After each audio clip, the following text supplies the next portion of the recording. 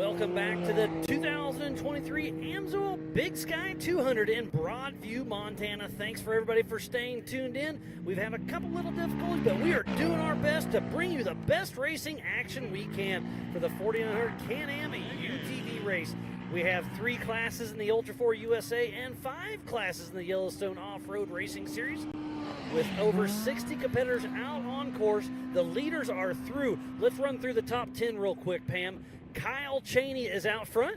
And Mike Park in that number 2 position. And third is Travis Zollinger. In 4th position, Mr. Paul Wolf. And 5th is that young man, Nathan Parker. I'm super excited about that one right there. And then on the 6th position, Mr. Corey Willis. In 7th spot goes to Jay Shaw. In 8th position, Zach Pollard. In 9th is Matthew Walraven. And at 10th position, Mr. Jacob Versey. In 11th is Aaron Lynch, who's leading the stock class. And then in that 12th position, Mr. Terry Madden. In physical 13th, but first in the open class is Josh Smith. 2 years ago won this race. And then the number 24 of Cole Clark. So we were missing Cole, so he had an issue out on course. Was it a belt? Was it a tire? We're not sure, but he is back and running. In that 15th spot goes to John Seaman. In 16th position, the 519 of Nelson Sparks. And that is the only 16 cars that have completed lap 1 out of 4. Remember, it is a 4-lap race, 40 miles apiece, so 160 miles of the toughest terrain out here on this 10,000-acre ranch just outside of Broadview, Montana. Again, thanks to Yor with the Throttle Down Customs Big Sky 200.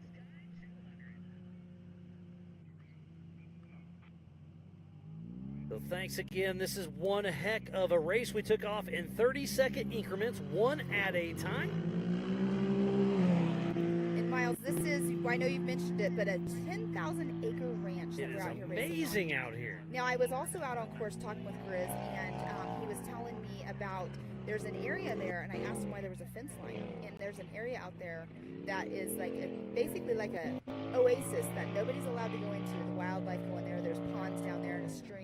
I would love to go down there just to see what it looks like. Yeah, it's Warren Ketchum that lets us come out here and play. He says, you can have my whole ranch, but this is my little mecca. So, respectfully, I'm going to say no here. And we respect that full-heartedly, but this is a beautiful, beautiful piece of property. It is absolutely beautiful. I mean, it would just be super cool to see what his little oasis looks like, but yeah, they're allowed to, pretty much use all of the land that he has out here except that area.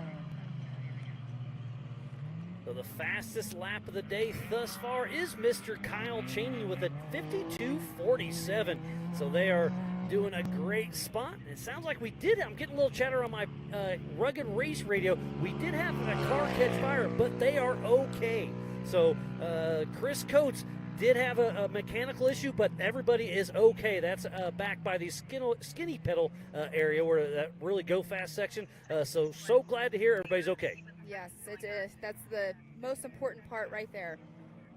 But Kyle Cheney out front, I love that, we don't have a loop way out in the distance, but it also is like, who is it that's going to be coming in first? It's a little tough because all you can see is dust clouds everywhere. I mean, the wind is blowing, so it's great, but you can look anywhere around here. You can hear them. You can see the dust. Yes.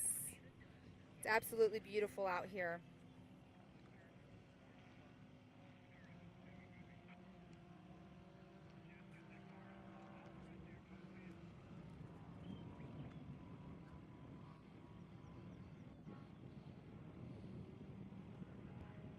So in the Ultra4USA side, we have 3 classes racing at the same time. We have the stock production UTV, and that's NA and turbo. You must have an OEM chassis, must use stock suspension points. Reinforcing is allowed, must run front body plastics. Rear bed can be trimmed, maximum 1,000cc engine, and 33-inch tires.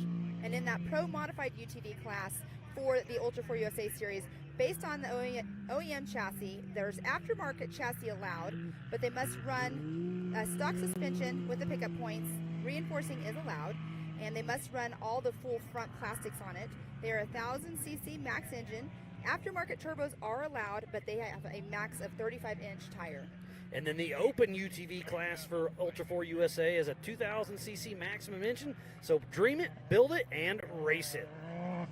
Yes, that class, I foresee that growing because a lot of people are getting those ORs and they're racing in that class. Yeah, Yeah, we see a few of them out there on course today. They're fun, and that's what the groups were racing at Rush, which CJ won His class at Rush, and yeah, that's super cool to see this new UTV come out. And Polaris actually just released a new UTV that looks like an Overlander UTV. Yeah, it's pretty cool. All the manufacturers, what they're coming out and bringing.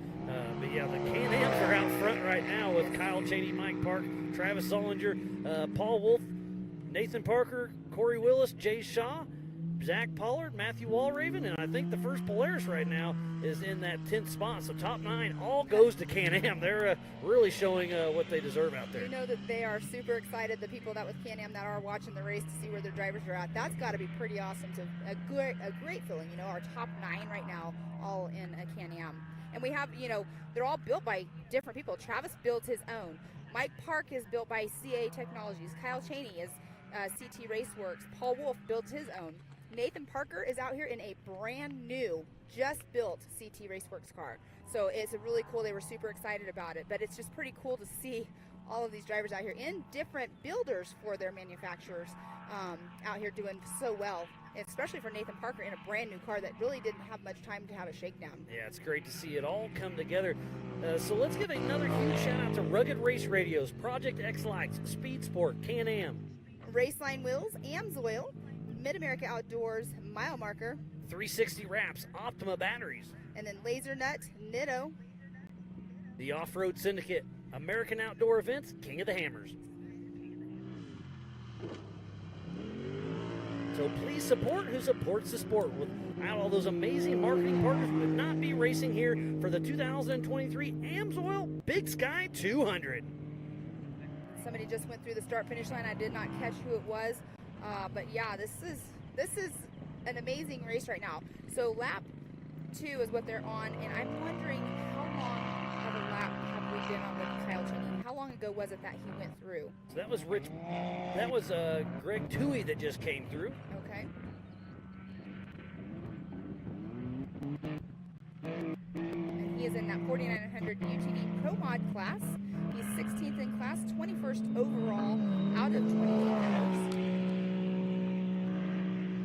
Like man cam 3 right there. And then Kyle Cheney came through with a 52.47, and we're an hour 21 into the race. So he's basically at his halfway mark right now, so he's doing great. All right. Appreciate it, Bill. Thanks for the water. All right, see ya. We also have the Yellowstone Off-Road Racing Series out there on course, and first in the turbo class is Caleb Rupp. And then in the second position, but first in UTV Unlimited, is Cody Williams. And then Jacob Versey, physical third. And in that fourth position overall, but third in class, is Chris Corbin. Fifth overall is Mike Slauson. And then in sixth position, Joshua Smith. Seventh is Tyler Nelson. Eighth position, Jeremy Rajan. Ninth is Nate Thompson. In 10th position, Paul Leach. 11th, Greg Toohey. In 12th position, Joe Gould. Gavin Leach. In 14th position, Shane Dahlquist. In 15th, Cody Pixel. In 16th position, Chris Coates. 17th, Dan Dirksen. In 18th position, Mark Schell. And in 19th, Jacob Winter. Remember, that's the Yellowstone Off-Road Racing Series. So we have 2 different series racing at the same time. They've got 4 classes. We've got 3 classes. So we are doing our best to keep everything honest. But you can obviously go to live.ultra4racing.com, or you can go to live.yourracing.com for their live timing as well. Yes, there's so much going on, but it's been an amazing day out here. But yeah, so much racing going on. It's pretty cool to see.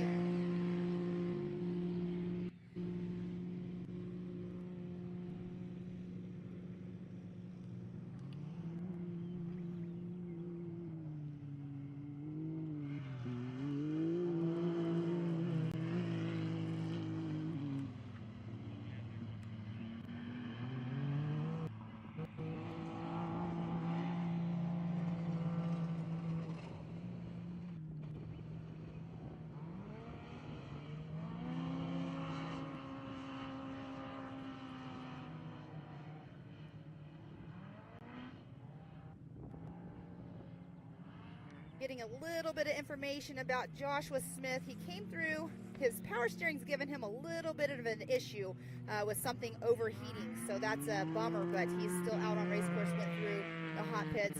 They're getting a little bit of information. Hopefully, maybe it'll correct itself and cool down. I love getting those little tidbits from the pits. You know, we use those rugged race radios. Everybody's keeping us up to date. Yes. You know, you can message us, send us a text, and keep us up. What's going on? Let us know what your driver's doing. If you're having issues, if something's going good. Exactly. Yeah, it sounds like what's going on is he pretty much has no power steering. So this is a great course. It's fast, but there are areas that power steering is definitely needed. So he's going to probably have quite a bit of arm pump later on. Yeah, I really, really think that they're going to have a lot of attrition out there. This course is fast, but there's so many tight areas with those G-outs and those fences and everything, so they really need to pay attention. Lots of turning, and just like you said, arm pump, I think these tires and cars are going to be really tired. Yeah, definitely. I mean, I was out there just, I was in a Can-Am yesterday doing the whole entire race course, and I wasn't even going fast because on the days that you are doing pre-running, it is a 25-mile-per-hour speed limit, but still just like a little bit of, my arms got a little tired in some of those tight areas because you're really having to work that power steering. And just all the bumps you tense up when you're going around corners. I mean, yeah, it's going to be a battle out there. And this is one of our longer races in the Ultra4 USA season. If you're just tuning in, we thoroughly appreciate each and every one of you. This is the 2023 Amsoil Big Sky 200 just outside of Broadview, Montana. And we have teamed up with Yellowstone Off-Road Racing for the TDK Big Sky 200. This is a 4-lap race of 40 miles, so this race today is 160 miles. Tomorrow's limited classes will be very similar, and then tomorrow afternoon, the 4400 and the Your Pro trucks will go out for a 200-mile race. So tomorrow afternoon will be 5 laps. Today's 4. Tomorrow morning, depends on which class they're in. They'll do anywhere between 2 and 4 laps. And it's pretty cool. Earlier when we had our break, we went and drove through the pits. We ran into Miss Bailey Campbell, and she said she has a 70-gallon fuel cell, so she's going to try her best to not have to stop and fuel, so she has that advantage on it. But she was saying that if she gets to a certain point on that last lap where it's like at a 30%, she's just going to go. Yeah, I mean, it just see what happens. But I was talking to Miller a couple weeks ago. That guy, he runs the numbers. He's extremely sharp. Anybody that's been around Ultra4 knows he pays attention to a little bit of everything. So I was talking strategy with him, and he was like, yeah, I think we got it. And Paul Horschel's got a big car with a big tank, but he's got extra horsepower. So he's thinking that it just depends on how it shakes out. Right, exactly. And you're saying that about Ryan. Ryan definitely, I mean, he can do the numbers on the fly. He's like a math genius. He really is, yep. He reads his kids the rule book when they go to bed. I mean, he just keeps up to date on everything. Yeah, that's pretty cool right there. Yeah, it's super awesome, though, the race course, seeing the dust in the distance and everything, and these drivers out here. I seriously, though, right now, I'm like, nerves inside of me. Like, is Kyle Chaney still going to lead? Who is it? It's, going to be a tight race until the end. It's going to be a race to the finish. That is an absolute fact. And the top hasn't changed much except for Cole Clark.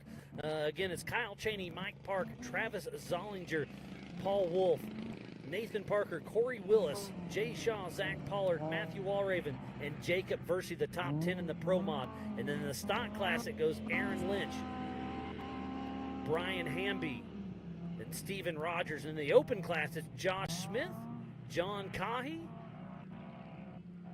and Jeff Bachman. So we have 3 classes for Ultra4 USA and 4 classes for the Yellowstone Off-Road Racing.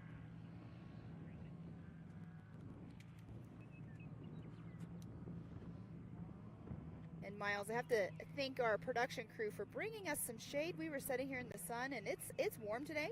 And great, we have a great crew here. Take care of us. Teamwork makes dream work. That's a fact. So we're overlooking the qualifying loop once again, and they'll be coming from the top left of your screen. During qualifying, they came right in the middle of your screen. I love that ridge line right there, but yet, like yesterday, and I know you've been on the course way more than I have, but it doesn't look like it's that much of a camber, but it is off camber, and can't quite make out who that is. They are running their front headlights. Now, there's a lot of different cars out here, and we have 90 cars.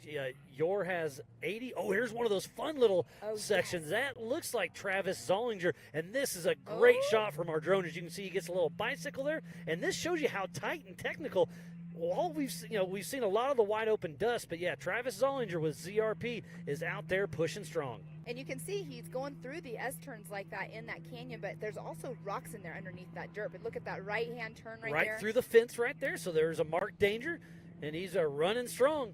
There is 20 feet from center course of the line, so 20 feet either side of course. Got a little off, but he's right back on. Look at how beautiful that is right there. It is so beautiful. But you were going back to the danger marks. We did, mark it on the GPS for everybody, but there's also hot pink paint on the poles just because we want to make sure everybody can see it. But that was a great view of him going through that canyon right there. Yeah, we had a few drones all over the place. We've sent out Starlink with them, and like I said, we're doing our best to bring you the best live race here at the Big Sky 200 in Broadview, Montana. There's Brian Hamby coming through, still pushing strong. He's in a Polaris with Razor Extreme out of Winchester, Tennessee with 817 Racing.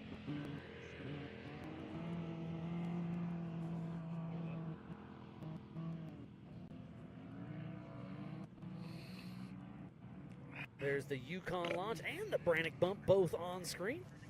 In that back section, we were watching the Spider Tracks back stretch. And I haven't heard a whole lot from the Amsoil hot pits, but I'm pretty sure the UTVs are going to have to stop for fuel. Yes, and we did just have only the update on Joshua Smith because Abby, his girlfriend, gave us some information, and I love it that you were saying, if you know somebody in the pits and they're having some problems or want us to talk about, how their driver's doing, just give us a little ring on our phone and we'll see what we can do. But it's awesome to get that information from people. Yeah, don't call us, but you No, send don't us a call text. us. I said ring, but it depends on what your ringtone is. What your text tone is. Maybe it rings. So we're back to the qualifying area, so just before the start finish. All kinds of action going on right now. I suspect we should see Kyle Chaney in about 15 minutes, but don't forget, he's going to start catching some lap traffic in the next lap or so. And that dust will be an issue coming into that lap traffic. And you know what, that was another thing, out in the pits when we were talking to the drivers, they were saying that they are pretty sure that what's going to happen is they're going to come into that lap traffic on lap 2, and that's where the dust issues will be coming in.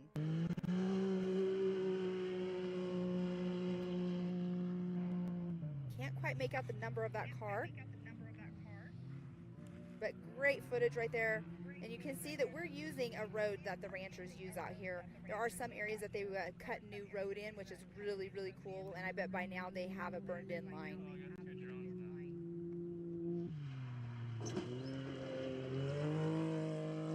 That looks like the 4997 miles of Jacob Winter. And that just goes to show you how beautiful this place is. And look at all the rock outcroppings out here. So if you were in the dust of this section and you tried to go left, you're going to smoke it. So that really goes to show that pre-running is a big, big deal. And you can see the track. Every one of those dirt roads is part of the track out here. We use all that we can, and this is a fun, fun course out here. I can't wait to see all the GoPro footage coming out in the next few weeks. I love it when the drivers get home and they start doing the GoPro footage of their recaps and everything. And that right there that we were just looking at, that's actually the day that I went on race course with Grizz, it was actually a decent little hump, and it's a gradual incline. They call it Scott's Bluff back there. Yep. Well, and yesterday being out on race course after people were pre-running, there's a rock up at almost at the very top of it, and it was getting deeper and deeper and more of a ledge. Yep, I saw that exactly what you were looking at, and I think it's going to catch. If you really need to run, I would say 30 plus tire pressure, otherwise you could possibly break a wheel. Right, exactly. I mean, it's a sharp rock with a 90-degree edge, and all of your tires are going to hit that ledge. And I'm getting an update that Jake Versey is having some brake issues, so he's going to have to slow her down just a little bit. And our buddy that works for us, Caleb Jones, is out at Skinny Pedal, and he said Kyle Chaney just went by him, so we'll see him here in the next 10-15 minutes. Yeah, Skinny Pedal is that area by the water tower, I believe. Yeah, how awesome is that? So our physical race leader still out running strong. We're trying to verify So Skinny Pedal is at which mile marker, Miles? You have the map right there. Let's talk about that. Right around mile marker 27, and that was 2 minutes ago. So he's going to be at that 15-ish minute mark, I believe.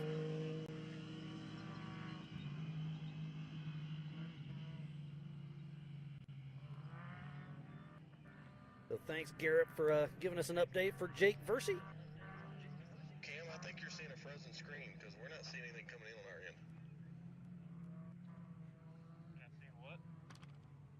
That is Joe Gould in the open class You're saying you are. Is it moving around or is it frozen? out of Tabernish, Colorado, with Rocky Mountain Speed and Fab, who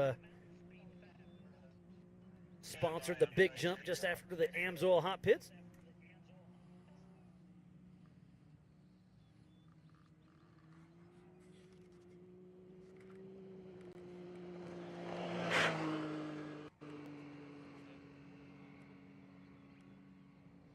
There's a great shot of the race line start-finish section.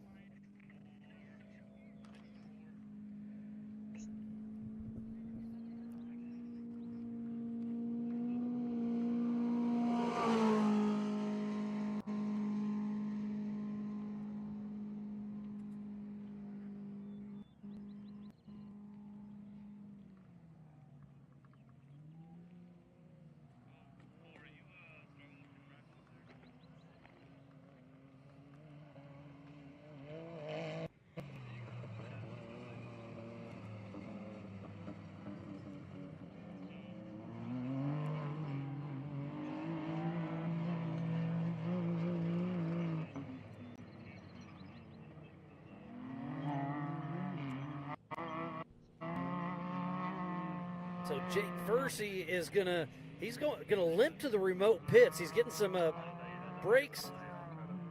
He's gonna try to fix the brakes at the remote pit at mile marker 26.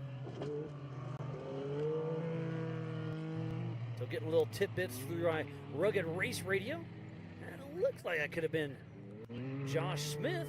He was having his overheating issues, but hopefully he's back out there. And look at that dust. That is a super tough spot to be. Yeah, driving in the dust is never fun, but that's where pre-running comes in handy. That's where a navigator comes in handy. Sometimes people will run their navigation. You can have it where it talks to you as well. So if you don't have a navigator with you, you can set it to tell you where the dangers are, where the turns are, and everything. It's really cool that there is the ability to do that. But driving the dust, it's difficult, but once the breeze kicks up and clears it away, obviously it's great for the drivers. We're back to the qualifying area. That flag right there is where they turned in, so they're re-entering qualifying as we speak right now. And the camera before we just saw was the Rocky Mountain Speed and Fab launch. So we've got a great camera there, and I heard that Paul Wolf absolutely sent it on his last lap. So we know Chris Hickman was on the radio saying, hey, Zollinger's got you on time, so you better pick it up a little bit as we hit the Yukon launch. We got cars all over this race course. It's going to be an absolute race to the finish. We got about 1:45 seconds at splitting up Kyle Chaney and Mike Park. So Kyle Chaney is sitting right where he likes to be. So Travis Zollinger just passed Skinny Pedal with Paul Wolf right behind him. It's already getting close.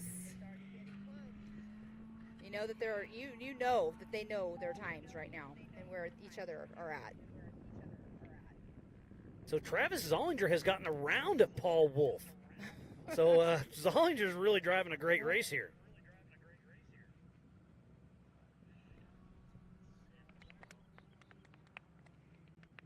Don't forget to go to live.ultra4racing.com for the same live timing we have here at the Amsoil broadcast desk.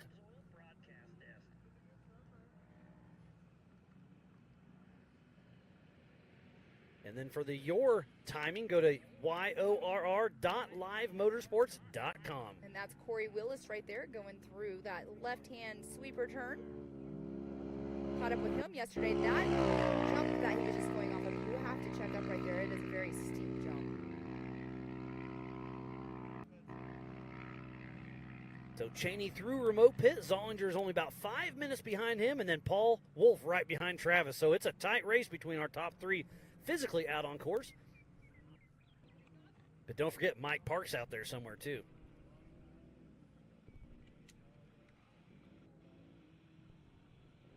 And tonight we'll be doing our Driver's Appreciation Dinner. Sponsored by Mid-America Outdoors, Jason and Gayla Robinette at 7 p.m. We'll have live band following that as well. And then tomorrow morning at 7 a.m. MST, we kick out the limited class. We have the comp, the stock, the 4500, the 4600, and the 1600 cars will be taking off at 7 a.m. tomorrow. And then at 1 p.m., we have the 4400 and the 48s with the Pro Series from the Your class. As he rolls over the Yukon launch.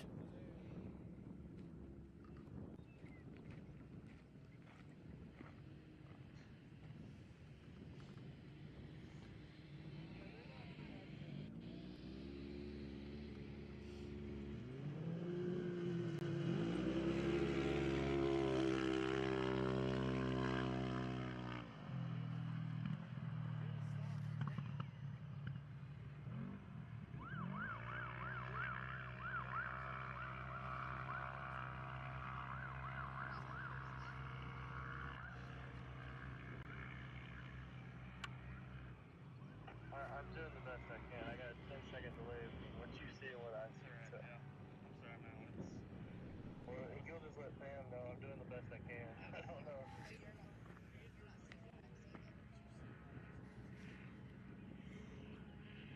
No, Pam, I see what you see, but I see it 10 seconds before you. Look at that great section through that valley and there's a couple little mud spots. There's a couple rocks sticking out of the edge, so it's a very technical spot right here, but it's absolutely gorgeous in the middle of this 10,000-acre ranch.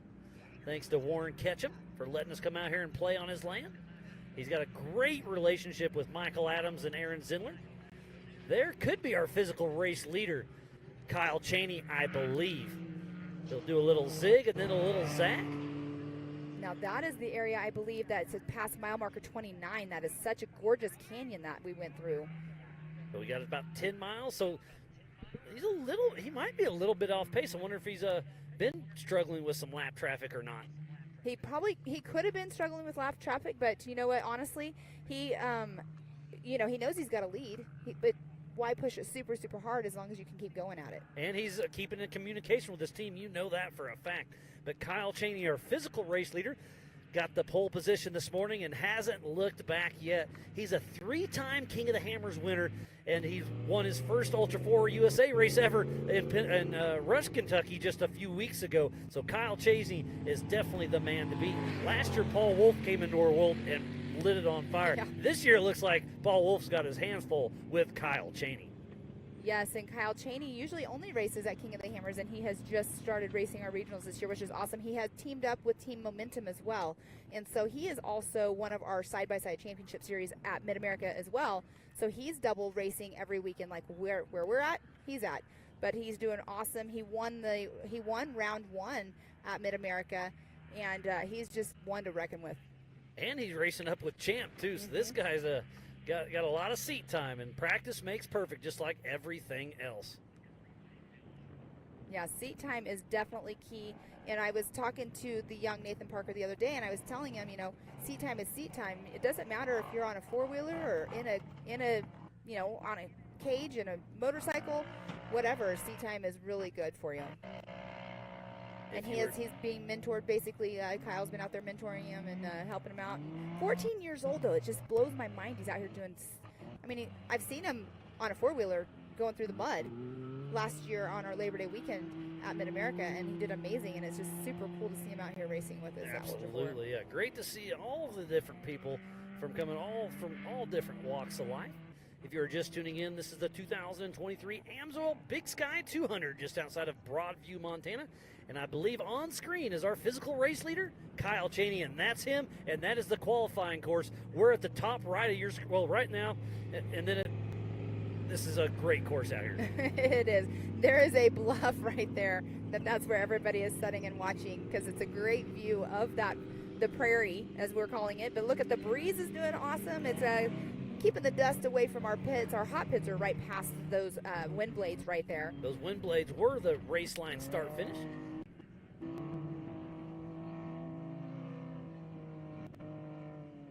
And I believe that's the 908 miles. It's kind of cutting in and out, but that looks like that would be the 908. I could be mistaken, but I think it's Oscar Inderlin. Oh, that was the off-map racing car, I believe. That's a brand new car. And there's the Rocky Mountain Speed and Fab launch. So hopefully we could see a car head through there at some point. There's Jacob Shade and Brandon Randall out of Cheyenne, Wyoming with Squad Racing. There is action all over this race course. They are running 4 laps, 40 miles apiece.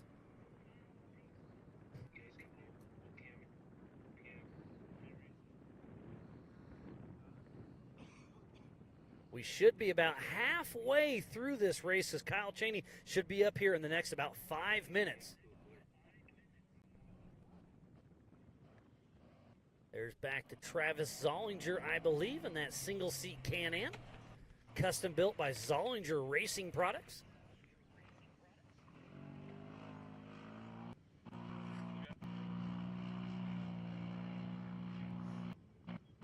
Counted like 10 to 15, and you should have Cheney really solid.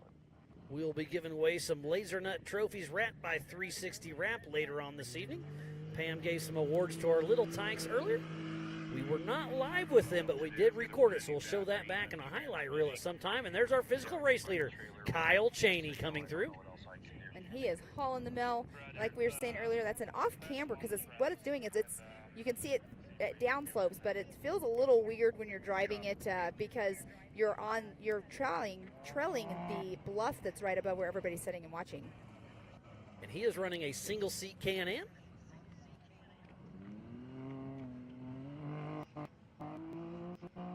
As he's getting ready to hit the Yukon launch. Kyle Cheney's car still looks like he's doing a great job. He's fresh off his win out of Rush, Kentucky for the Raceline Wheels Anniversary Bash we had just a few weeks ago.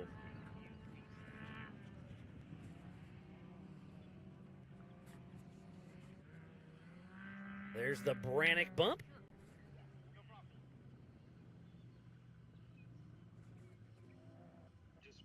Back to Travis Zollinger.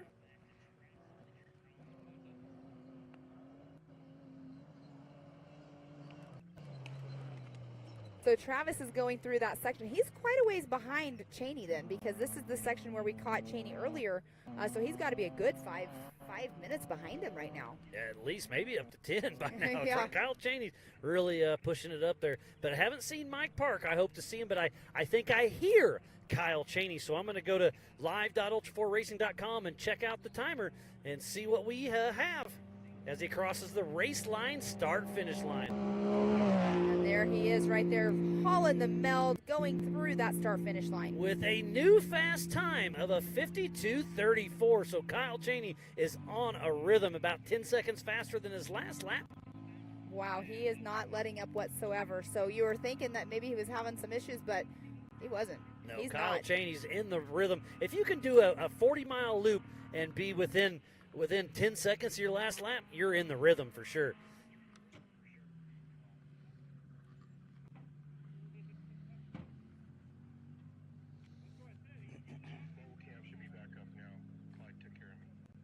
So Kyle Cheney is going through the Amsoil hot pits as we speak, and here's the Rocky Mountain Speed and Fab. So we will see Kyle Cheney coming up and over here in just a minute.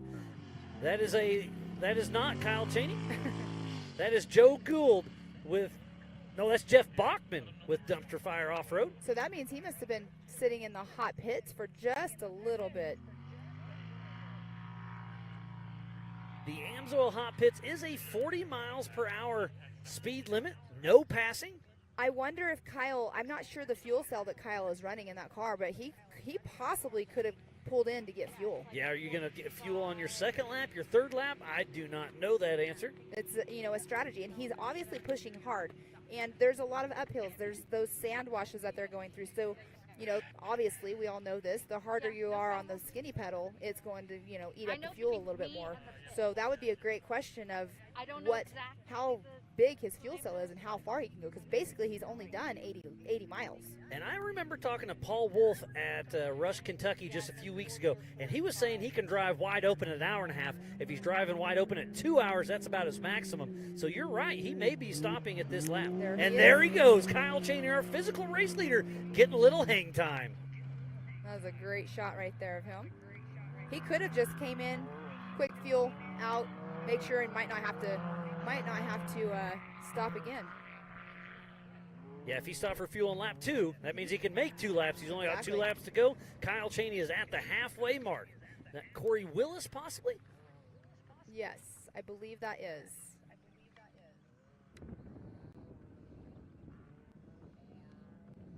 Something new to 2023, all registered racers with Ultra4USA will receive an Air Evac Life Team free of charge from Mid-America Outdoors. Jason and Gayla Robinette really take a fact to safety, as we all do, and try our hardest out there to keep everything running strong. There is Mr. Jay Shaw with Adventure Lifestyle.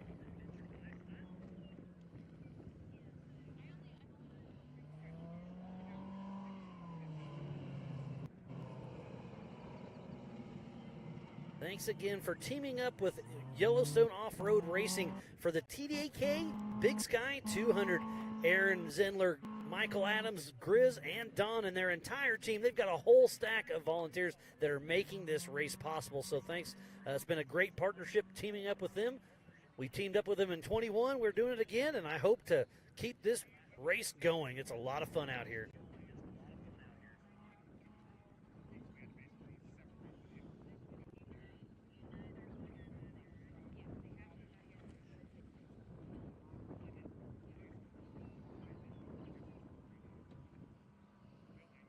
Looks like Brexton Glines is out pitting in remote pit 1, race mile 26. Give me a little updates.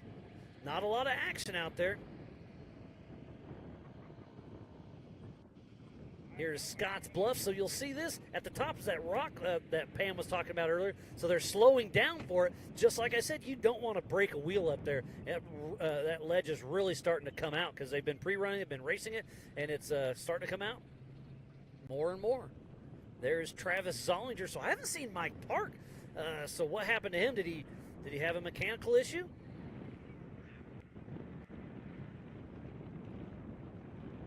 So Travis Zollinger coming along. He'll be entering the qualifier loop we had this morning as we speak. It is a beautiful built Zollinger Racing product by Travis Zollinger. As he hits the Yukon launch. Make sure you download the MAO app on Google or Apple. Go to AOE.tv or the USA Ultra4USA and MAO Facebook and YouTube channels. Share it, start a watch party, blow this thing up.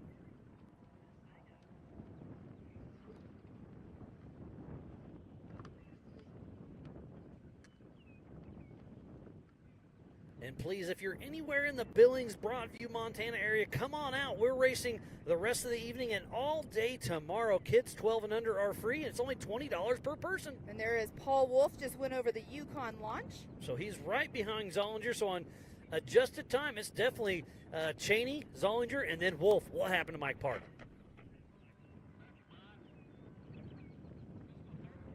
It's a long race. Anything can happen, but yeah. I'm wondering if he's going to be close by or not, but he was running in that number 2 position on corrected time, unofficially. So Travis Zollinger just spins a 54.06. And look at how fast he's going. That right there, they kind of jump down and they go right into a left-hand turn. And they're using that bank right there. There's quite a bit of a bank. Going into turns like that, if there is a bank, you want to use that because you don't lose speed as much as you would if there was no bank on the other side. Oh, we have somebody. That is Terry Madden, it looks like. Looked like he had some stuff all out.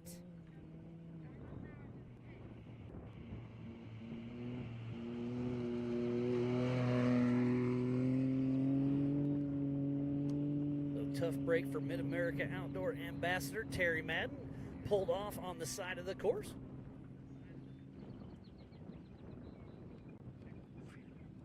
And we flip back to the race line, start finish. Should see Paul Wolf coming through. Travis Zollinger just threw down his fastest lap of the day with that 54.06. So Kyle Cheney has almost a 6-minute lead over Travis Zollinger. So Kyle Cheney's turned it up and he's on a mission. That is an amazing time right there. I believe, if I remember correctly, at Rush, Kyle Cheney had the fastest time overall the whole entire weekend. That guy's a machine, I'll tell you. He really puts those Can-Ams to work. If you're on site, make sure you come to the Mid-America Outdoors Appreciation Dinner tonight for driver and co-driver. That kicks off around 7 p.m. And then everybody is welcome for some live music tonight. That's right in front of the Ultra4USA merchandise tent. Go check out Carly Bailey and Angel. They're selling a lot of great merchandise. Yellowstone Off-Road has a tent right beside us with some event tees as well. We have Amsoil on site.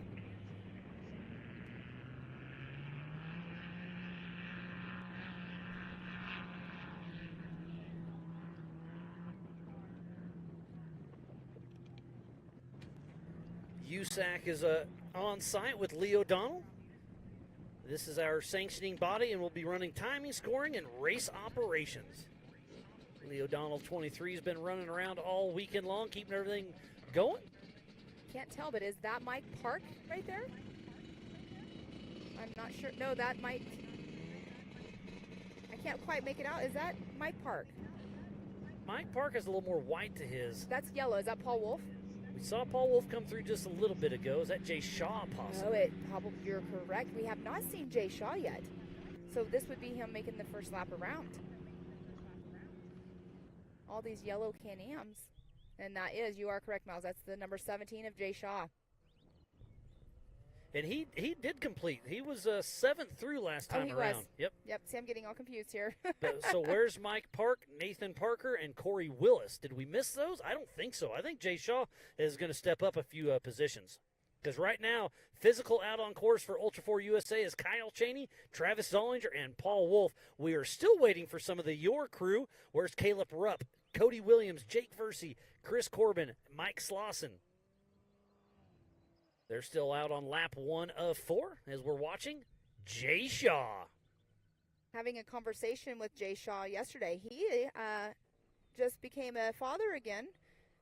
I believe it was on Friday, he said, and it was a question about if he came and raced and went into labor, or not him going into labor, but they had a new baby here recently. So congratulations to Jay Shaw and family.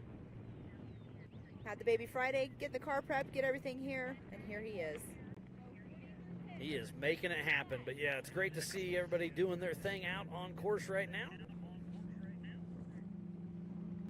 And that is the 900 of Nathan Parker right there. You were just wondering where he is, so he is running behind Jay Shaw right now. Super cool. Jay Shaw just went through with a 55.57.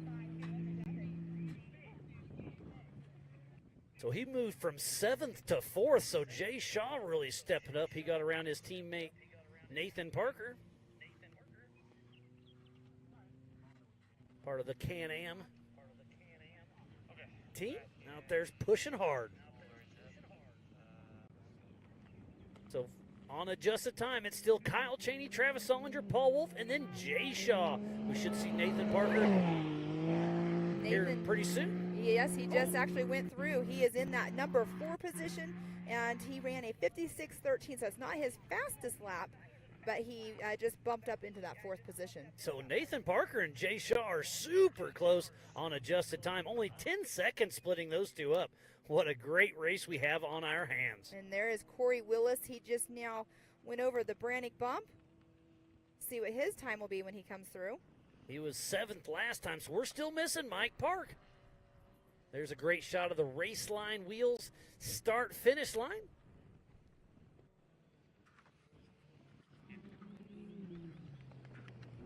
So we have next weekend is Memorial Day at Mid-America Outdoors. Then we have Visions at Mid-America Outdoors here in about 3 weeks for Visions. We have Ultra4 USA, Nitro Circus, Nitro Rally, TK's Pro Rodeo, Yeah, Barbie Jeeps, the Lazy bikes. River, Pit the bikes. pool opens, pit bikes. And then at the end of the year, we're going to be in Nationals, Lake Havasu for Legends of the Fall. You do not want to miss that one. All right. Corey Willis just went through. His lap time was 2 minutes slower than his last one at a 58:34. He is sitting in that 6th position. So we have all pro modified classes that have came through. And there is Terry Madden. They got some camera angles of him. He's got his tool bag out, so who knows? He could have blown a belt because you do have to have certain tools to change your belt out. But it looks like they have their helmets on. The spare tire is off the back, so maybe they're just changing the tire. Are they putting that tire back on? Yes. So is this tool bag under the tire? Are they getting tools? I missed that part. But Terry Madden, number 188, came all the way from Yucca Valley, California.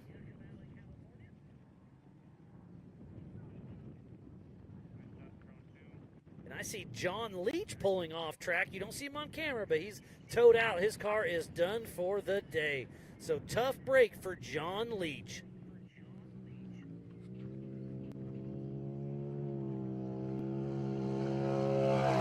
There went Cole Clark. Hadn't seen him for a little bit. He's on adjusted time, moves into 7th place with a lap time of 56:22, which is his fastest lap of the day. So Cole Clark had a little hiccup earlier, but still pushing strong. But we're still waiting for Mike Parks, Zach Pollard, and Matthew Walraven.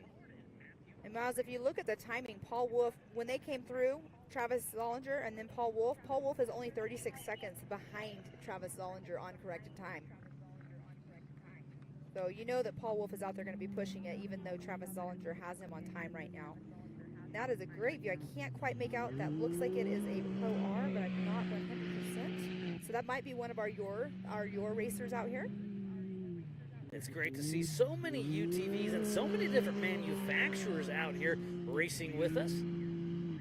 That's definitely a Pro R. That's the 824, it looks like. That is Jeremy Brown, part of the Your Series. And there is Jeff Bachman with Dumpster Fire Off-Road. Do you know the story behind that name? I would like to know the story behind their race team I name. think their team name's their team's kind of a disaster, kind of like a dumpster fire. That's part of the pit guys. Zach Hopper and Jeff Bachman kind of check it out.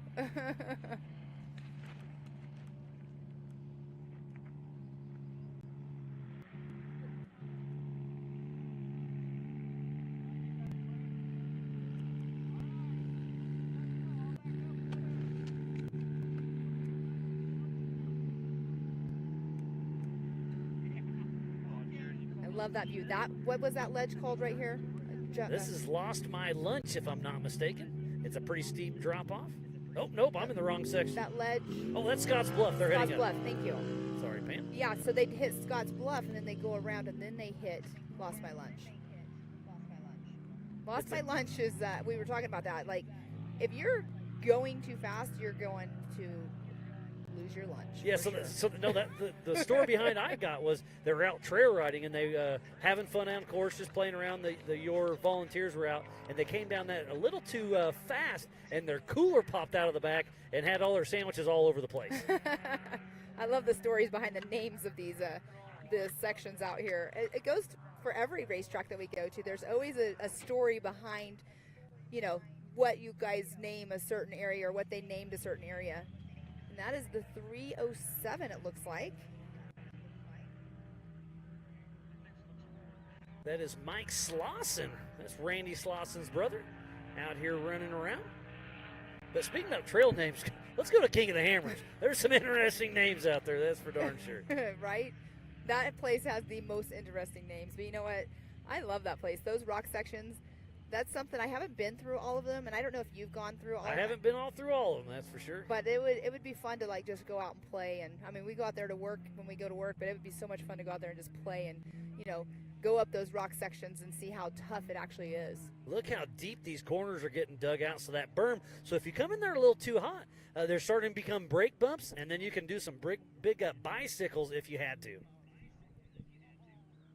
Yeah, yesterday in the Can-Am that I was in with Josh, our camera guy, I actually they were so deep that the bottom was kind of starting to hit the skid we're plate. getting the belly scratch on the car, but here's another fun little zigzag section in one of those valleys. yeah, a couple of those sections, and it might be this one. You could actually have a decent speed going through it because you can. It flows pretty good. Yeah, exactly, because you can bank off of. You can see them right there. You're banking off of the berms. That is But being that's created. one of those sections that'll really wear you out. Yes. I mean, it's back and forth, back and forth. But we do have great terrain out here. I love it. I love this racetrack being as long as it is and as fun as it is, fast as it is. And you can see right there, going through another cattle gate right there. Yeah, this is a working ranch just outside of Broadview, Montana. Warren Ketchum has 10,000 acres out here that he's letting us come play out. But we try to stay on that trail as best as we can. As you can see, it's really, really burned in. This is the first Ultra4USA Western Series race. A few weeks ago, we were in Rush, Kentucky. That's Aaron Lynch and JT Strickland cruising along with East Coast Cowboy Racing, part of the stock class.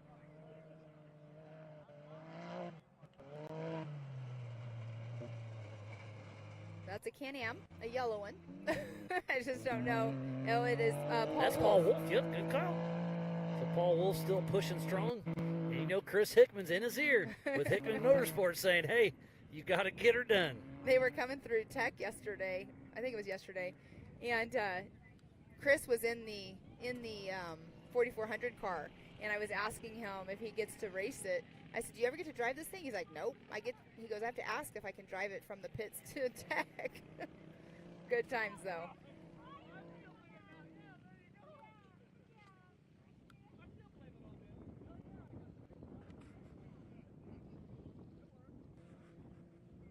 What a wonderful day of racing it has been. Thanks to everybody for tuning into the Amsoil Big Sky 200. We're going to take a quick break and we're back with some more racing action.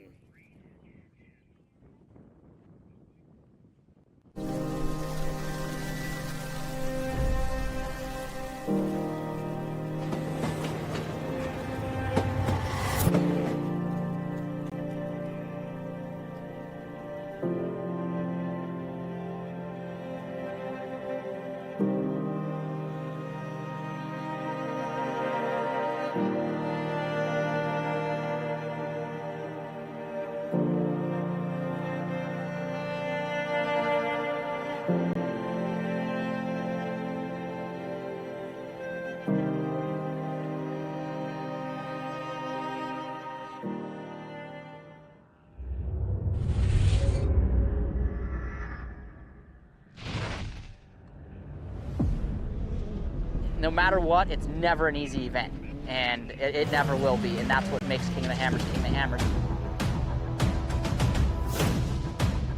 Tire choice is everything. I mean, to have a tire that's reliable and consistent and drives well out in the desert, but yet when we get to these crazy rock sections, still has grip and performs, and we can hit these sharp, jagged edge rocks and not have a problem, is what we need. And the Rockzillas definitely are second to none when it comes to the UTV tires.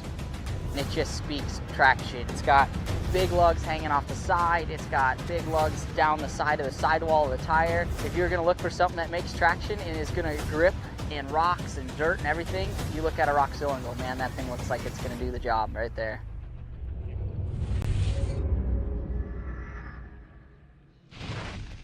This is your world, your job, your crew, your CAT compact equipment. And this is the support from your local CAT dealer. This is helping you meet your deadlines, your bottom line, your offers, your savings. This is getting you your parts and everything you need, on time, easier than ever. This is what you get from your local CAT dealer.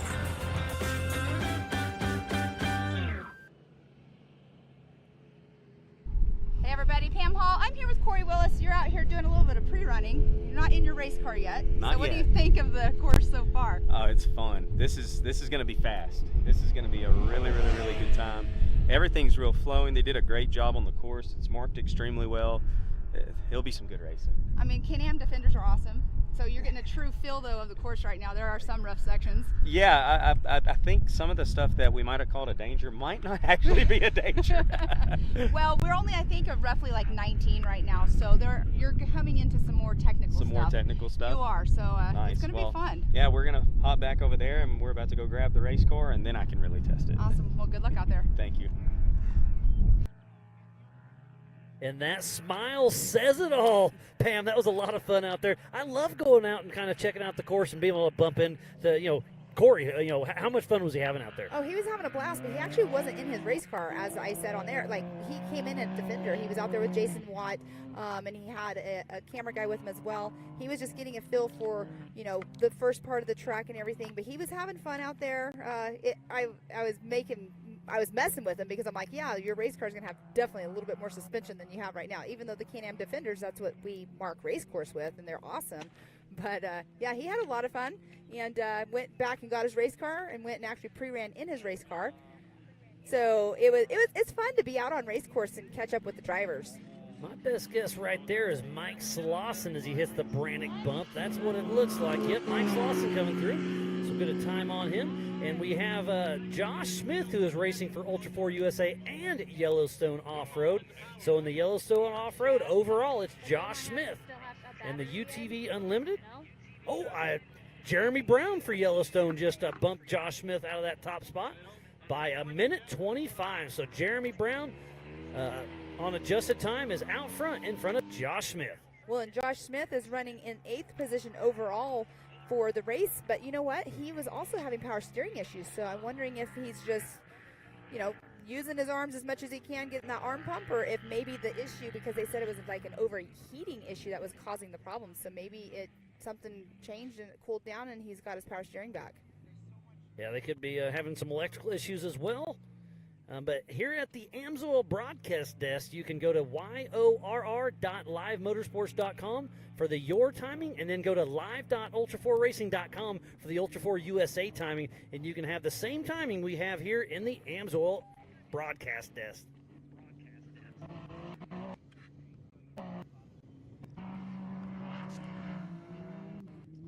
You can hear all kinds of action going on the Rugged Race radios, and when we get information, we can hand it out to you guys and let you know what's going on, but we can hear chatter in the background, so all kinds of action all over the race course.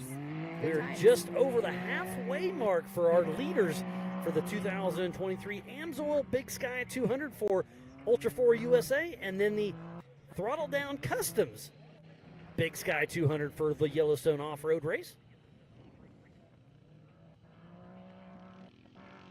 They are going to race 4 laps. The leaders have completed lap 2, out on lap 3. And Miles, while we were on a break, we had a car come through. I can't remember what number it was. Was it 714? You wrote notes down. I saw you. 724 of Lori Schaefer, and then also the 01 of Paul Leach. Yeah, they came through. Not going to be able to go back out. Their cars they're moving, but they were broken. And we saw Terry Madden out on course earlier. He just texted me. He's out of the race. He had to go back to camp and get a hub, so just to get off course. So tough break for Terry Madden. He's out. It's just part of it. But thanks, Terry, for keeping us updated, and we can't wait to see you at the next one.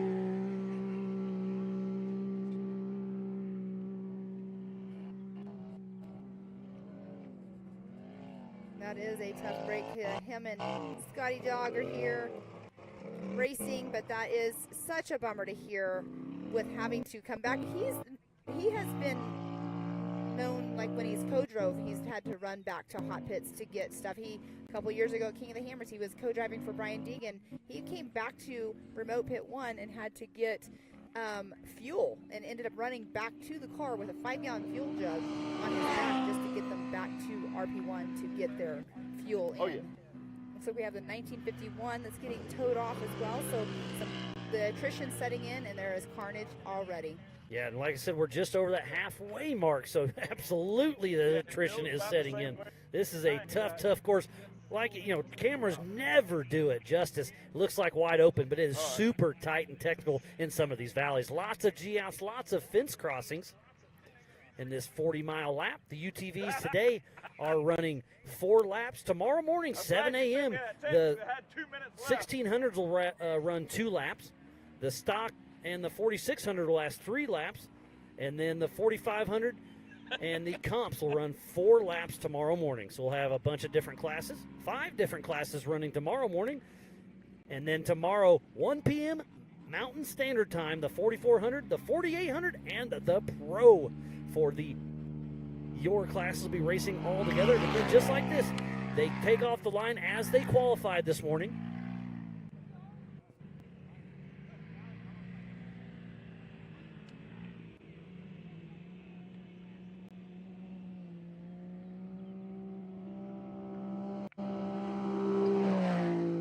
And look at the beautiful area, all the terrain out here. This place is magnificent. If you ever have the chance to come up here in the Broadview area, it is a beautiful piece of the country. Yellowstone is not too far away.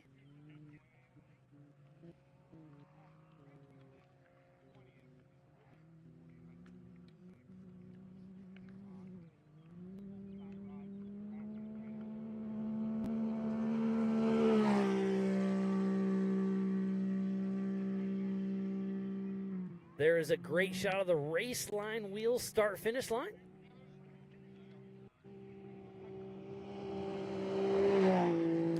There is John Seaman cruising through. On adjusted time, he's in that 11th spot overall and 9th in class.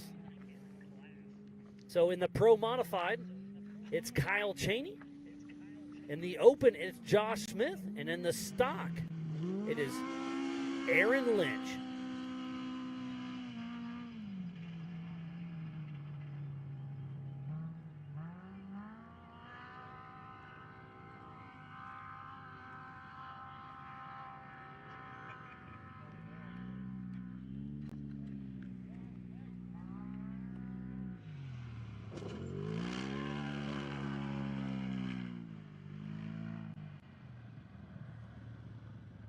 Here's one of our faster section outs there. You can really carry the momentum out there, just like Team Momentum has been doing today.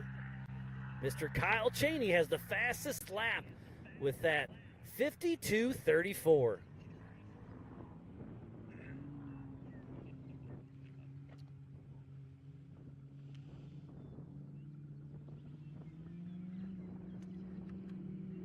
That's one of our Can-Ams. Couldn't quite make that one out.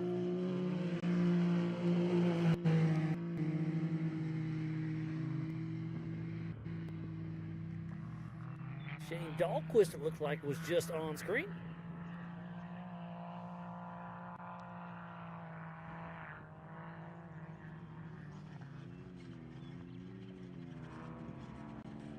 If you are just tuning in, this is the 2023 Amsoil Big Sky 200 in Broadview, Montana. Is that Brian Hamby right there? That is Brian Hamby, correct. Good call, Pam. With 817 Racing. We have teamed up with Yellowstone Off-Road Racing. That is the 428. That is Tony Polari. Mr. Big BDD Tony with a Bad Batch Racing. And look at how steep that's getting right there. That bluff section is definitely, it's going to be interesting tomorrow. The ruts are getting deep, and tomorrow we have the 1600. Those are the small sandrail buggies with a Volkswagen engine, beam front end, so two-wheel drive. These ruts are getting deep. They're going to have their hands full tomorrow on their 2 laps. So for Yellowstone Off-Road on adjusted time, in first place is Jeremy Brown. In that second position, the 307, Mike Slauson. In third goes the Cody Williams. In fourth position, Chris Corbin. In fifth is Josh Smith. And then sixth position, Jeremy, I can't see that. And they are all out on their 3rd lap, so they are halfway through their race. And we'll run through the Ultra4USA. It's Kyle Cheney. And then Travis Zollinger. Paul Wolf. Nathan Parker. Jay Shaw. Corey Willis. Cole Clark. Aaron Lynch. Brian Hamby. Joshua Smith. Tony Polari. Matthew Walraven, John Seaman. and Nelson Sparks. So we have 14 cars out for Ultra4 USA out on their third lap, over halfway through this race. And no, this is all unofficial right now too, and we do say their positions because obviously they're still racing out there, Yeah, but they are all on corrected time. We have to dot our I's and cross our T's, and then we'll be giving away those Laser Nut trophies wrapped by 360 wraps. Great to see two different cars at the same shot. See, there goes Nelson Sparks across the race line, start finish line, heading out for his third lap out of 4. They took off at 3 p.m. for 4 laps, 40 miles per lap, so 160 miles in total. You can see that Speed Sport flag flying in the wind. The wind has picked up just a little bit. And we are roughly 2 hours and 20 minutes into the race.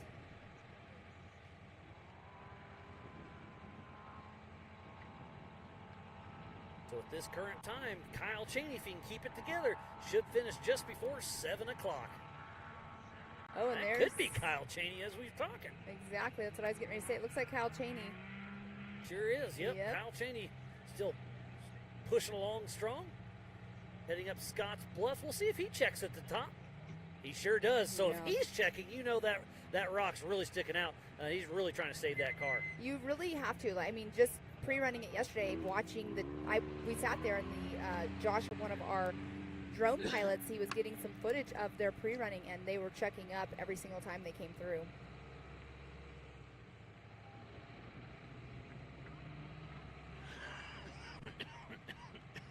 And you can see that's like a hairpin turn right there. He's going to come around, and then that's where he comes to Lost My Lunch. I did not realize that was the name of that. That's a pretty funny story. Like we were saying, the stories behind all of the names of the areas out here on Racecourse.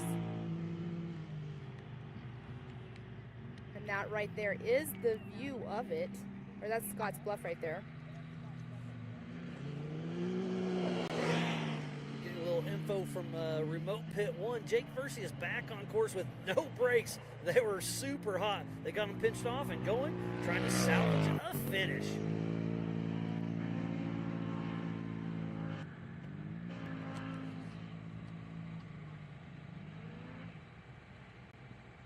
There's a Pro R right there. I can't quite make out the number of who it is. They do have a unique look to them.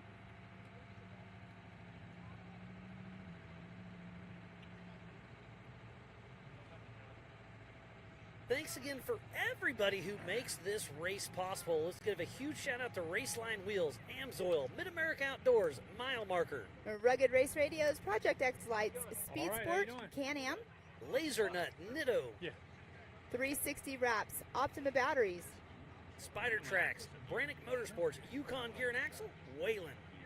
Off-Road Syndicate, America Outdoor Events, and King of the Hammers. For the your side, we have Elevated Power Sports, Throttle Down Customs, Jim and Tracy's Alignment, J&M Tire, Askin Construction, Inland Truck Parts, DRW Performance, Tractor and Equipment, and Metalworks. So please support who supports the sport. Without all these amazing marketing partners, we would not be racing here for the Amsoil Big Sky 200 just outside of Broadview, Montana. A great image right there of our start-finish line over there. Stay back there. I love seeing the wind blades going. I love to see that there's a breeze out there because that is definitely what the racers want. We always say that a breeze or the wind is a racer's friend. Absolutely. And up here in Montana, the wind can get a little nasty, so there's definitely a happy medium. As we saw just a few minutes ago, what do they call those? A little Dust dirt devil, Dirt- yeah. came Came flying through here and sent some of our paperwork flying. and almost took our Canopy easy up away, but we're here, we're hanging in. And it's supposed to be an absolute beautiful weekend out here. So if you're anywhere in the Billings, Broadview area, it's going to get up to 73 today, up to 81 tomorrow, sunny and absolutely beautiful.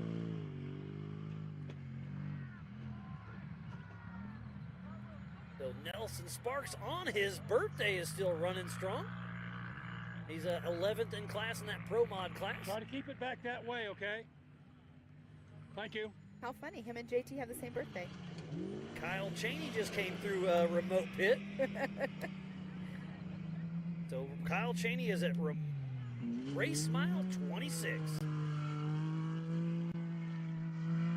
Cheney's been racing for 2 hours and 10 minutes.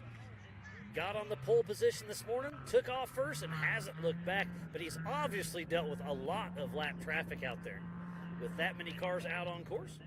I don't see it slowing him down, though. There are quite a few areas that you can pass through or pass by out there, but we do have to stay within 20 feet of the race line, center of the race line. But there are passing areas that, you know, that you're saying the dust. I'm sure it's been an issue for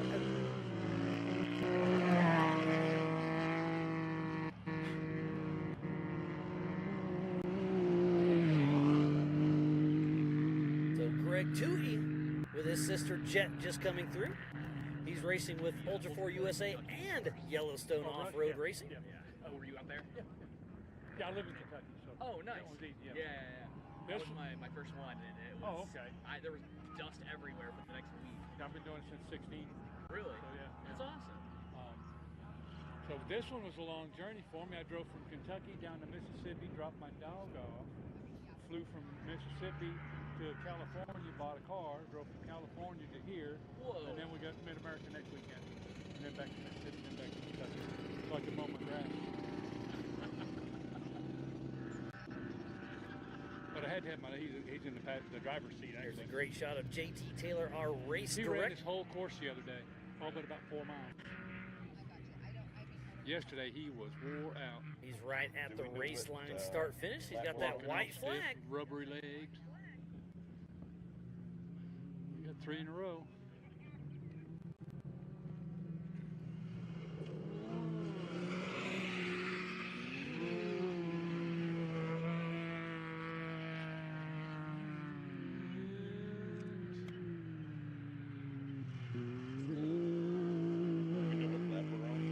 There's a great shot of the Rocky Mountain Speed and Fab jump. Yeah, I ain't gonna be able to see nothing through I that. believe that crowd. was Greg Toohey coming through. So joining me at the Amsoil broadcast desk, it is Mr. Tom Liu. How's it going, buddy? I'm great, Miles. How are you? Oh, I'm doing a good. Yeah, you guys had a little bit of tough break on your way here. You rode here with Jaron. The motorhome broke down. You got it fixed. Comes to qualifying, rolls over. You get in the pits, get them fixed up, but look at the smile. You're still having fun. Yeah, we had some tough luck on the way here, and then some more tough luck on qualifying. But it's, we're happy to be here, and the car's still straight, so he's ready to race tomorrow. Yeah, and you've been around the Ultra 4 world for a very long time. I think since 2012 or so, you've been racing with us? Yeah, Off and on? 2012, I started doing pit crew and some co-driving with Alex Hardaway, and then when the Gomez's were first coming around, so been for a while. And then you've raced yourself from time to time. You still have a car, if I'm not mistaken, right? Yeah, I put my own car together after my first time with the Hammers. I had to have one for myself. Got the so- bug, right? Yeah, I got the bug real bad. So I put my own car together, started racing it in 2015, and then it's kind of been on the back burner as I've done some career choice stuff. Yeah. You kind of. But I still do life have a car. happens. Yeah. And you took a little break, but you just can't get away. I mean, that's what the Ultra 4 USA lifestyle has been about since the very beginning. Is just coming out with friends, having fun. I mean, we've had some good nights out there. Absolutely, and just the races like this that are out here, you know, kind of in the plains and just great scenery and everything, and a great drive out here just kind of makes for the whole event. I try and step away, and I can never do it. So. And then you'll be in the pits for Jaron helping out. And then if you see somebody else in the area, you're absolutely going to help out. Who are you teaming up with in the Amsoil Hot Pits? His name slipped my mind, but it's a stock class car that we just happened to have the right number of people to help him out, and then he's going to help us out. So we'll help him in the morning, and then once he's finished with his race, he'll help us in our pits. What kind of car is it? It's a Jeep. It's yellow and black. I think. Matt Weiss? Maybe. I'm guessing. He finished fourth in the Hammers this year. I remember him saying that. Well, yeah, there's a lot of them out there, and like I said, they're going to help you, you're going to help them, and it's all going to be a great fun. And there's that big jump we were watching, and you said you saw Paul Wolf launch that thing earlier, didn't you? Yeah, it was Paul Wolf, and there was another car too that absolutely sent it on the first lap. I mean, you just can't get any better than that, right? No, not at all. Especially just watching it from afar and just watching how far the car sailed out into the distance was really awesome to see. Yeah, it's a great track out here. You haven't seen the whole track, but you've seen bits and pieces, and it's so much fun out there. Yeah, it looks like a great track. You know, I wish we Model A didn't we have that found out unfortunate there. luck on the way up here with the motorhome breaking down. We would have got to kind of turn some laps and see a better picture of the course. But these are the kind of races that I myself really like. Is more of the open plains and the prairie out there, and just kind of seeing something new rather than just turning laps on a track. And speaking about the track, there's John Seaman and his dad John Candia out there on course having fun in their Can-Am. Do you guys stay like on? They're running with JW Performance. We're at the Yellowstone campground. Got a big RV down Yeah, there. it looks like they're having a lot of fun out there. I've seen quite a few cars come through with some broken parts. Yeah. Like I said, they're going fast. There's Aaron Lynch coming to screen. But there's a lot of bites out there, so you could get busy in the hot pits, especially with Jared 45 driving. minutes away. Yeah, after the show he put on in qualifying yesterday, I wouldn't put anything past him, but we saw a couple Yeah, we're UTVs down coming in with hurt corners. So there's something out there that they're hitting. Oh, there's a lot out there. I was lucky enough to run the entire course a couple times even, and it's such a fun spot, but the camera never does it justice, right? Mm-hmm. It looks big and beautiful. Look at that screen. It's so wide open. There's a lot of ruts. There's a lot of rocks just outside on the corner. And then in some of these canyons, it really gets a little twisted up. There's a couple of natural springs. There's a couple little mud spots. And that's just great. There's two cars. That's part of the Spider Track backstretch right there. Yeah, I can only imagine what it's like out there. It definitely looks like there's a couple tight sections and some spots where you could kind of get in a bind if you weren't paying attention or you're trying to race someone for position. You could really get yourself into some of those tight corners a little too fast. And there's one of those muddy sections. It's really drying up because it did rain on, what day was it? That was Tuesday. It rained pretty good on us. It was great for the course, but it's already completely dusty out there. Yeah, it's nice there's a little breeze behind us right now. It's probably helping some of them with the dust if it's going the right direction, but that's always a racer's friend. Yeah, no, just because the wind is the racer's friend. Oh, gets a little bicycle, but was able to steer into it and save it. That was a little bit of a rough deal, but he was able to keep it on all four and keep on rocking. Yeah, that was some good driving there. I didn't know if he was going to be able to save it up against the hillside like that. And then they're coming right through a fence panel right here, so there's a skull cost round. Slow down, pay attention, and get on through. Because this is a working ranch up here with 10,000 acres. Wow, that's all the walls of the bay and everything. Yeah. Off the roof. Yeah. And they're on our left, they're going away from us. On the right, they're coming at us. This is a lot of course out here. They're racing 4 miles, 40 miles per lap, 160 in total. That's a great view having them come both directions. Yeah, like and you can kind of start timing yourself too, because you remember where you're at on course, and then you see the other guy. It's like, okay, I'm gaining, I'm losing. You really judge yourself. Yeah, that's a good point. That's not something that you always have because you don't always have that other car in perspective of you. Yeah, it's a lot of fun. They're kind of heading up Scotts Bluff. He's gonna slow down, check up a little bit because there's a big rock starting to catch up there. So if you hit that too hard, I really think you're gonna bust a wheel. Yeah, it looked like a really bad square edge. Yeah, there yep. at the top of that. That was Monday we ran it, and I saw it. JT and I were talking. He's like, yeah, you're running desert pressure here on the tires, and it's only getting worse, obviously. I wonder if that's maybe where we saw a couple of those side by sides with the cleared off corners come in from. If that's where they were hurting. That's themselves. part of it. Yep. Getting some updates from Skinny Pedal. About 6 minutes ago, Kyle Cheney went through, and just right now, it is Travis Zollinger. So it's about a 6-minute split between Kyle Cheney and Travis Zollinger. Not here, but Kentucky. Yeah. You know, some of the venues are quite wooded. Lots of action out here on course. There's another car. I'm telling you, the attrition is setting in. We started with 60. Are we gonna have 30 that finish this race? Man, with how many hurt cars we saw come in already, and then you see the down cars on course, it's proven to be a pretty brutal one out there. So we'll see how many cars actually come in. Yeah, what a tough break.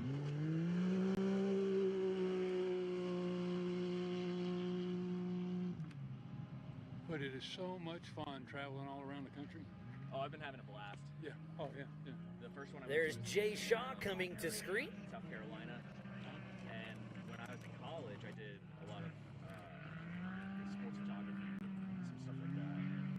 We went out And that's there. another great shot of the elevation chains. And on your left, the single track, that's not dirt bikes. Those are cow tracks. So I'm trying to get some stuff Yeah, together. We've got, like, that'd be an I live in unfortunate thing to come Nashville, across North out here when you're running race speed. There's a lot of cattle out here, but we had to work around them Monday, Tuesday, Wednesday, but Wednesday afternoon, the Warren Ketchum, the landowner, did put him in a little pen and kept him. You know, obviously a cow could get out, but it should be a very safe race course. Good, yeah. I remember years and years ago we raced down in Texas, and there was Sierra Blanca. Yeah, there's a wild game preserve. Yeah, that's pretty wild. Oh, we got a pass there, and look at that. That's sportsmanship at its finest. He saw somebody right behind him, pulls over and lets him around, and that's right up that Scotts Bluff area.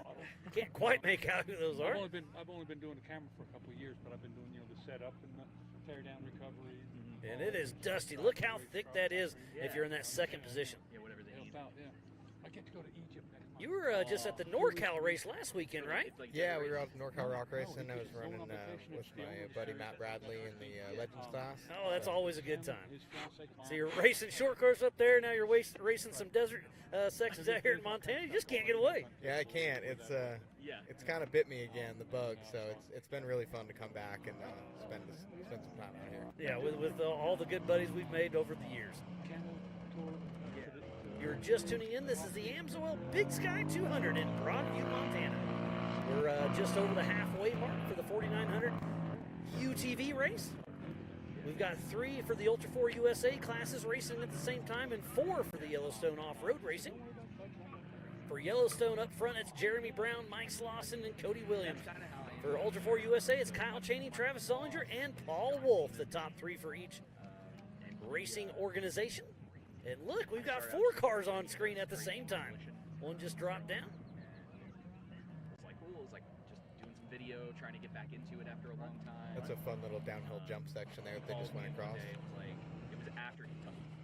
So Jay Shaw just came through remote pit before Paul Wolf, so Paul Wolf may have had an issue. He's got somewhat of a following, like he's kind of... Get some updates from remote pit 26. Remote pit 1 at mile markers 26. There's Oscar Inland. So just follow me around and like edit and do everything for me, and I was like... With off-map racing, he's coming into the qualifying section. We were supposed to go to Bali in 2 weeks, but we had to postpone it because of... There's the Yukon launch. Work stuff on the other end. So I'm hoping we're still going to go at some point. You know, I'm looking forward to visions. I'm actually thinking now, because I was supposed to go to the beach for family vacation during Pottstown.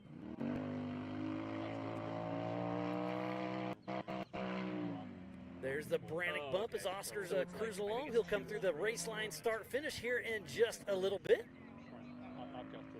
Yeah, I've got it too. I just, and I was like, hey, I might not be able to go to that one, but I was like here, and I was like, maybe I should just see if I can like fly in after the race, because typically we leave on Saturday because he only does.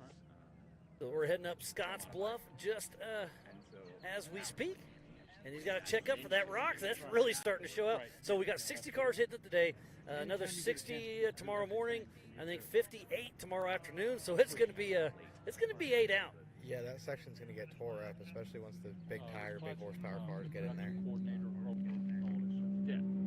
So we're first to get here before the city. Look at all the twisties. Yeah. When you get here, so I can find the shed antlers and the skulls, and the different whatever, because I like the woods. Yeah. Anyway. Did you see any of the Western Diamondbacks? No, not yet. There's a great another little section right there with all the little zigzags back and forth. We're having a lot of fun up here. If you're not here, you're missing out. There's a fun little downhill jump right before that looks like a good time. Okay. Yeah. Oh, yeah. I know what you're talking about. And so I was just like over there, but on my way over, I'm just like watching everywhere I'm going near the rocks. I didn't see anything. We'll be giving away some Laser Nut 360 wrap trophies after this race tonight. And then tomorrow morning, Mountain Standard Time, it is 7 a.m. with the limiteds and then 1 p.m. with the unlimited racers. So be sure to tune in all day tomorrow. In the field, all the far end of that loop. That is Barry Schaefer heading through. He's part of the Yellowstone Off-Road Racing Series.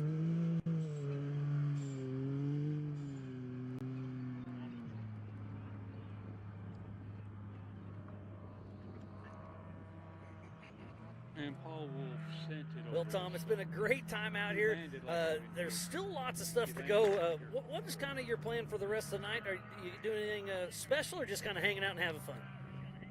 There was a couple things to repair on the car after the little rollover in qualifying, so we got all that fixed. We'll probably do a good nut and bolt on the car, jack it up, make sure everything's still tight and straight, and then other than that, just hang out and have some fun, cross our fingers and hope our bad luck's over. Tonight, Mid-America Outdoors is putting on a racer appreciation dinner, and then we have some live music up here in front of the Ultra4 USA merchandise trailer, so be sure to tune in. We'll have a fire pit going, and let's have some fun tonight. Awesome, yeah. But not too much fun. Yeah, no. I know how you like to roll sometimes. Just enough fun tonight. Exactly, so just enough. We'll definitely be joining y'all for that. I feel you. Parked next to us for the last two. So again, thanks to Jason and Gayla Robinette with Mid-America Outdoors putting on that racer appreciation dinner. It's been a lot of fun. Ooh, is that our physical race leader, Kyle Cheney, I believe? He'll be entering the qualifying section here momentarily. And I know it's like. So he'll be finishing lap 3, heading out for his 4th lap.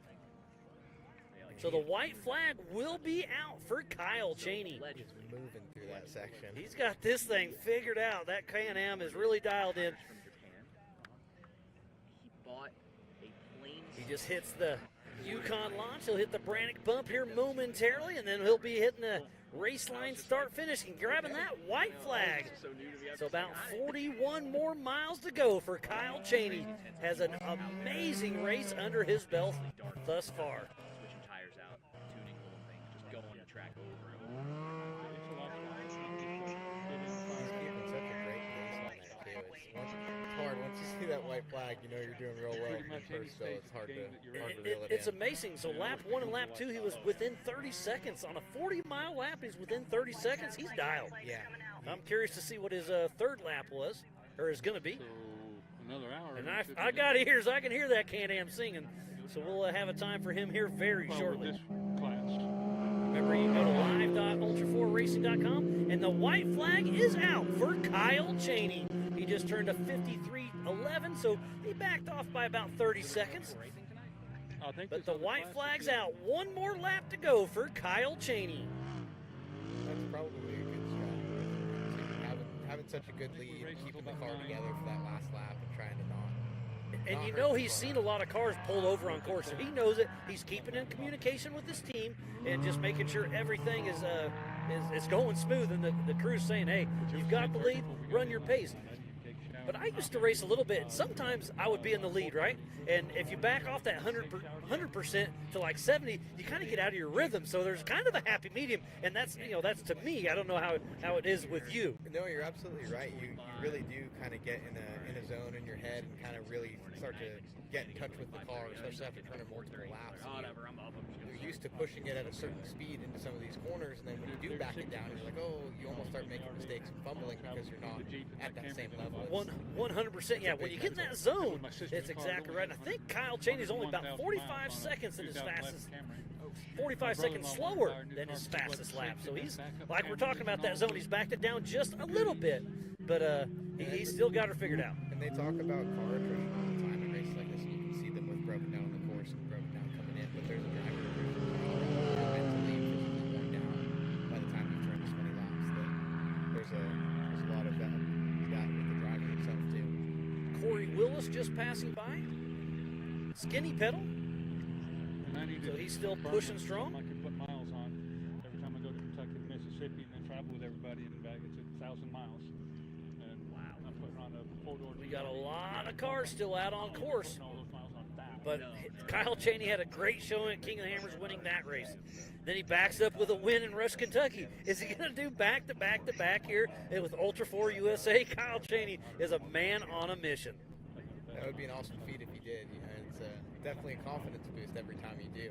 Yeah, so I was interviewing Cheney in Rush, Kentucky just a few weeks ago, and he was excited to win his first non-King of the Hammers. Let that sink in for a little bit. You're excited to win your first non-King of the Hammers. You're lucky to finish that race, and he comes out here and he's excited to win an Ultra4 USA race. That just says a lot. I mean, it just says a lot soaking about in. His team and his dedication to the sport. You know, that's such an iconic race to win. To want to win something more than that is just to win something different. win that's something great. different. It just says a lot about the team and how hard they push. But it's great to see him teamed up with Team Momentum this season, and they say they're going to try to race the entire season. But one of our rookie drone pilots out there. Went all the way up, rolled the car like 6 times. Yeah. And somebody got a shot of it like on the nose. And the race line start finish. Great. Totaled the car, but Right. But look good. oh yeah. You can also watch this at AOE.tv and on Speedsport.tv. So Liam, he was in the blue truck. You know who I'm talking Okay, about? yeah. I think his name is. I know you're talking about the blue Jeep. He knows. This is a joint race with Yellowstone Off-Road Racing here at the Old Cowpine Motor Speedway for the 2023 Amsoil Big Sky 200 in Broadview, Montana. We're on a private 10,000-acre ranch owned by Warren Ketchum, located north of Billings, just outside of Broadview, where the population is 212 people and the elevation is 3,900 feet. I believe that's Corey Willis. I missed the side of it. Right. But like I say, there's no better group of people. Can do anything in the world for you. Yeah, I've been having a blast. So what's the next race on your radar, Tom? Pam and I were talking about if I was going to come out to Visions or not. The more I think about it, the more fun it sounds. So I might have to fly out there and see if I can convince them to let me sit in the right seat. I've been to Vision. It's a lot of fun. Let's hear what you've heard about Visions. Give me your rundown without being there. So I've never been there. The more I hear about it, the more fun it sounds. There's so many different events that they have. So much action. There's Nitro Circus, there's rodeo, there's all kinds of different stuff that it just sounds like a kind of our dream place, almost like a mini King of the Hill, with so many different things happening. It really is. All in one event. It sounds like a really cool place. And now with Travis Pastrana building his dream track, it is a dream place for us. I mean, a motorhead's a motorhead, whether it's doing a Barbie Jeep or racing. They got monster trucks, Nitro Rally. It's going to be amazing. And I just got an update. No Paul Wolf coming up. So tough break for no Paul Wolf. But yeah, Visions. We've been working on that new track with Pastrana. I was out there a couple weeks ago driving a dump truck, checking out everything. But here's some B-roll from Mid-America Outdoors, and here's the new track.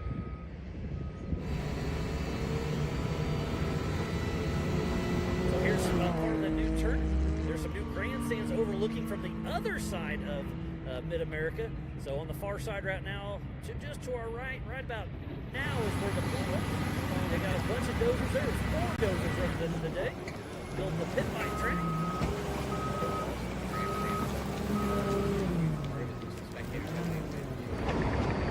And the elevation changes there is absolutely amazing. So you see a little bit, there's a Thunder Alley. We're going to be having that paved here in just a couple weeks.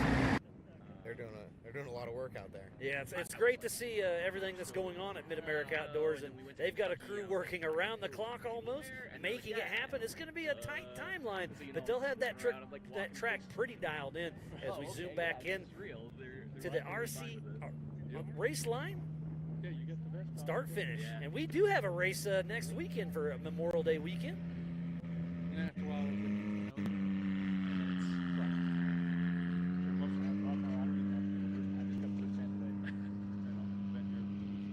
Yeah, a lot of work yet to come, but they're going to do everything they can to make it happen. If I find a Barbie Jeep, Tom, will you take it down the hill? That has you written all over it. If you give me anything with 4 wheels, I'll take it down the hill. I like your style. I used to do that, but that's back in the day. But I'm getting old. It hurts too much anymore. I just act like it doesn't hurt. Yeah. It still does. Sometimes you have to act your age, and sometimes you don't. I'm really bad at that. I used to be real bad, but I'm getting better about it. Sturgis. No promises. Sturgis is the one where he flipped.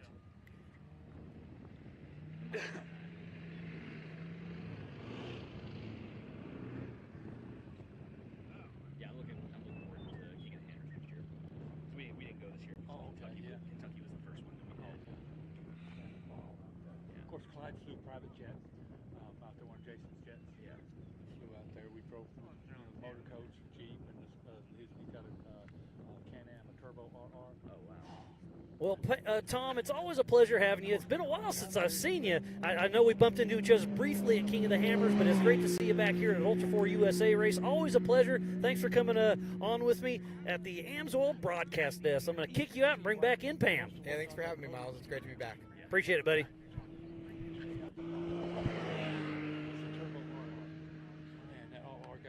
So it's been a great action. We saw Kyle Cheney. We have not seen Paul Wolf in a little bit, but Travis Zollinger came through. I missed that one. So it's Kyle Cheney and Travis Zollinger, the only two competitors out on their fourth and final lap. Wow, and how far back would that put Paul Wolf right now being a lap down? But Travis Zollinger being 7 minutes and 46 seconds behind first place. Kyle Cheney he's let up just a little bit. I heard you saying that. I was listening to your broadcasting while Tom was in here. But yeah, he did let up just a little bit on that last lap. But I mean, you have a almost 8-minute lead. Why wouldn't you? And I did get an update from Remote Pit 1. They still have not seen Paul Wolf, so he's having some kind of issue out on course. Tough break for him. How far back's Nathan Parker, Jay Shaw, Corey Willis, or Cole Clark? Still lots of racing yet to come.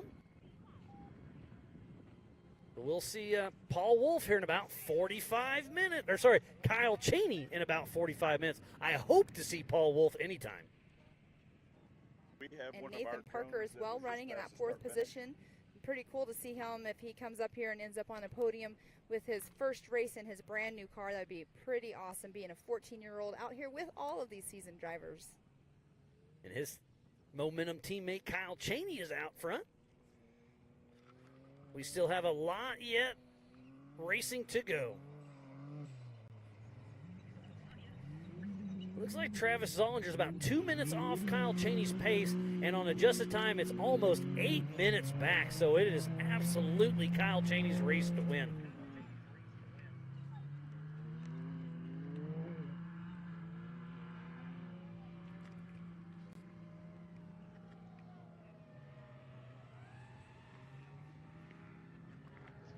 So as long as Kyle Cheney plays it smart, he's got this race in the bag, but it's absolutely Kyle's race to lose.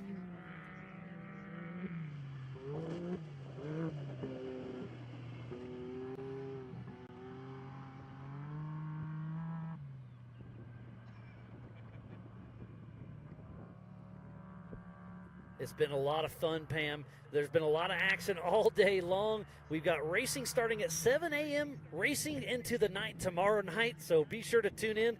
Go to ultra4racing.com/live. Go to our MAO app, AOE TV. Go to the Ultra4 USA Facebook, and keep tuned in. It's been a lot of fun racing with the Yellowstone Off-Road Racing Series. And you can see, obviously, it's getting later in the day, and that will start changing the canyons, too, for the drivers as the sun goes down. They might know if there's a rock in an area or whatever, but it's definitely going to start changing as well. The great view right there. You can see the course going one way and the other. But it's like it broke down and they just left it or something. I can't quite make out who that is right there, but Miles is going to step out and take a quick break, but going to have Mr. Cody Addington come on in here and chit-chat with me for just a little bit. Out here racing this weekend from the Northern California area.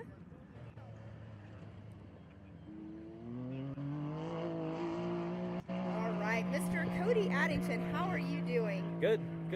How'd you feel out there in qualifying this morning? It was good. We ended up third, so that's a good spot between Paul Wolf and Paul Herschel. So.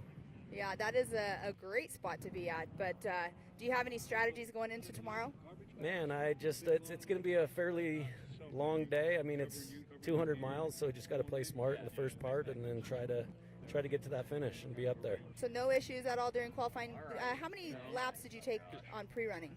We just did one. One lap. I've heard that from quite a few drivers that they just did one lap, that they didn't need to go out and do multiple because it's an easy course, but not so easy. But as long as you're marking your GPS on what you need to check up on, really one lap is it. Yeah, I don't even really do that. I kind of just try to remember in my head. It's too much for me to drive at a competitive speed and look at that and mark, and so I have a different strategy. I mean, it's hard being a single-seat car sometimes. Yeah. So we do know that there is an ability for. Do you run lead nav or what do you run? No, I just run a regular Lowrance. Okay. I tried the lead nav. I need to get more integrated into it, I didn't have it to where it talked to me and stuff. Yeah. The thing with the lead nav, the screen was bigger, but I couldn't see physically where I was on the course on the lead nav, so I kind of gave up on it. But I still have it. It is nice though that it can actually, you can put your notes in there and it can talk to you whenever you're needing. Because I do know that some people that are in single seats that do that.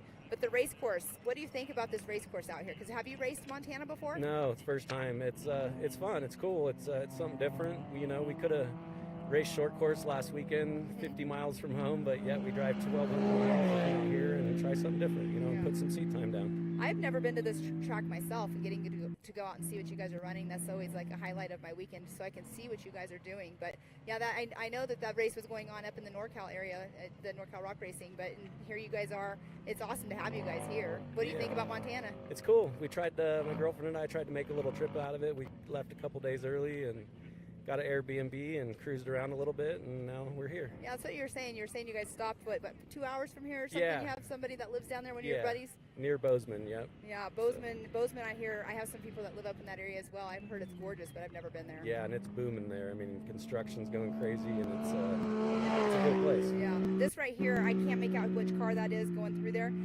That's around mile marker 29. What'd you think about the terrain when you would enter into these canyons? Like, absolutely beautiful to me. It's beautiful, yeah. It's cool. It's pretty tight. I mean, you know, our cars are quite a bit wider than these UTVs that are running right now. But you know, there's plenty of room. The passing, you're gonna have to get out in the weeds probably, and you just hope there's no rocks there, or you know, something. I would say they're jumping rocks. Doesn't jump out in front of you. A lot of these corners aren't really great corners per se, like we're used to in a short course race. So I mean, sometimes you're on 3 tires, 2 tires, so there's going to be some cars on their lids, that's for sure. Yeah, I know, and I've been hearing some chatter. There's people that have gone over, you know, and we've been seeing some cars coming in with missing front A-arms and all of that good jazz. So there's been some issues going on out on course already. It's today. A lot of cornering, a lot of braking. It's on off. You know, there's G-outs, there's little jumps that you can't tell where they go. So it's just putting those first couple laps down and then remembering the notes in your head and pulling that together for another 3. Right, exactly. And that's also, you know, being in a single seat like that, you have to memorize all of that yourself. But yeah, you're saying that about the G-outs and everything. There also is that one area, I think it's called Steve's Bluffs. Do you remember that one where you're going up and it's a face? I saw that on here. I remember that spot. It was the only spot that was really kind of rocky, and it wasn't bad. But you know, I remember some little rock shelves there. So hopefully there's not too many sharp rocks out here, but like I said, if you get off the main race course, there is some stuff. Oh, yeah. I mean, there's some cow fencing, there's some posts, there's some rocks. I went around one corner and there was like a big water wash, so you definitely want to pay attention, that's for sure. For sure. And you were talking earlier about being a little bit wider. There were some canyons yesterday. I was only in a Can-Am, and I was going through this one area, and like literally the wall of the canyon was like right next to me. Are you rubbing tires at all in any of the we sections? just push our ways through. Well, you got to make the course a little bit wider to fit your car. Yeah. How much horsepower does your car have? It's only about 750. I mean, it sounds like a lot, but compared to Horschel and some of these other guys, they're in the 9 to 1,000 now, and kind of talked about trying to get something different. As you know, my car is probably one of the older competitive, IFS cars out here.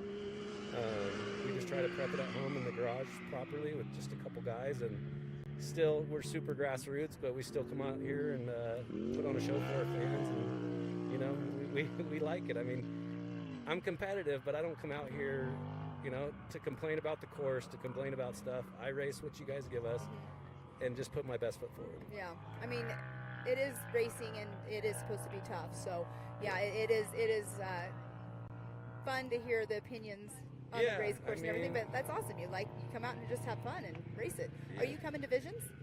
I can't make Visions. It's too hard with work and stuff and turnaround time, and it's not in the cards right now. We'll be at Nationals. Nice. So that's why we came out here. It just worked out a little better schedule-wise. I've got some work coming up that I can't really miss right now, and you know, it takes a lot to fund this stuff. So I gotta keep everything going at home. So right, it's completely understandable. I mean, a lot of our drivers, they're taking care of their cars themselves. We're 100% in-house. Besides Get Bent Fab Works, he's built some amazing cars. Miles talks about a lot. He does he does all of our fab stuff. He's within an hour from us, so we do all the main prep. We have someone else do our diffs and shocks, but we nut and bolt the whole thing. And it's my brother and I and a couple buddies in the shop.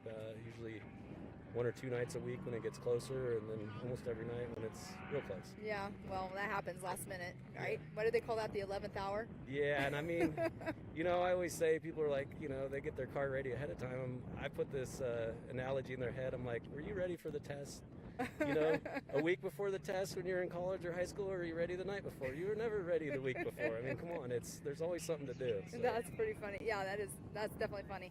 So let's go around our rundown here. We have Kyle Chaney running in that first position, and we have Travis Ollinger second, Jay Shaw third, Corey Willis in fourth, Nathan Parker, the young Nathan Parker of 14 years old, out there running in fifth position against all these seasoned drivers. How crazy is that? Yeah, that's awesome. I mean, I wish I had the opportunity to do something like this when I was a kid. I actually grew up racing BMX. Obviously, it was a lot more affordable. But kids have no fear, man. I mean, it's awesome that he's got the opportunity to do it at that age, For sure. If you don't know his story, you should definitely look him up on your social media, because he's a well-seasoned, I call it mud bogging, but they do the mud racing on the quads. Yeah. With those big, huge tires. It's pretty darn cool to see what he's done. His dad, the late Robert Parker, he's racing in his dad's memory now, and the whole team momentum is just, they're racing their hearts out, and it's awesome to see him out here though at 14 years old. And he's got the skill, he's got the car, so I'm sure we'll see more of him. That's for sure. If he's running fifth against these guys, I mean, there's some top names there for sure. Exactly. He was running in fourth position, but obviously he got bumped out. It looks like by Corey Willis.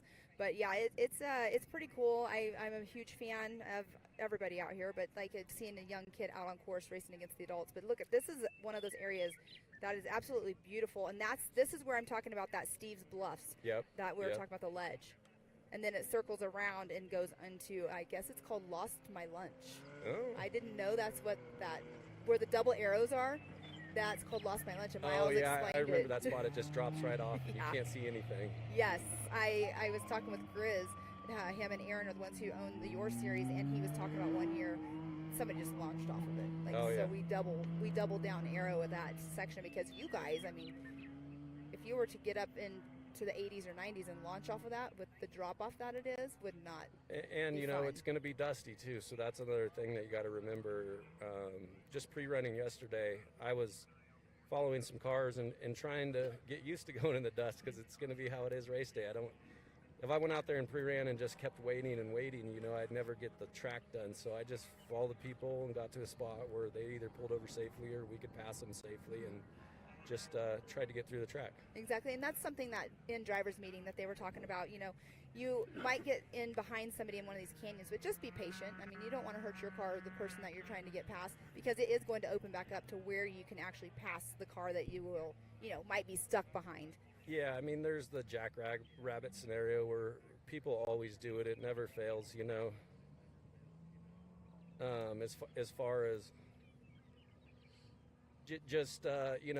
you're way faster than them, but they won't get out of your way. So, I mean, I don't like to hit people, but maybe I'll give them a little bump and say, hey, come on, it's time to get out of the way. Yeah, sometimes they linger on there, but that is the 406 out on course. Looks like they're having a little bit of trouble. That is Travis Nelson. So such a bummer to see them. We have Terry Madden is out of the race as well, and we've seen some carnage going. There's the 307.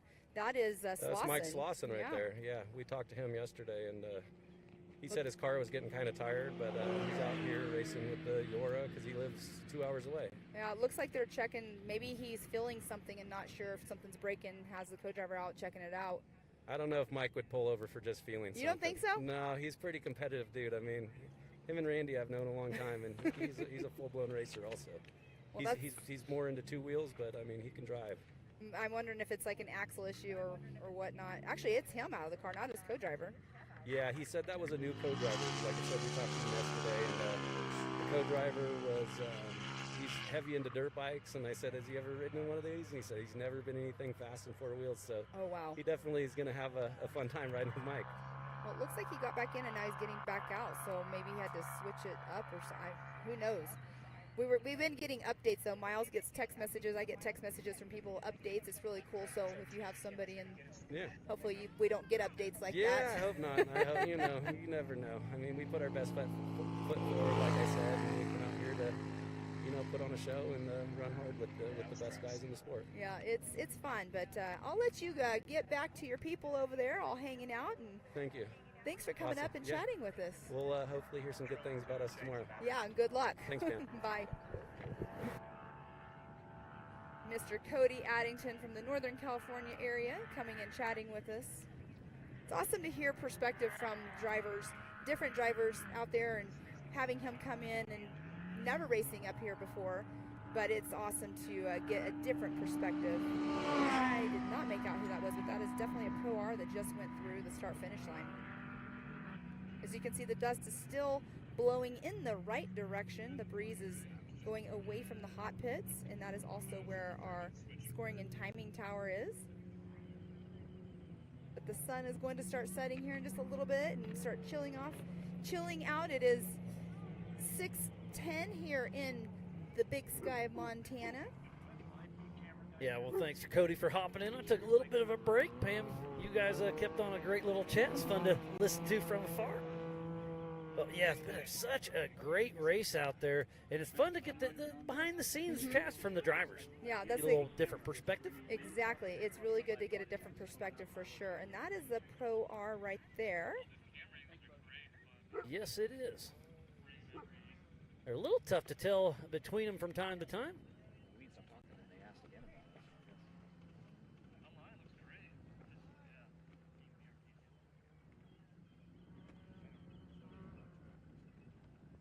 Going off that Yukon launch. I love that jump right there. Yeah, it's a fun little hit, and that's right where we were qualifying this morning. We got a great camera up on the bluff right there, so we'll be able to keep action all weekend long. Again, if you're anywhere in the Billings area, we're only about 45 minutes outside of Billings. Kids 12 and under are free, and spectators are only $20 a person. Come on out to the Old Cow Motor Speedway for the 2023 Amsoil Big Sky 200.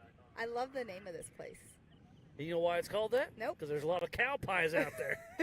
We were out marking course one day, and we found a few of them. Did your feet find them? It flung up off the tire and got on my sunglasses.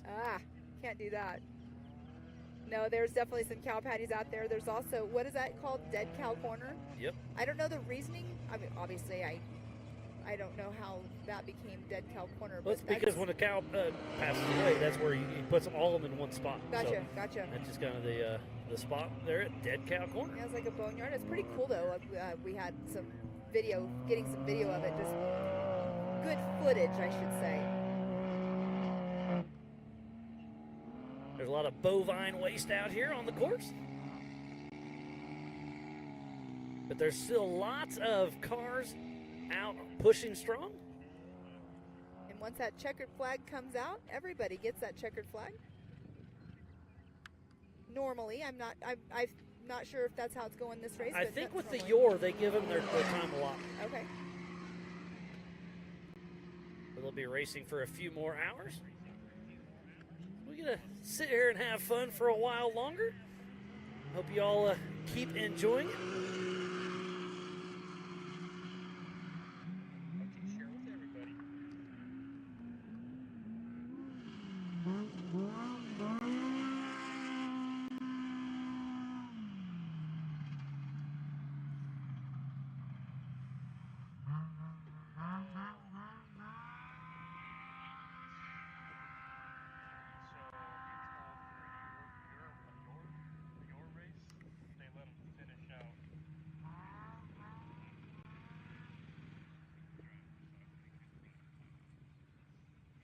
I do remember seeing that make sure you bring headlights to this race because you could be racing into the night depending on what kind of day you're having out there. And we've seen lots of attrition, lots of broken cars.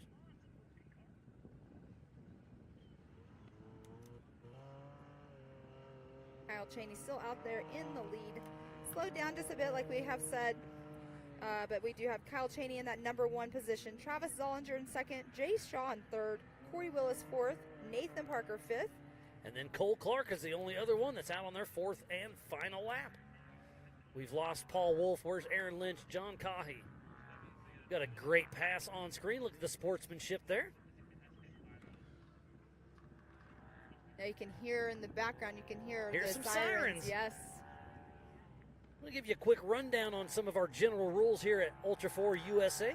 Driver of record must start or finish each race. Drivers are allowed one substitute driver per season unless there is a medical reason. Driver must race the same car they qualify in or take a rear start. Minimum age is 16 years old unless JT Taylor, the race director, approves it.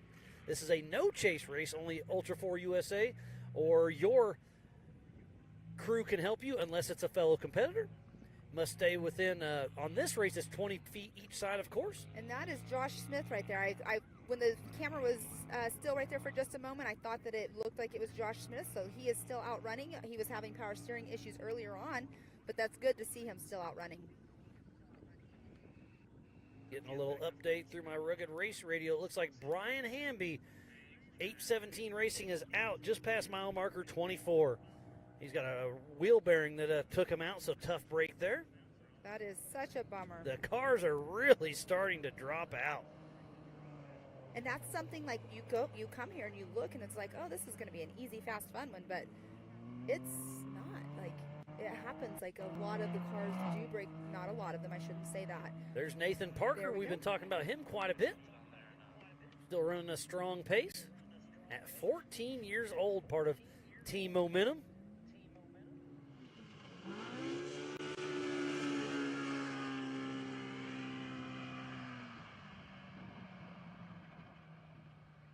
Back to Josh Smith that won this race 2 years ago. Heading through a little WAS section. I love the elevation changes here. Really throws a different dynamic on what you have to do to prep these cars. Kind of a short course / desert race, or prep style for the suspension.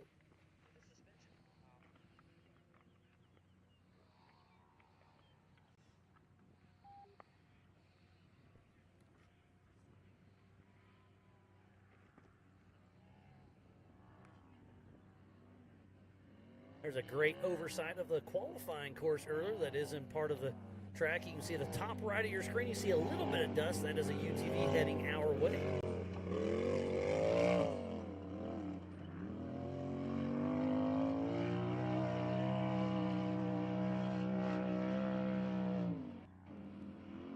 And you can see they do have their light bar on, and that's Cole Clark. Yes, Pam, good call on that one. We saw him running strong early, then had some kind of issue. We're not sure what it was, but it's great to see him still pushing. I love that. We got cars getting closer and closer together. That was not sure the number on that one. There's a lot of UTVs out there. A lot of them look similar, especially with a lot of dust flying.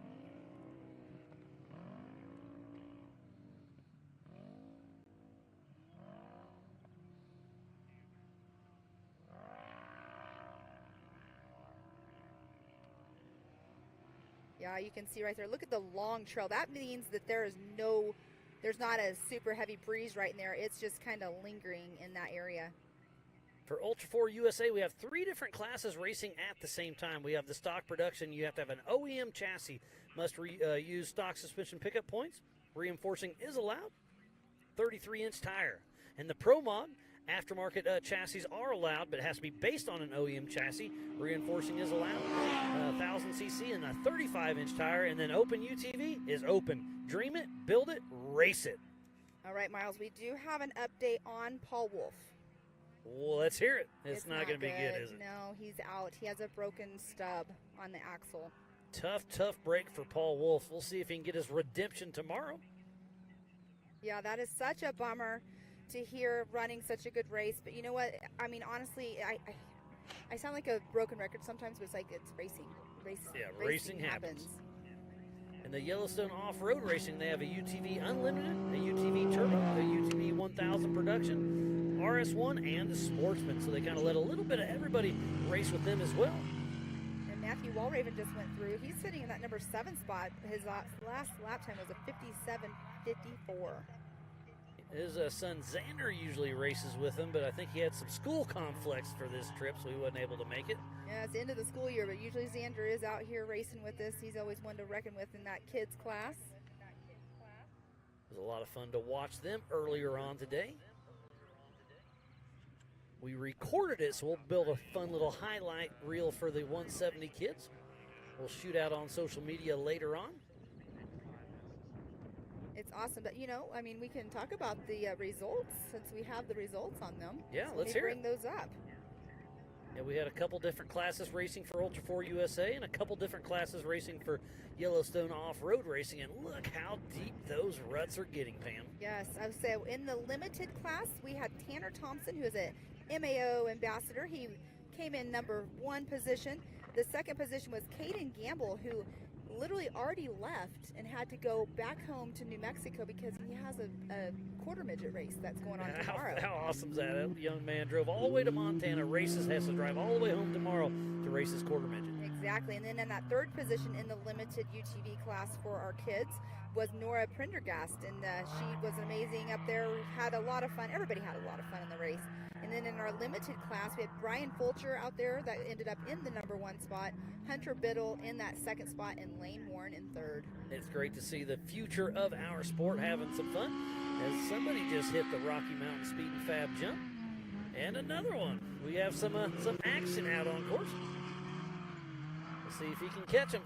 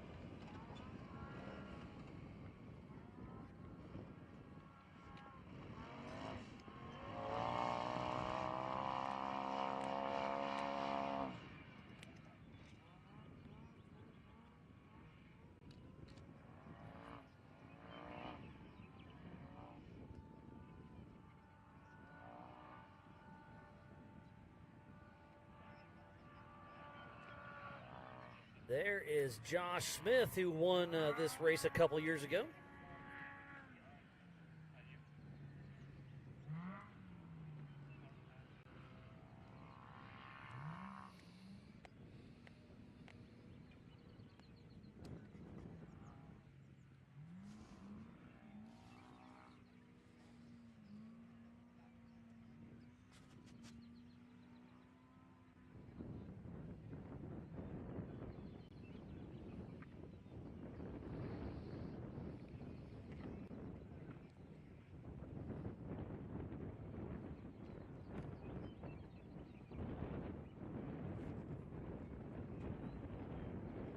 That is John Seaman right there, the 111. Again, if you're just tuning in, this is the 2023 Amsoil Big Sky 200 in Broadview, Montana. This is a joint race with Yellowstone Off-Road Racing here at the Old Cow Pie Motor Speedway with the Throttle Down Custom Big Sky 200 for them as well. There's a great section where it's in that little valley, a lot of tight technical, but the ruts are getting deeper and deeper.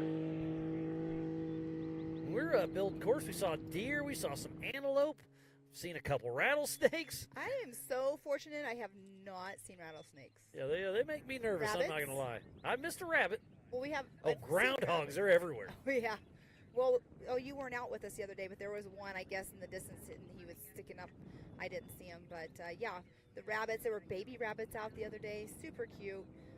I love seeing the wildlife out here. On our way out here this morning, we were on our way in, and there were, I think it was 2 or 3 deer, and they were gigantic. Like, I'm from North Carolina, and we have deer everywhere, but the deer up here are huge. But it was pretty cool to see them on the side of the road. All the wildlife out here. Look at that. You can kind of see right there with that drone shot that is a canyon that they have to drive through. And I'm just getting an update. Kyle Cheney is by Skinny Pedal, and he is on the Skinny Pedal. He is hauling the mail. So Kyle Cheney hasn't slowed up a bit. So we should see him here in probably about 15 minutes or so.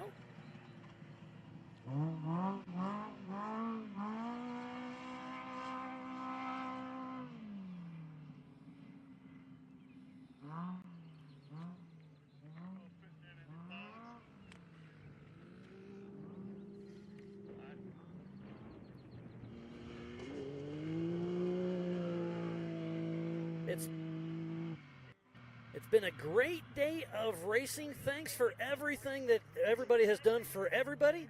It's been a lot of fun. We have a lot more racing tonight and all day tomorrow, so be sure to stay tuned in. But we're going to take a quick break. We'll be right back after this.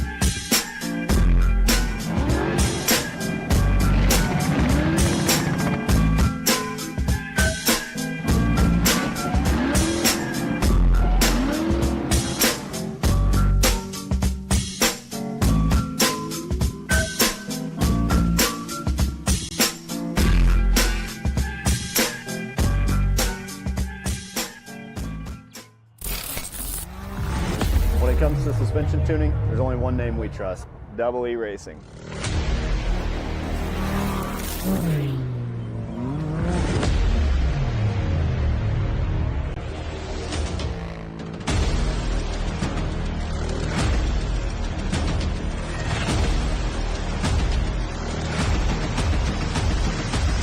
Double E Racing. We help build champions. Ready for any challenge. Maxxis tires can handle even the most punishing off-road conditions.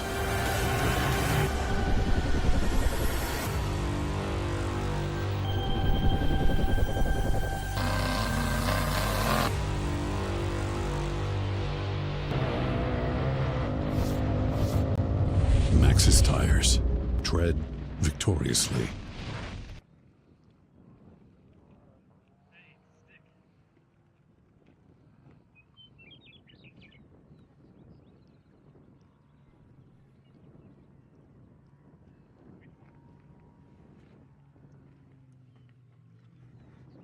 Welcome back to the 2023 Amsoil Big Sky 200 in Broadview, Montana. This is a joint race with Yellowstone Off-Road for the Throttle Down Customs Big Sky 200 as well. Two races going on at the same exact time. Multiple classes out on course. Go to live.ultra4racing.com and at yorr.livemotorsports.com for the same live timing we have at the Amsoil broadcast desk. I love that the crowd at home that is watching and the fans and the families, they can go on and they can see the exact live timing that we're watching as well. So it's a really cool feature that we have with our timing. And that is a beautiful view right there of the valleys and the prairie.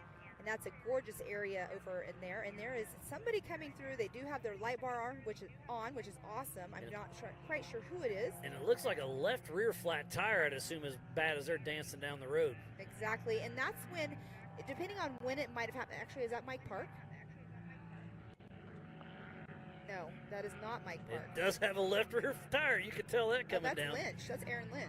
Yep, that is Aaron Lynch with a left rear tire. He's probably about a full mile from the Amsoil hot pits And I do not see a spare on the back, so he's going to have to limp it along. Hopefully he can keep it together. Hopefully that tire doesn't come off and grab a brake line. And look at him, still pushing strong all over the place as he hit the Yukon launch. And good thing that you did notice that about the tire not being on there, because some people will not run a spare when they're running courses like this, because it's really not that far distance-wise away from the pit. We do have the hot pits out at mile 26. But if he was running a spare, depending on where this flat happened, which it looks like it's been flat for quite a while by the way that tire looks, but sometimes people will come into the pits, they'll wait till they get to the pits because it's quicker to do that than them get out on race course, change their flat, get back in the car and buckle back up. Because they still have to stop when they come in to re-rack the tire. Yeah, that's part of strategy there. It looks like Jeremy Rathjen with Your just came through. He's physically in 5th position, but 2nd in his class, so he's out for his 4th and a final lap.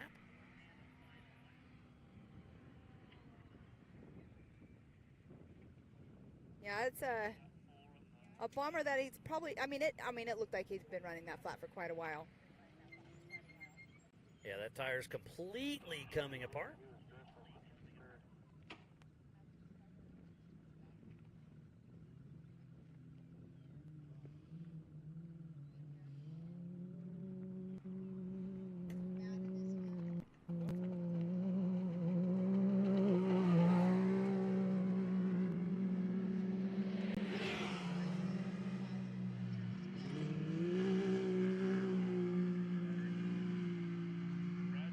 Attrition has set, and today we've seen broken down cars all over the race course. And what good, buddy, I hate seeing him in here. I like seeing you, but just not here during a race. Terry Madden, what happened out there, buddy? I'm not super stoked to see you at the moment, Miles. I don't say I blame you, buddy. No, we had a pretty good day going. Had a new co-driver I was training. We were having fun, just cruising, picking through traffic, and lost a hub. Just a fluke deal. Yeah, I mean, that's just bad luck. We've seen a few. I've heard a couple people losing hubs, and this track it's tough out there. It's really putting the test on these there's cars. some side load, but I was actually paying attention to it, being cautious of it, and I don't feel like I was doing anything to abuse it, but it just is what it is. I could have had somebody bring one out from the pits, but by that point, I felt like far enough down that I was risking tearing up a car in the dust when it wasn't worth it when we had visions coming up. So, yeah, doing more damage to it with only a quick turnaround. Yep, so I just limped it back, and right now all it needs is a hub, so that's better than everything else. Yeah, and you've been busy. You've been all over the place. You've been at Mid-America Outdoors helping build that track. You went over to New Zealand. You've been doing a little bit of everything. Beyond excited about the new track at Mid-America. We've been there playing with the Nitro Cross guys. Travis and I've been there a lot.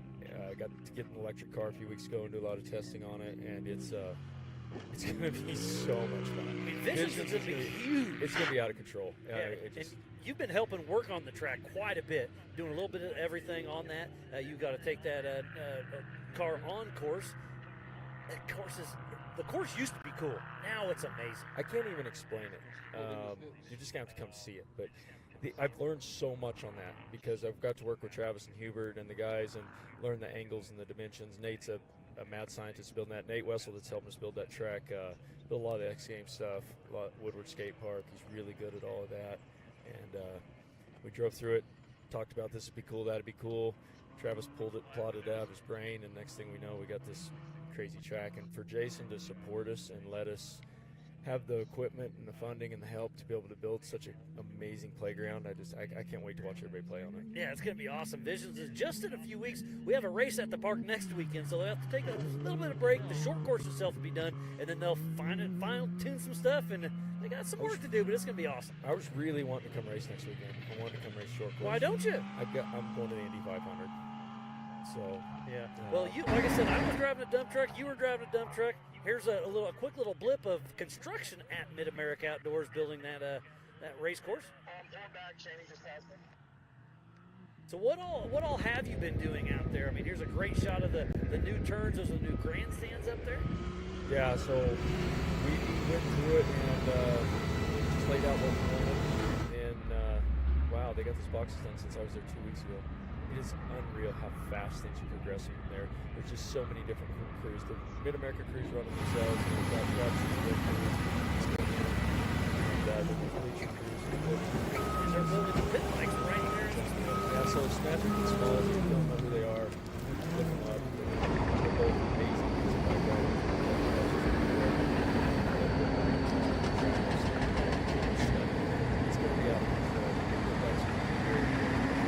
It's going to be a lot of fun, and they're going to have a pump track for the kids as well. I mean, it's a family-friendly place with the pools, the lazy river, a little bit of everything. It's an off-road oasis. Now, Visions is going to be, I almost wish I wasn't racing as excited as I am about racing. Just because to hang it is out. going to be one to seriously go hang out at. There's going to be so much going on. There's our physical race leader, Yeah, Kyle Cheney.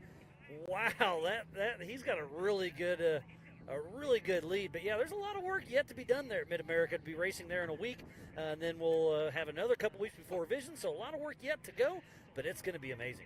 Catch me up on where we're at here, Miles, because I've been in the car and been out on course. I want to know who's doing what. Yeah, so for Ultra4 USA, it's Kyle Cheney, Travis Zollinger, Jay Shaw, Corey Willis, and Nathan Parker in the Pro Mod class. And then the stock, it is Steven Rogers, Aaron Lynch, and then Brian Hamby. In the open class, it is Josh Smith, John Cahy, and Joe Gould. And that's for the Ultra4 USA side. But don't forget, we have Yellowstone Off-Road with Jeremy Brown, then Cody Williams, Tyler Nelson, Nate Thompson, Josh Smith, Jeremy Raffin, Paul Leach, and Mike Slauson. So there's a lot of cars out on course, but a lot of broken cars out on course. How many cars did you see pulled off to the side? I lost count. There's stuff scattered everywhere. You can't count that high, can you? No, and it's crazy because the course isn't that hard. It's got some cool technical spots. There's a lot less deaths than I expected. There's some super high-speed spots. It's a lot of fun. But I'm not sure why it's causing so much attrition. It's really, really tough out there. I'm getting some updates on my Rugged Race Radios. 406 is out. That's part of the Yellowstone Off-Road of Travis Nelson. Travis Zollinger's still moving along. It sounds like Cole Clark just flipped over. I do believe he's okay, but man, look at the ruts. It's really taking its toll on these cars. I was dragging belly in a few spots, which is always fun. When you get in those deep ruts and you're at speed, you'll come out one of them straightaways at 75, 80, and the belly will catch and your wheels are off the ground. It's almost like you're hydroplaning on water. You just kind of dance it, gives you that little wee. And yeah, you're a little loose up there on top. Yeah. But yeah, it's a great time. I'm glad you were able to make it. Are you going to hang out the rest of tomorrow? Or are you going to hit the road? I might load up and leave tonight. I'm going straight back to Visions. I got a few days there, and then leaving to head to the Indy 500, and then we're back at Mid-America until Visions. So through trying to get that track done and just helping with. Wow, look at that view. Isn't it beautiful here? The fact that this is all on private ground in such a huge chunk all in one spot. It's amazing. It's so impressive. I mean, they don't call it Big Sky Country for nothing. But yeah, back to Mid-America for basically the month of June, which is kind of neat. I'm kind of excited about. Mid-America's close to home. I get to see my dad, get to spend some time. Yeah, I'm actually going to bring my family down for the last 3 or 4 days of it. Obviously, I'll be there for quite a while with prep and everything, but they'll come in and enjoy the festivities. You know, they're going to have a kid zone with bounce houses, the lazy river, the pools, just a little bit of it. I don't know if the arcade's going to be done, but there's talk. There's several great concerts. I know Gel Blaster came on board. I don't know what the 100% is going to be done for Visions, but there's going to be a kids blast zone where they're going to shoot it out with the Gel Blaster. Oh, that's going to be fun. Should be exciting. I've seen you having some fun with those things. They glow in the dark too, don't they? I love them. I have so much fun with them. You're a kid at heart. It's come to the point where everybody at our shop is armed all day, every day, because it's just you walk in the room, you get shot, so you got to be able to shoot back. I mean, if you're not having fun, what's it all about, right? Yeah. I mean, that's why we're here doing this, and then go back home and do the same thing. That Yukon launch getting hit again. Ooh, gets a little donkey kick there. That's a fun jump. I was able to hit it all out and land just wide open. I don't know who did their course or who did their jumps or anything down here on the qualifying course, but none of them kicked. They were all laid out at the right degrees. It was just a really drivable course. Uh-oh, somebody's pulling off. It looked like maybe 100. I don't know how that's even possible. We've been out forever and still showing us a 10th. Well, like I said, the attrition is definitely setting in.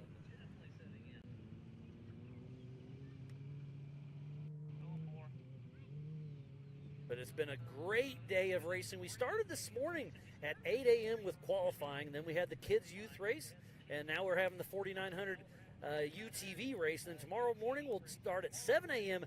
Mountain Standard Time with the limited races, and then 1 p.m. the unlimited cars and trucks. The fastest guys and gals out there. You used to race with Bailey Campbell, used to co-drive for her. She's out here, and I really think she's got a good shot at this race with that big desert car with a lot of fuel on it. Yeah, it feels to be a strategy. It feels not as much of a strategy as it used to be with the I mean, there's less of them here, but the way the guys are fueling with the pressure pots and the fuel now, they've got the fuel stops down to seconds.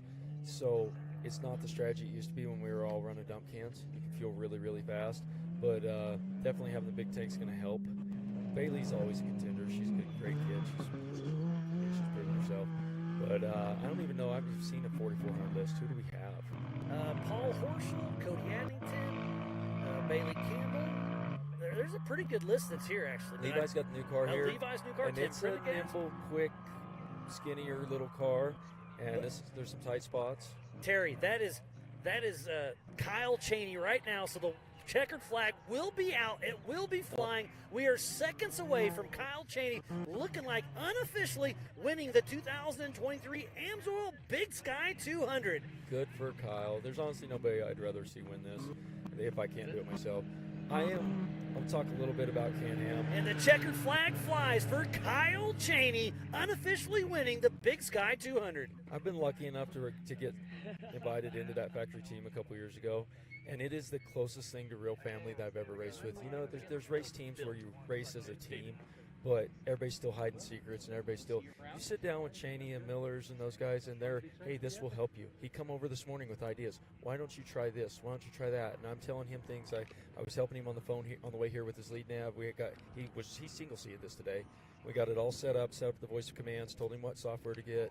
Yeah, the single seat with the voice commands is really cool. Neat. But the fact that the Can-Am factory team works as a team, and everybody gets on phone calls together, and everybody talks, and everybody works, it's just really, I feel very fortunate to be part of that family. And they've came on board with us here at Ultra4USA. It's really good to see them supporting us as well. And the top names, they're all in Can-Am. So I'd heard that rumor, but I didn't know it was 100% final. Yep, so that's amazing. It came through just the other day. Oh, there's Cole Clark. We heard he was upside down, so he's back on his wheels. Is that Tony Polari that maybe pulled over and gave him a hand? There's a lot of people upside down. There's a few upside down places that I'd like to see how they got there. Well, yeah, I'd like to see some GoPros from some of these racers. That's I for need sure. to go back and watch this one and see what kind of footage we get out of it. So that's the 99 of Greg Williams, part of the Yellowstone off-road racing team. So he pulled over and helped ride it Cole Clark that was upside down. Great to see that sportsmanship. So telling me a little more about the Yellowstone off-road racing. I live under my rock. I didn't even honestly know it existed, which I kind of feel bad about. But the people, since I've been here, are absolutely amazing. Do they run a full series? Are there several races? Yeah, they have, I believe, 4 races. They race in Columbus, Broadview, over in Sturgis, and I think they have one more track they race. So it's the Yellowstone Off-Road Racing Series. Michael Adams, everybody calls him Grizz. Him and Aaron Zindler run it, and then they got their buddy Don and a whole slew of volunteers. Just like anything off-road, it takes volunteers to put anything on. But it's great to see. There's another one getting thumbs up from both racers. Looks like the 821 of Greg Toohey, and that's his sister Jet. Toohey riding shotgun, so tough break she's for them. thrilled with them at the moment. It's always fun seeing the family rivalries. I believe this is their first race with us. Yes, it is. So they're breaking in Ultra4 right. The smiles on their face, the big thumbs up, they're still having fun. Tell you what, there's not one thing out there to self-recover yourself. I was looking at that today. We had winch extensions and stuff on the car last night, and after we went and pre-ran, I was like, yeah, we could just unload all that. Yeah, don't need any of that. And there's a great shot of Cole Clark's car. He's out of the car. He puts his helmet on top to say, if somebody's coming by at speed, they see the helmet on top, they know he's okay, so then keep racing. Because you definitely want to check on your fellow competitors. So I want to comment on that. Historically, there's been issues when a car's upside down or somewhere, and it's a cluster. And I don't know which cars they were. There was 3 cars we came on rolled in tight spots, and the sportsmanship today was really, really great. They had ran backup course.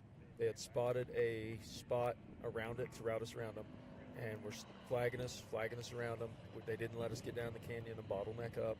Awesome. I love it. They helped the flow of the race. Didn't just, my day's over, I'm pissed, and sit there. So it was neat to see that sportsmanship today and keep the race flow going. Yeah, the sportsmanship here at Ultra4USA and Yellowstone Off-Road Racing is, I mean, you can't find any better. You go to a drag strip, and like you're saying, everybody's doing their secret sauce and you know, keeping it all whatever. But you go through the pits at Ultra 4, and they're sharing parts, they're sharing tips, they're sharing pit crew. You see somebody coming in the Amsoil hot pits, there's 4 teams that come and offer their help. Yep, it's so great. I got a dry erase board on the inside door of my trailer, and it's got stuff out and stuff in. And this weekend I borrowed stuff and I've loaned stuff. Oh, so you keep track of who you gave it to or who you got it from? I keep more track of who I owe because it bothers me not to give stuff back. But the fact is that we all share, and that's really, really neat. Yeah, I love that part because it's a no-chase race, so you have to help yourself and your fellow competitors. And you want to beat your buddy at their best. Fact. It's not fun to win if there's not good competition. Yeah. So we should be seeing Travis Zollinger coming through here fairly soon, and then the young man Nathan Parker could podium his first Ultra 4 USA race at 14 years old. Good for him. That's exciting. He's part of Team Momentum, racing in memory of Robert Parker, his father. I don't know the Momentum team very well, but I've met them a few times. They seem like a great group. They run with Kyle Cheney, and they've really came into Ultra 4, and they're making moves. It's really cool to see. Yeah, looking on down, there's Jay Shaw in 4th, Corey Wilson. Well, it's good to see Corey up there in 5th. I love Corey. Cole Clark's still sitting 6th. I wonder if he's back in the car and running yet or not. Stephen Rogers in 7th, and Matt Walraven's up in 8th. Matt's been making a lot of the races now, too. And I'm getting an update through my rugged race radio. Nathan Parker's actually in the stock. We have it wrong in our timing. He did register under stock, so he may win the stock class. At 14 years old, that is absolutely amazing. So my bad on that, but it looks like Nathan Parker could win the stock class. Well, good for him. That's pretty neat.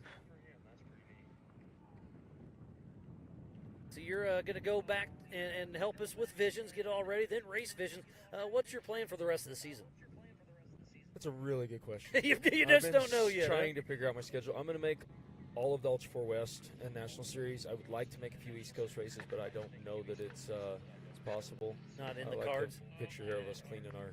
You got to clean up for the camera, right? And then I am racing the Nitro Cross Series the whole year for 23 and 24. Really? So that in the UTV, right? In the UTV. Cool. I'd like to race the electric car. There is an opportunity, possibly. The other day was kind of an audition. There's some teams looking, but it takes a lot of money. It takes a lot of sponsors. I'm trying to figure all that out, and honestly, that thing is unbelievable. I was just going to ask you. I'm new to the electric world. I know it's out there. It hasn't caught my attention too much. How does it feel riding in it? Where is the power? It's all there, right? The power's everywhere. It's a little intimidating to go out and run it in a race. I want to get some true seat time in it before I just jump into it, because it's so much. 1,050 horsepower, weighs and it's nothing. quiet. Instant acceleration. The torque is insane. It's a lot of fun to drive. Yeah, that's really cool. I love what Pastrana. I mean, he's kind of building his dream track at Mid-America Outdoors. I'm so happy to get to see him do that. And you've been out to Maryland at Pastrana Land. You've been there. You've done it. What's the difference? Is it going to be bigger and better? It's going to be a lot bigger. I don't know about better. That's a matter of perspective. I mean, Travis's is a unique, special place. It's really cool to hang out there. There's been a lot of history made there. But it's not honestly that big. It looks a lot bigger on camera than it is. And he doesn't have the infrastructure to have actual events or have people there. There's room for everybody to come play, but not to have any crowd. And it's kind of almost in a residential, but it doesn't look like it. And to be able to have this at Mid-America where everybody can play and be spectated, we haven't really talked about the stuff that's going to be at Visions down by the stunt pad. They're putting in huge bag landings. For the backflips on dirt bikes and stuff, yeah, right? but there's going to be a training facility there that can be used for X Games training, used for Olympic training, that is the biggest in the world. The bags and the jumps and stuff that are coming in, right now there's nothing that rivals it anywhere. I've heard a lot of behind the scenes, and it is absolutely insane, the future of Mid-America Outdoors. There's going to be a really, really neat spot there, and there's going to be a lot of athletes there to train and play throughout the year now, and there'll be neat stuff to watch. There's going to be probably some world records and some cool stuff come out of there. And the partnership between Jason Robinette and Travis Pastrana, I've heard some of their phone calls. I've seen what's came out of some of those meetings, and it's almost scary what they're coming up with. It's awesome. I love it. It is. Travis always has these ideas, and a lot of times you hear the idea, and Hubert seems to be the voice of reason that can always make things happen and dial it up or dial it back. And it's pretty neat actually watching those two work together, because Travis will say, I want this here, I want this here, I want this here, and I'm like, what did he just say? And Hubert's like, okay. Jumps in the dozer. It just does it. Jumps in the dozer for 2 days, and Travis like, yeah, that's what I wanted. And I'm like, that's not what I was picturing. But then you get Jason involved, and instead of it, I don't know about that, it's, yeah, okay, let's try that. Let's give her a And shot it's and see what happens. Like the instigator, and it just keeps getting bigger and keeps getting bigger. So, yeah, I love the vision they're having, especially with visions, how they kind of came up with it.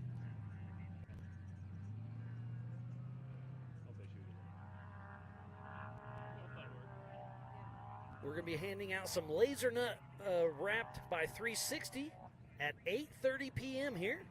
So we'll do all awards at 8:30 p.m. Where are those tonight. at for the people here, Miles? Right in front of the Jumbotron by the Mid-America and Ultra4USA merchandise tent. Right next to that is the Jumbotron. So awards 8:30 p.m. Mountain Standard Time. And that's where we're doing the driver appreciation and the party tonight with the band? Driver's appreciation with band following. I hope you stick around for that, right? I think I'll pack up and leave first thing in the morning. Do we know who's playing? What about the bands coming to Visions? Have you got that list? I've heard rumors, but I don't have the list. I don't want to spoil anything. I have a few, but I don't know if I'm allowed to say either. I was hoping you did. I'll let you get in trouble. I'm out on that. But there's going to be some amazing bands at Visions that I think, or I've heard of, put it that way. So Travis Solinger just gets the checkered flag, unofficially second position in the Pro Modified class. Travis is an innovator in our sport. I run his knuckles on my car.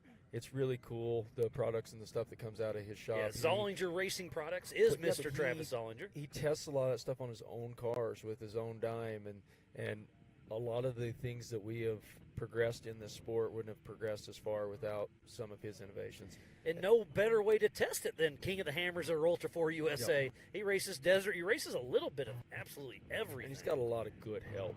I love his guys. I can literally text somebody, I need this, and a little bit later I get a text with a shipping receipt. It's on the way. Done. Yeah, it's not. There's no hassles. So fastest lap of the day still was Kyle Chaney with a 52:34, with an overall time of 3 hours and 31 minutes. Sorry. He was 9 minutes faster than Travis Zollinger. Travis Zollinger's not a slouch. Kyle Chaney put the hammer down. Kyle started first, so he had clean air, which is always helps. And that's where qualifying is so important. That does always help. But Kyle came set up for this properly. He does his homework. He's good at that. I honestly didn't. I was in New Zealand. I was busy. I didn't prep as good as I could have as far as having the right shock tune, the right ride height. The car was prepped, but it wasn't set up right. Kyle showed up with his short course car with his hammer shocks on it, so it would slide these corners in these tight spots, but it would handle the bumps. And he did his homework, and he brought the right car.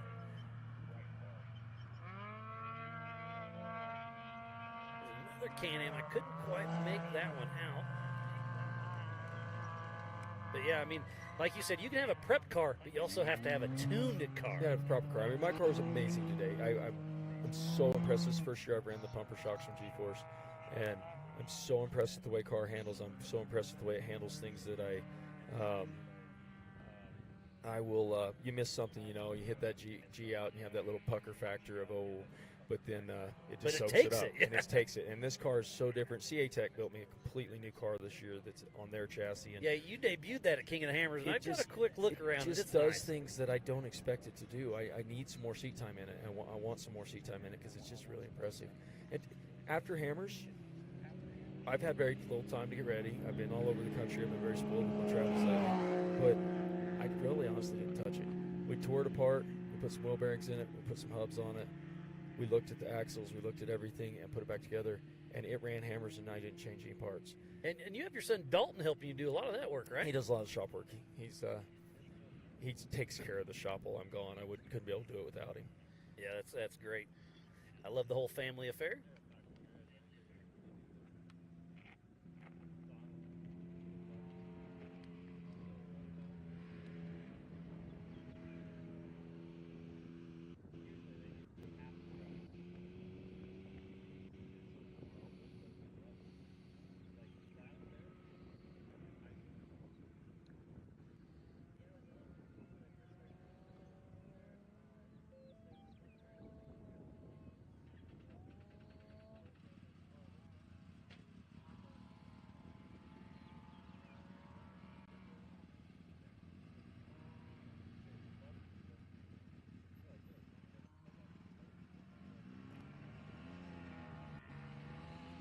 it's pretty cool to see where this sport has came. I mean, I think we both went to King of Hammers back in '09, started bumping into each other. We've been friends for a long time, done a lot of different things together. I mean, remember the Puff the Magic Dragon that night? I mean, the night the dragon ended up on top of Shirley's trailer. I only heard about it. Yeah, me too. I was so afraid Brian was going to be mad at us. We're lucky somebody didn't get hurt. Yeah, old Team Indiana brings that huge blow-up dragon, and somebody, misplaced it, put it on a different trailer. But like I said, we've gone through a lot of stuff. You've co-drove for a lot of different people. Now you've kind of worked your way up. Now you got this beautiful built Can-Am, and it's cool to see where it's all came. It is really neat to see the sport evolve and be able to have seen it from the start. But it's also crazy. Sometimes I miss those days. We went to the campfire and knew every single face there. We knew everybody. And now I drive through the pits here and I don't even recognize half the cars, which is amazing. It's cool to have all the new faces, but it's lost a little of that feel. And that's one thing Mid-America's brought back that I just really love: the driver appreciation dinners, the meals. Not everybody just goes to their own camp at night. They're getting it back to the campfire days like it used to be, and it's starting to be fun. It's starting to be family again. It lost that for a while. Yeah, no, I mean, you're absolutely correct. I try to do my homework as well, but there's so many new faces, which is a good thing because that means it's growing. Yep. But it does, I mean, it's nice to get people around a fire and then have a chat. What did the car count end up being here? 170. And so that's double what we had here 2 years ago from your and Ultra4. Ultra4 USA had 90. Yellowstone Off-Road had 80. It's just amazing. We had 42 2 years ago here, and we're more than double. 170 is a pretty impressive car count for just a regional race in the middle of, well, honestly, we're in the middle of nowhere. It's beautiful, though. I love it. It's gorgeous, but we're in the middle of nowhere. Last night, so I came on a short schedule. Thank you, Alan Johnson, for feeding me. I came on a short schedule and didn't pack, didn't do good, was rushing, driving all night to get here to pre-run and qualify, and thought I'd run to the grocery later. And I get here, and we're finally done last night. It's 9 o'clock, and I'm like, yeah, I'm going to run to the store. And there's groceries an hour away. Yeah, it's an hour one way. Yeah, each way. So Alan took care of me, brought me some food, appreciate it. But I didn't come very prepared to this one at all. I didn't do my homework. I just followed a GPS puck and figured it out when I got here. That's part of it. I mean, busy's busy, right? It's been fun. Let's see. Here's somebody crossing. We'll see who crosses the line next. What happened to Jake Versey? I saw him limping back earlier, and he was doing... That was Logan Yates with but Jake Versey was having some brake issues, so they crimped the rear brakes, they lost front brakes, they're limping along. He's having brake issues. I've been following him most of the day, and he was on pace, he was doing good. I was just about 15 seconds behind him, couldn't quite catch him. I was just hanging right in his dust. Yeah, just out of his dust. He was running a good pace, so I wasn't pushing. It was just about right, but he was doing really good, and then he pulled off, and I hated to see it. I like Jake. He puts a lot into his program, works really hard at it. Yeah, he's been racing with us here at Ultra4 USA for a very long time. He's won a couple championships with us a couple years ago. So, yeah, I mean, tough break, but that's the show that the racers never give up. They want to keep going. Yes, absolutely.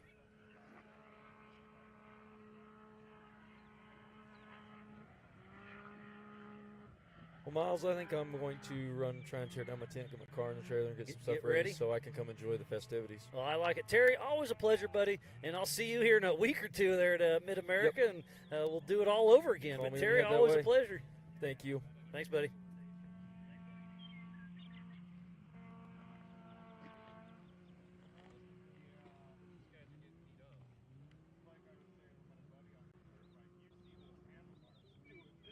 Hi, Miles. Hey, Pam, glad to have you back. We've had a lot of fun guests on today. Yeah. But it's been a great day of racing. We started this morning at 8 a.m. qualifying. We had the youth race earlier, and now we're wrapping up. There's still a lot of cars out on course, but we are wrapping up the 4900 UTV race with Ultra4 USA and Yellowstone Off-Road. But it's been a great day for the Amsoil Big Sky 200. It's been fun. And then tomorrow, 7 a.m. through all day, it's going to be racing, so be sure not to miss a single minute of it. Exactly, and it's super cool. We have Kyle Chaney that came through in Travis Ellinger. I know you already talked about it because I was listening to you, but a 10-minute and 20-second gap, or 10-minute, 19-second gap between first and second place. It's pretty impressive. Kyle Chaney really really put on a clinic once again. So he's won King of the Hammers this year. He's won Rush, Kentucky. He's won here in Montana, unofficially, but it's really looking like he's got it wrapped up. It's so cool to see Kyle Chaney come in. I remember Paul Wolf last year came in, won everything. Well, now this year it's Kyle Chaney that's ruffling some feathers. But he's such a great guy, so humble, so down to earth, but loves to race. He races with us here at Ultra4USA over at Mid-America Outdoors and up in Champ. I mean, seat time at its finest, and Kyle Chaney's putting in his homework. Exactly. You went right where I was going to go. The seat time is definitely key, and he gets a lot of it. I mean, but he's on a roll. Like, it's super cool to, like, see him 1-1-1, every single race he's been in with us this year. Yeah, and he also won at Mid-America round 1 in our side-by-side championship series. He won that race, too. Yeah, I mean, he's got a good race. Up at Mid-America Outdoors, it's him and the Miller brothers are always battling. And I mean, Corey Willis is out there. We've got Matthew Walraven. We've got a lot of fast names still out on course. But it's great to see them all battling here at Ultra4USA and over at Mid-America Outdoors. Yeah, he definitely has a lot of talent. And I mean, he races in trucks too, so that's pretty cool. To all these different things that he races in. Exactly, it's awesome. And again, it's all about seat time. Yep, and every car is a little different, so it just sharpening that knife, that weapon. It's making it making it see what he can do and have some fun with it. Yeah, exactly. We did have another car come through, but I don't think they were getting that checkered flag because timing has not updated on that. Yeah, again, you can go to live.ultra4racing.com for the Ultra4USA timing, and go to your YORR.livemotorsports.com for their timing. Let's have the same timing we have here at the Amsoil broadcast desk. It's been a lot of fun, Pam. Thanks again for hanging out with me. Yeah, or putting up with me, whatever you're going to call it. Well, I kind of have no choice about hanging out with you or not. We're in it together. Oh yeah, it's always a good time. We got a great time here on the desk. We got a great team behind the scenes. It's just a lot of fun. It takes a lot of people to make this happen. It's an army. It's a small army that puts this together. It is a great team. I saw that you guys were showing the track at Mid-America being built. Yep. That's super cool to see the actual work going on right now. And I was there a couple weeks ago, and I've seen some sneak pictures on social media, and they've done a lot since I was there just a couple weeks ago. So I'll go home for a few days, regroup, and I'll be down there. I think I'm going to show up next Thursday and race again Memorial Day weekend. It's going to be fun. It's going to be awesome. I'm actually heading straight there, going to drive home with everybody from here, or not home, I guess it's kind of like my second home, but go back to Mid-America, and it's going to be a long drive there, but it's going to be so much fun. I can't wait till next weekend. And Memorial weekend, everything's opening. The pool's opening. Everything. And then we'll after Memorial weekend, we'll go home, regroup once again, and then visions. Right I mean, we got a week-long event. It's going to be absolutely amazing. So be sure to check in all the social media. We've got so much to offer. Lots of racing yet to come this series with Ultra4USA, with Mid-America side-by-side series. It's the year's not over. No. And we've raced a lot already. The pit bikes haven't even had their round one yet. That'll be happening next weekend at Memorial Day, and then the trucks will be there again. So that's round 2 for the trucks. I mean, just so much stuff. The whole entire thing is growing so quick. I'm having trouble keeping up. Tell me about it. It's a lot of fun, but it is a lot of work, a lot of travel. But it's been a great year, and I just can't wait to see where it goes. And again, it's all about having a great team behind you, and that's what's going. The team. You were here last year when this all transitioned, and at the beginning we had maybe like 10, 12 people at a meeting desk, in a conference room. And we came here after King of the Hammers, and how many were in there? Like 28 of us were in there. I mean, then that wasn't even the whole entire team. So it's just growing. And now we got Great American Short Course to add to the bill as well. So it's been cool to see that come under the AOE blanket. Mm-hmm. Yep. But it's been a lot of fun this weekend, and we still have a little bit of racing yet to go. We'll give away some hardware here in about an hour and a half or so, and then.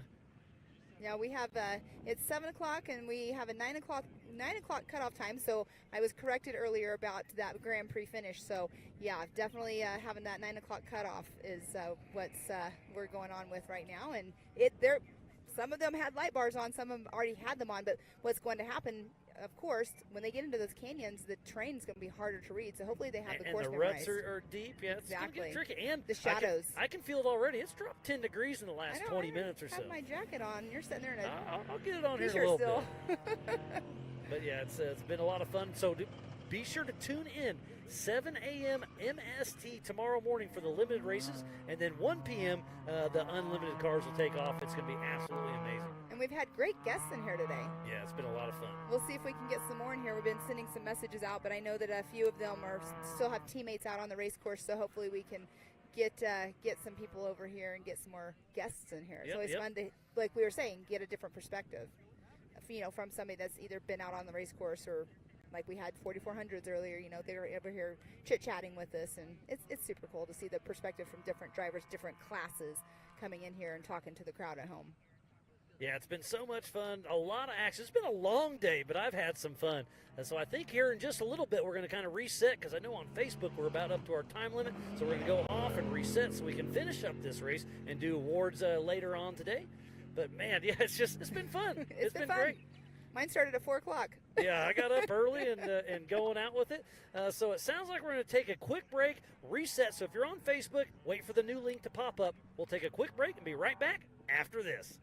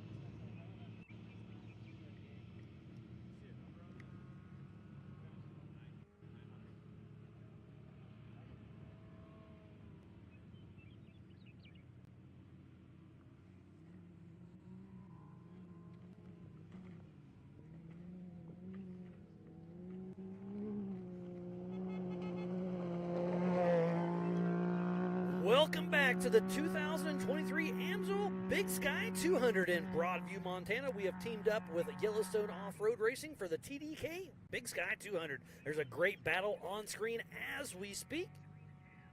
How cool is that to see them racing so close? We can't see who they are, their numbers, but there's going to be a pass going an inside, on. outside, maybe? No, there's a gate, so they had to check up. But he's doing everything he can. There's 20 feet either side of its course. You want to stay on course, not to tear up Warren's land here on this beautiful 10,000-acre ranch. But you can pass. You can pass within the 20 feet of race line, but look at that. It's an awesome battle. But Miles, when we were at the break, we got Kyle Cheney overall in number 1 position, Travis Zollinger number 2 overall. And then Nathan Parker, I think, just unofficially won the stock class at 14 years old. How amazing that is. Third overall, first in class. Nathan Parker at 14 with team momentum. Brian Fulcher's got to be super, super stoked. I'm super stoked. I've been rooting that kid on since he came in with us at Rush, and it's super exciting to see him. Look at the class. Yep. That was sportsmanship at its finest. He finally realized he was caught. He pulled over, got off, and took off. And now look out that dust. He's regretting it now, but that's the right thing to do. Well, it's a part of racing. So what, we all run horns to get past people and stuff, and when you're in the car is loud. You don't always hear the horns going on behind you. So like we just said, it looked like he didn't realize that he was behind him. But yes, Nathan Parker in that #1 position, unofficially in that 4900 UTV stock class, just pops up over here on our timing, and that is so exciting. You know, the whole team momentum is probably super pumped for him. And, you know, having Kyle Chaney and the #1 overall in the UTV Pro Mod and overall for the day so far unofficially as well. So they've got to be super pumped about everything that's happened out here this weekend. Yeah, team momentum getting first in 2 separate classes, that would be absolutely insane. They got to be stoked with that one. Yes, I mean, remember at Rush, they're coming to the race, they had their toter home catch fire. And so they had ended up, you know, having to get new race gear because some of their race gear was even in the toter, and they still got to the race. Kyle Chaney won. Nathan Parker raced. It's just the team momentum name goes with what they're doing right now, and it's pretty cool. Yeah, it's great to see everything they've got going on. I mean, it's been so much fun to watch today.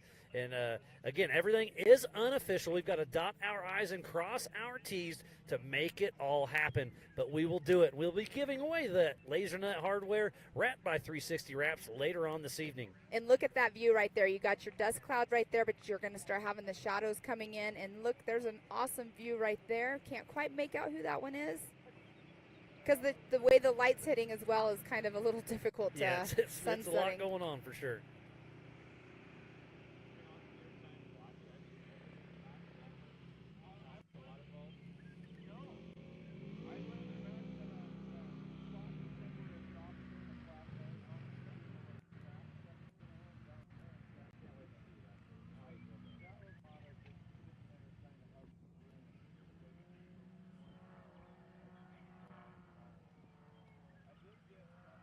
There's a great shot of the race line wheel start finish.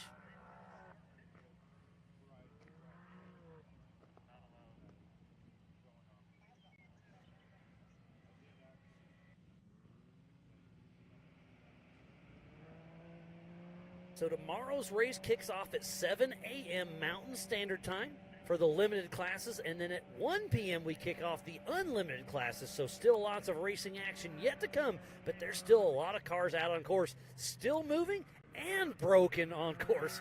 But yeah, it's been a great day of racing today, but be sure to tune in all day as tomorrow. It's going to be a great, great race out here in Broadview, Montana. So again, thanks for everybody for tuning in to the 2023 Amsoil Big Sky 200. Damn it.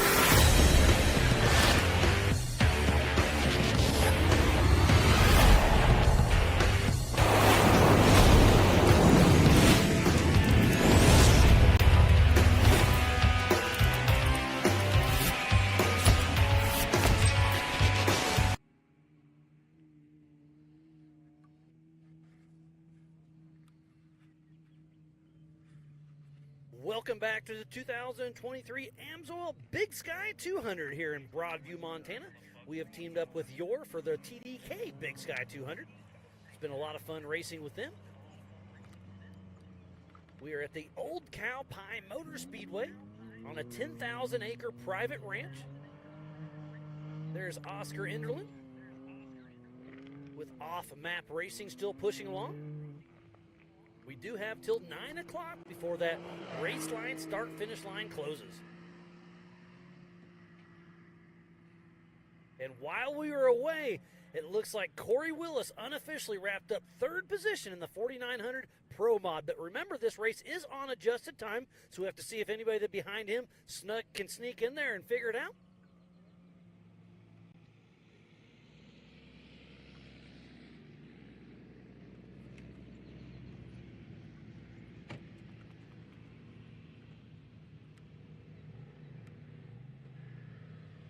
So unofficially in the Pro Modified class, it goes Kyle Cheney, Travis Zollinger, and Corey Willis. Unofficial in the stock class, it's only Nathan Parker, the young man at 14 years old. So we have 4 across the finish line. And he's in a brand new car. Hasn't had much time on it. It's brand spanking new. And CT Raceworks built it for him. And he came out and he showed these well-seasoned racers that he's out here to mix it up a little bit. Yeah, it's really, really great to see that young man step up and do such a great job. There's another great little battle. That's that Scotts Bluff area. As you'll see, they'll head up the top and then kind of check because it's got that big rock that's sticking out. Yeah, you can't really see it right here. You can kind of see where the line is. The line of those rocks is where it's at. He just hit it right there. But, Miles, we were talking earlier, you know, the sun starts setting a little bit and the shadows are coming out. Yep. Yeah, starts messing with you. There's a lot of elevation change out here, a lot of valleys, and a lot of wide open go fast. I'll be curious to hear. I'll be doing some chat tonight to see if I can find out who got up to what. But I think they're a few of them probably sniffed 100 miles an hour. Yeah, I would have to say they pretty close to it. I mean, the UTVs, that's usually around their max and, you know, the high 90s, low hundreds. But the 4400s tomorrow will definitely be ones to reckon with. And that is Josh Smith right there. That Liqui-Moly ZRP Can-Am. He had overheating issues earlier on today, but it looks like he got it back and running. Yeah, that was unfortunate. We got that message, but you know what? Maybe it worked. The problem worked itself out. He's still pushing strong.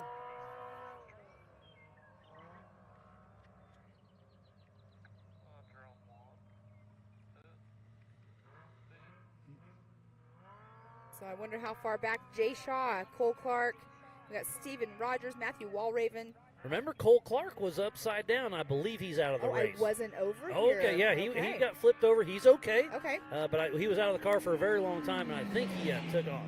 Okay, gotcha. And for Cody Williams, just unofficially wins for the Your classes in the UTV Unlimited. Cody Williams just grabs the checkered flag for Yellowstone Off-Road Racing. Well, that's super exciting. Congrats to him. Look at the dust, Miles. So overall, he's in 5th position. Cody Williams has to be super excited. But yeah, you can see the flag still barely moving, but the dust is definitely starting to set in. And that is that bluff area. So down lower, the breeze is not quite as strong. So hopefully it'll pick back up and blow the dust away so the drivers will have a clear view of that finish line.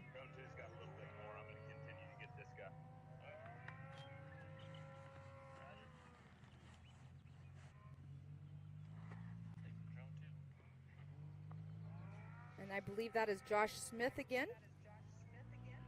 out of Colorado. I'm not sure who his co-driver is this race. Who does he have in with him? Did you get that? I'm not sure if you got that information.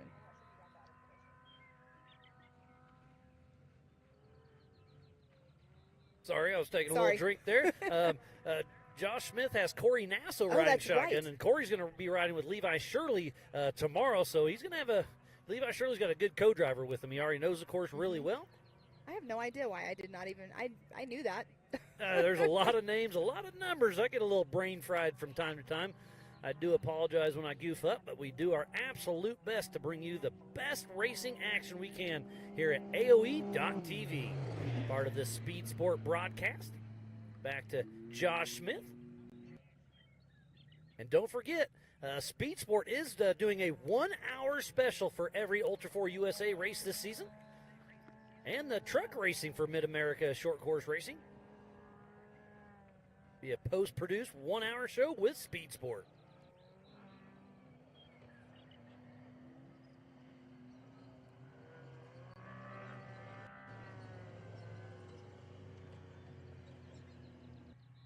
Oh, and look right there. Once the drone's lighting adjusted, it really shows how the terrain is changing with the shadowing of the sun going down. And do you hear that, Pan? The band's starting to check out. They're doing a little I'm like, sound check over there, getting all tuned in for tonight's festivities. We'll have our Mid-America Outdoors, sponsored by Jason and Gayla Robinette at 7 p.m. So I think it's already kicked off then. So we'll save some food back for the UTV drivers, but a lot of the other drivers are coming over, checking everything out, and then we'll have a live band. And then later on tonight, we'll be giving away those Laser Nut 360 wrap trophies.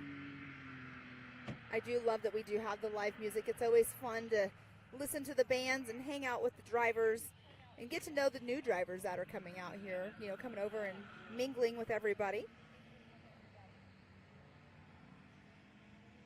But yeah, I heard them over there warming up when you were over here with Terry, and they were setting up and warming up.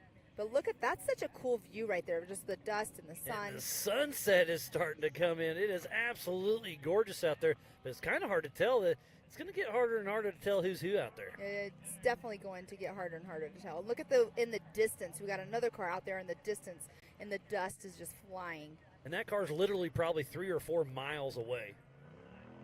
That's the 428 of Tony Polari out of Greenup, Kentucky with Bad Batch Racing. He's stoked for his buddy Jay Shaw, who's still out there running strong.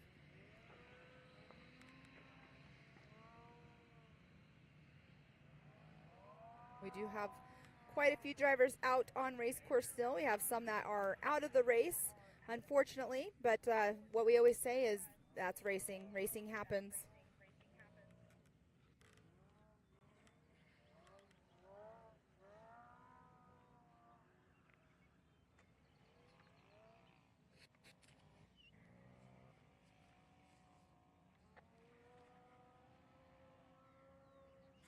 You can hear the motors in the background, and look at that, just hauling the mail. That is John Seaman right there going along that ridge line, and he is on the gas going over the Yukon launch. He actually had quite the incident last year at Sturgis, had to completely rebuild his car, and he came out and raced with us at Rush this year. He has his dad co-driving with him. Jason Watt is taking care of his prep and everything, and he has quite a fleet of cars that he's taking care of this year. So Jason's got quite the business. His cars are usually setting up there on top, but John Seaman out there with his dad out running the course. There's one of the Can-Am cars. Oh, the white flag is out. That is Jeff Bachman, I believe, that just came through with Dumpster Fire Off-Road. That's such a funny name. And the checkered flag is flying. And that's John Seaman right there coming through in the 6th position overall, but 5th in his class of the UTV Pro Modified. That's awesome. It's unofficial, but that is awesome that he just came through in that number 5 spot, because he's had some issues the past couple times. Like I said, he had to completely rebuild his car after Sturgis last year. Rush, I can't remember exactly what happened at Rush, but awesome to see him on the finish line getting that checkered flag out here today. Yeah, the race line start-finish will be one of our main cameras as the sun starts to set. But still, overall in the Pro Mod, unofficially, it's Kyle Cheney, Travis Solinger, and then Corey Willis. And then the stock class, it's Nathan Parker. And then Matthew Walraven and John Seaman are wrapping up the Pro Mod off the podium unofficially. We'll see how it all shakes out as we dot our I's and cross our T's. Looks like Josh Smith on screen. Oh, and look at that view right there. Chasing the dust, going off the Yukon launch. That is a part of our qualifying course. Oh, I love seeing them take those wide open turns, drifting around the corners. It's such a great view.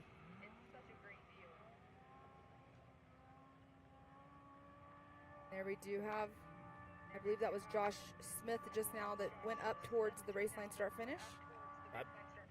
And he'll be grabbing the checkered flag, I do believe. He had those overheating issues earlier, but he adapted and overcame. I'm wondering if it got fixed or, fixed itself or something. Maybe stopped overheating on him, because he definitely, Abby was saying that he basically didn't have any power steering.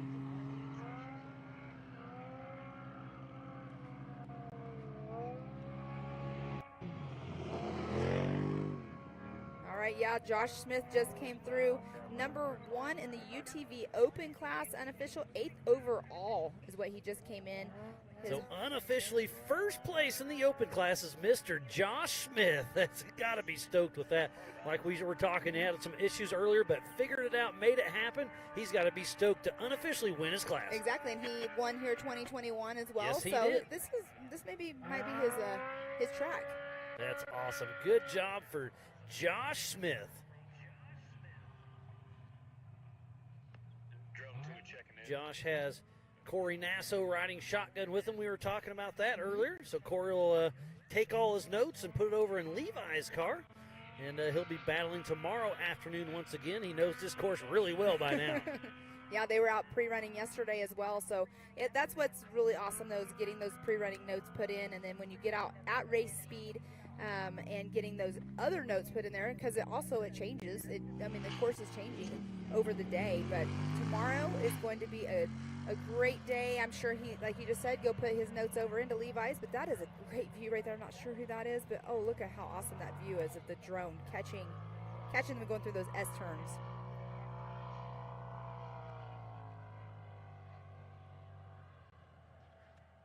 I believe that's the birthday boy of Nelson Sparks, with Darren Nelson riding shotgun. Oh, with Sparks Racing. Sorry, I'm so sorry. They came through earlier with that flat tire. And came into the Amsoil hot pits and get it fixed up. Yes. Not sure who that is behind, but good to see him out there running strong. Again, that's something where we always, we were talking about it earlier. If you run a spare and you're super close back to hot pits, you just, wait it out because it's faster, and usually you have to go in and re-rack anyways. But that's awesome to see him going strong out there, going through those canyon sections. Not too far out from us. I love seeing the two cars on the screen at the same time. It is absolutely beautiful up here in Broadview, Montana for the 2023 Amsoil Big Sky 200.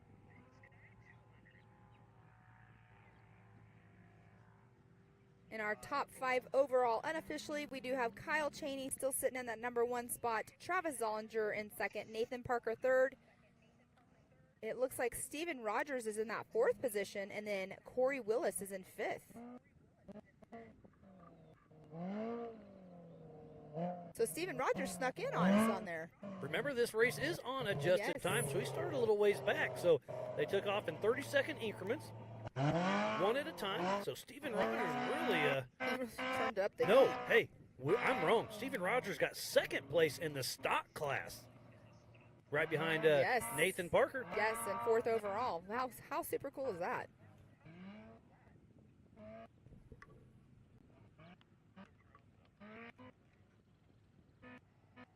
That right there going through yesterday was probably one of my favorite views. The grass, growing up between the tracks and everything was absolutely gorgeous. There's the 1951. We saw them come through earlier. They were broke. Came through, got fixed, and back out on course.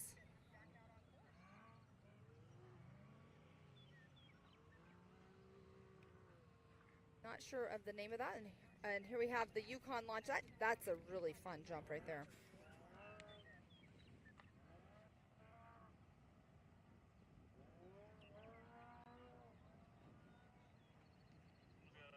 Trying to see the number on that car. as they hit the Brannick bump.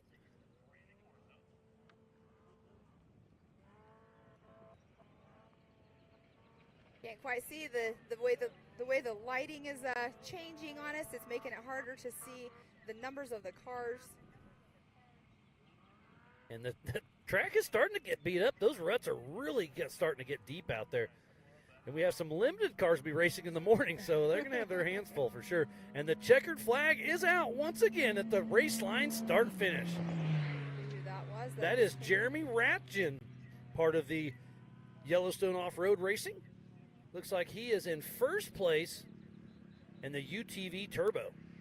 Josh Smith gets second place for your and first place for Ultra 4, unofficially. So Yellowstone Off-Road has 3 racers that have grabbed the checkered flag, and Ultra 4 has 9 racers that have grabbed the checkered flag. We have 12 racers unofficially finished this race.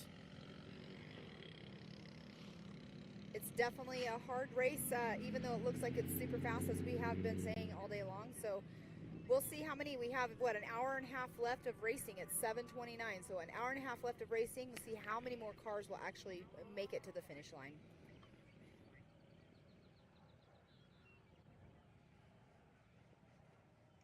And you can definitely tell the temperature change is going on.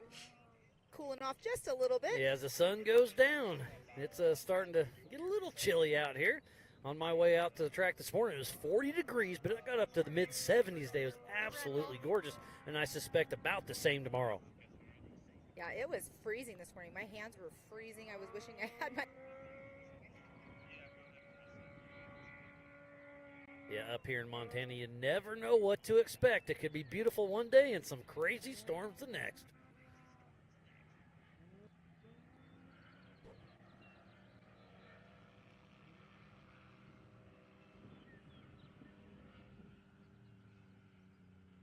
Next week, let's see what the weather's supposed to be like next week in Jay, Oklahoma.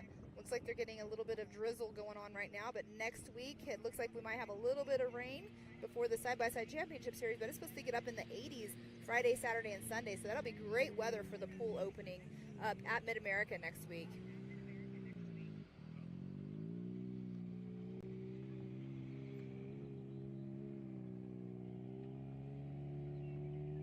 Sounds like they were working on the pool yesterday, but it looks like the checkered flag should be out for birthday boy Nelson Sparks, and there it is.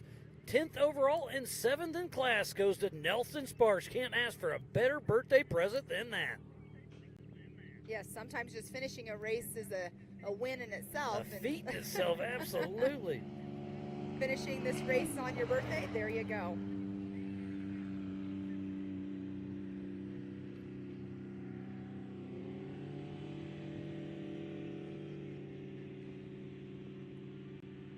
Remember, everything is unofficial until we dot our I's and cross our T's here at Ultra4 USA and Yellowstone Off-Road Racing. But it's been a great day here at the Old Cow Pie Motor Speedway on Warren Ketchum's private 10,000-acre ranch.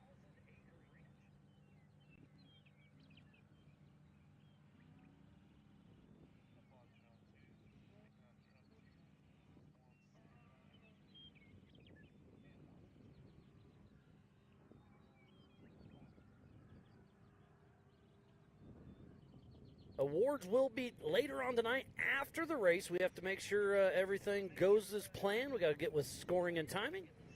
They will be recorded. We will not be doing live awards tonight, but we will do a record and do a little social hit with them later on.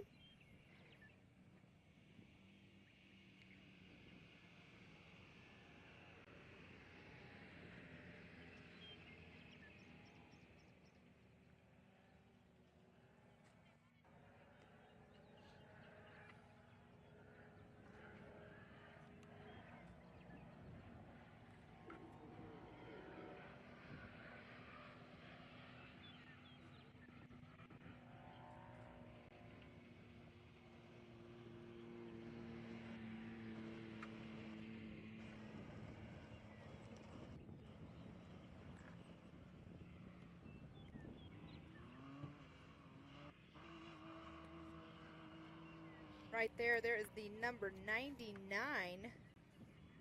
all prepared with their light bar on. That is Greg Williams.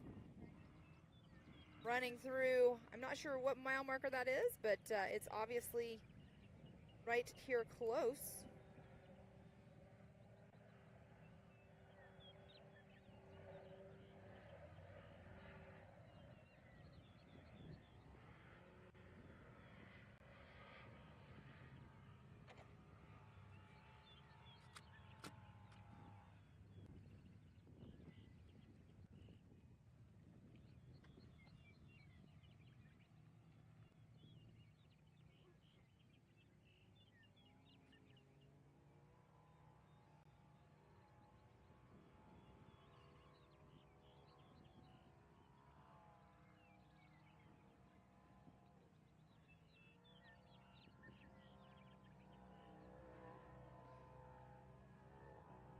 It's been a great day of racing here for the UTV race. For the Ultra4 USA, unofficial up front is Kyle Cheney, Travis Zollinger, and then Corey Willis in the Pro Mod. And unofficially in the stock is Nathan Parker and Steven Rogers. And then Josh Smith in the Open class. And for the Your Series, in the UTV Unlimited, it's Cody Williams. And then Josh Smith. Nate Thompson first in UTV Turbo. And then second is Jeremy Ratchin.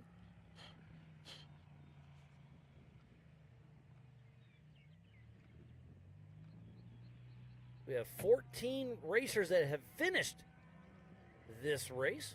160 miles of a lot of fun.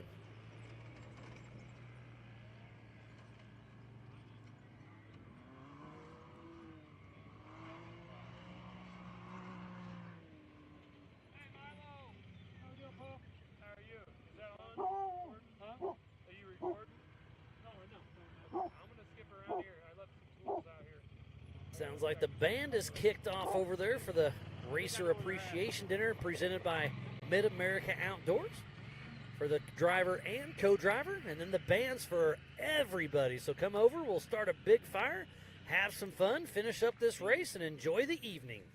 And then tomorrow morning at 7 a.m. Mountain Standard Time, the limited classes will kick off, and then 1 p.m. the unlimited cars will take off. So lots of racing yet to go tomorrow as the checkered flies once again for Mr. Paul Leash, who unofficially gets third position in the UTV Unlimited. Lots of fun today, but we're going to take a quick break and have some more racing yet to come tonight, and we'll wind this race down, but we'll take a quick break and be back after this.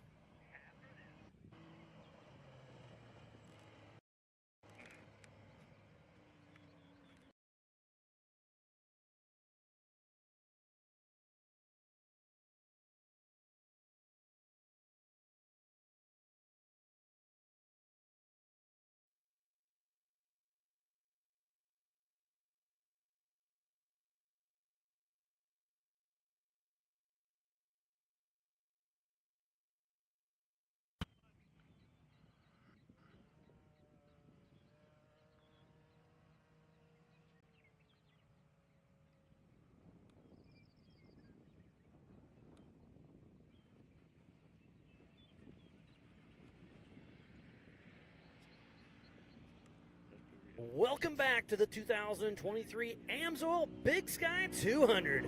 Another one heading through here in Broadview, Montana at the Old Cow Pie Motor Speedway. This is a joint race with Yellowstone Off-Road Racing. It's been a great day. It's been a great week. And we still have another full day of racing coming tomorrow.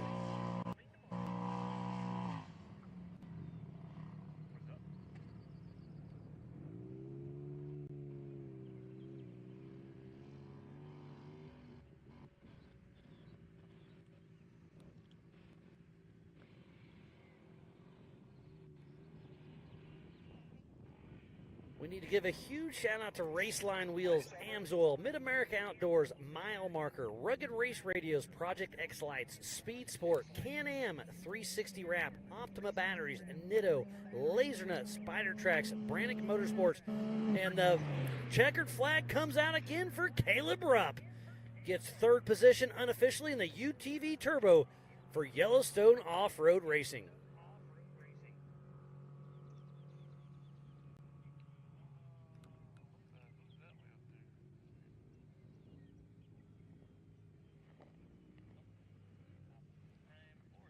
All right, so lots of updates from drivers and stuff. We got another update about Josh Smith.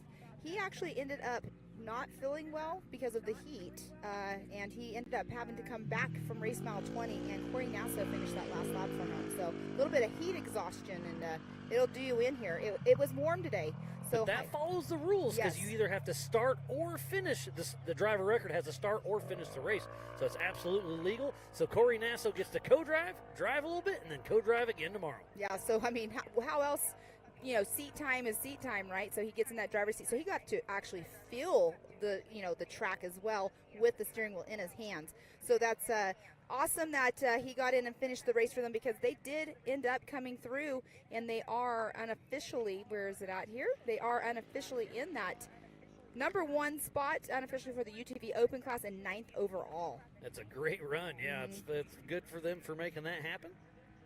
It's a bummer that Josh ended up with heat exhaustion. It's not fun having that, especially in a race car. He will be having to, get his stuff all cleaned up. We do have somebody coming through getting that checkered flag. Checkered flag is out and flying for Byron Starrett. Unofficial 3rd place in UTV stock for Ultra4 USA. So we're getting more and more finishers.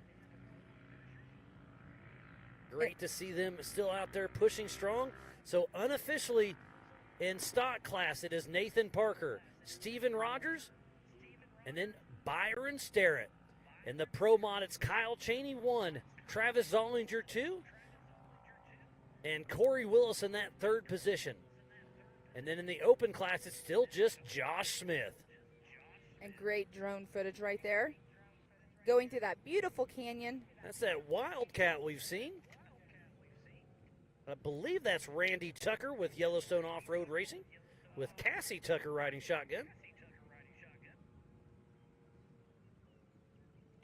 And the wind blades are still flying at the race line start-finish line. But the mosquitoes are coming out now, starting to get chewed up a little bit. Look at that bunny. Oh, cute little bunny rabbit. There's a lot of really He's cool starstruck. wildlife out here. He didn't know what to do with his hands. I'm just kidding. You know why? He doesn't have any hands. Yeah, It's been a long day, Miles. No, it has been. It's been a good day, though. I can't wait to do it all over again. I know. I would never change any of this for the world. It's been an amazing day today. I love it. It's been a long day, but an awesome day. Tomorrow's going to be just as fun. So a little bit warmer. Yeah, I'm it's definitely going to warm make up sure tomorrow. We But we were just talking about Josh Smith getting hot. Tomorrow's going to be even hotter, so that could definitely play in. The Unlimited car is going to do 5 laps compared to 4 laps, so it's definitely going to take its toll on body and machine. Well, and remember, he was having issues, and that's another thing that she had mentioned, too. Abby had mentioned that he was having to work so hard with his steering that played a factor in also, overheating as well. But to be able to back his win up from 2 years ago, he's got to be pretty excited about that. 2 years ago, we only had 1 UTV class. Now we've split it down to 3, so it's a little different, but hey, bragging rights are bragging rights. Exactly. The 2-peat on him there. And if we come back again, that would be awesome to see if he can, back it up. I mean, Kyle Cheney's been doing that at King of the Hammers with 3 years in a row. But look at that beautiful view of the terrain out there. We keep bringing that up because it's absolutely gorgeous out there. It is amazing for sure. And that is that number 15 Wildcat that you were talking about earlier. So Yellowstone Off-Road Racing has partnered up with us to bring us out here for the Big Sky 200. So let's give them some love too. Elevated Power Sports, Throttle Down Customs, Jim and Tracy's Alignment, J&M Tire, Askin Construction, Edlin Truck Parts, DRW Performance, Tractor and Equipment, and Metalworks help your put on all of their races.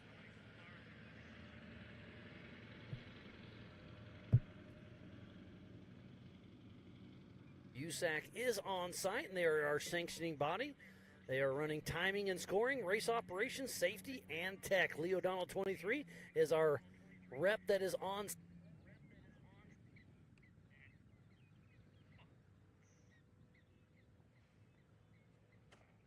Got a great locked off camera at the race line start finish.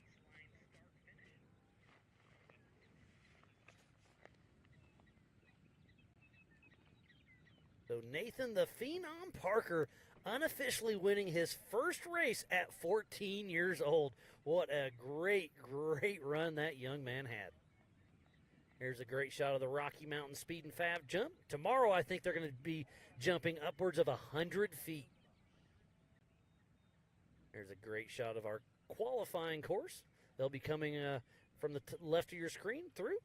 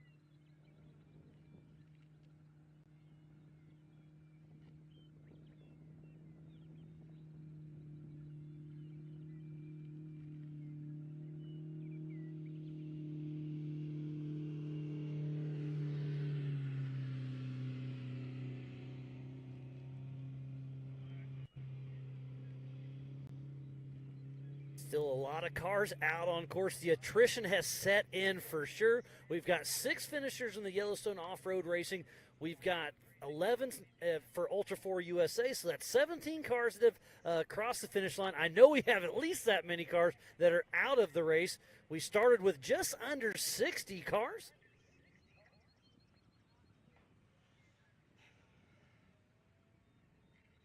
So tomorrow's race is going to be intense as well. Today's race was 4 laps, 40 miles per, so 160 miles of some of the gnarliest terrain here in Montana.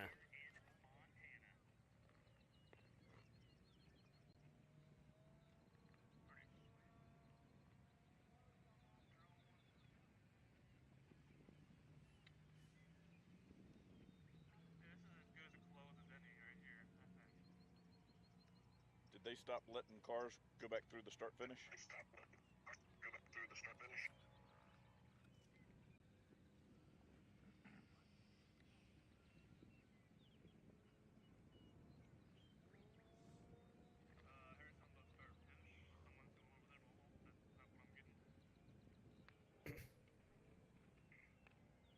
Can anybody hear me out there?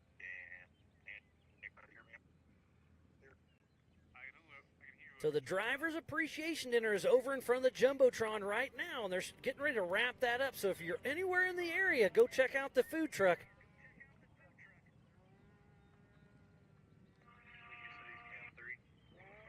Thanks again to Mid-America Outdoors and the Robinettes for putting that on. The live music will be playing this evening, and we'll have the fire going on for quite a while.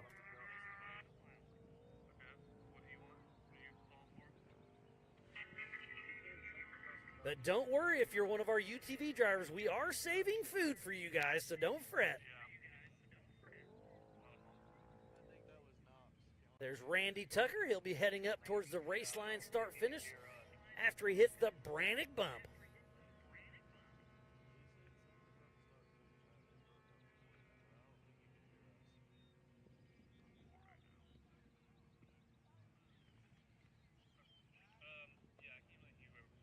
So I'm looking through my timing, and Randy Tucker still has another lap yet to go, so he'll be getting the white flag. So Randy Tucker has 40 more miles as the white flag is out.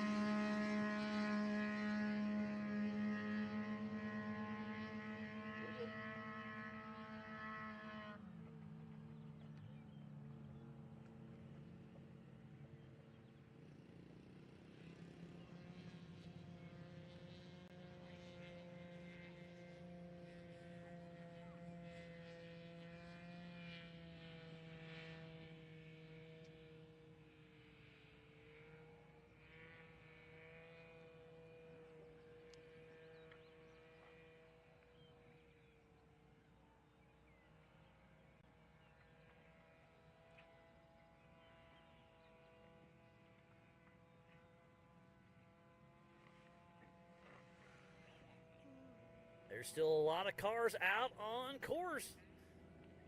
I believe they got about another half hour to an hour, depends on their timing, whether they'll let them back out. But technically the race doesn't end till 9 o'clock. We got about another hour yet to go.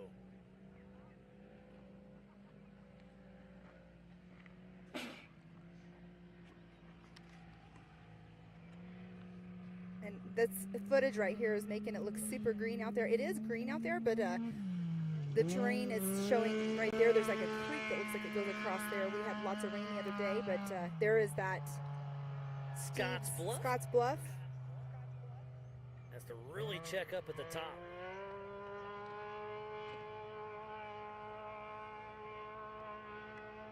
You can see our racers are coming on over here for the driver appreciation dinner. And the band. And the fire pit. The sun's going down. It's dropped about 15 degrees in the last half hour or so. I definitely had to put on another layer. But look at the big sky here in Montana. Thanks to Amsoil and Throttle Down Customs for sponsoring the Big Sky 200. Here's where they take that hairpin right-hand turn back down into one of those valleys. And the checkered flag is coming out. Let's see who it is. Checkered flag is out for Tyler Nelson. Unofficial 4th place in the UTV Turbo for Yellowstone Off-Road Racing.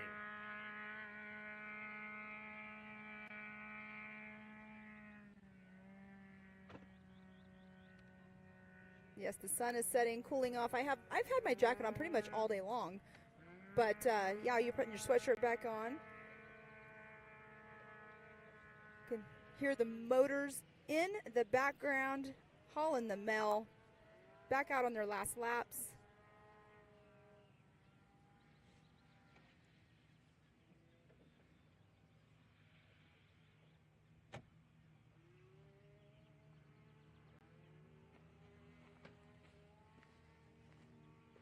All right, Miles is going to take a quick break, but we're bringing in a guest right now, Mr. Kyle Cheney. Amazing day out there. You're on a roll. Yeah, everything seems to be clicking off, and we've got a really good program this year. So, you know, I got to give it up to that. You know, it's got a good mechanic, good program, good companies behind us, and you know, it's been showing all year. We've been on the podium all year, and everything we've done.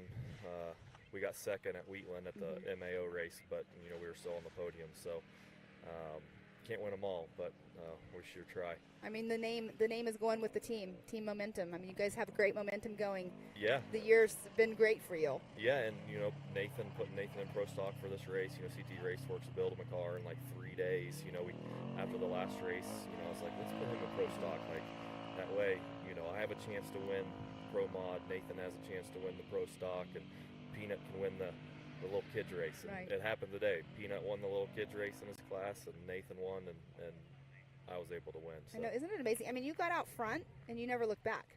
I just felt really calm. I knew overdriving the car today would be slower, so I figured a lot of people would overdrive today because the track was so fast. You really had to carry slow speed through the corners, but you didn't want to use too much brakes because I figured brakes were going to be a big issue today too. So it was just being smooth today. And, I was just hoping smooth was going to be fast enough. And every time I'd come in, I'd ask, what's everybody else doing? Do I need to go faster? Am I good where I'm at? And they said, you're good. Just keep clicking off laps. Yeah, you were definitely good. I mean, you got first place unofficially right now at a 10-minute 19-second above second place, which is Travis Solinger. So you had that much of a gap.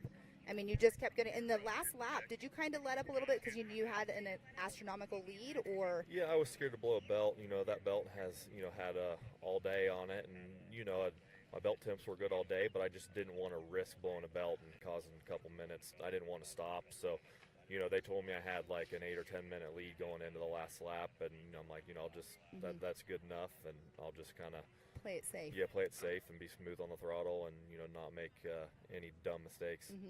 Yeah, it's kind of where you have to go with that. I mean, you are out there running such a great race, and we're all cheering everybody on, but we're just like, oh my gosh, you're on such a roll and cheering you on, going first place and everything, and the 1-for-1 every single race except Wheatland, and next weekend you're going to be coming out to Mid-America for the side-by-side race. Oh man, I cannot wait. I cannot freaking wait for next weekend to go down there. Like, we've done a lot of stuff to my car since the last round. Like, they've done a lot of stuff to the track. Like, the pool's open. Right. Even though I won't be in the pool. But I won't be either. I'm working. The pool's open, so no, I'm super stoked for next weekend. Like, I'm racing back to back, and I got to go from there to Anago for the first champ race, and then get ready for Visions. It's just we've got a lot of racing going on this year, but I am super excited for this next weekend. How many races do you have on your schedule just for you this year?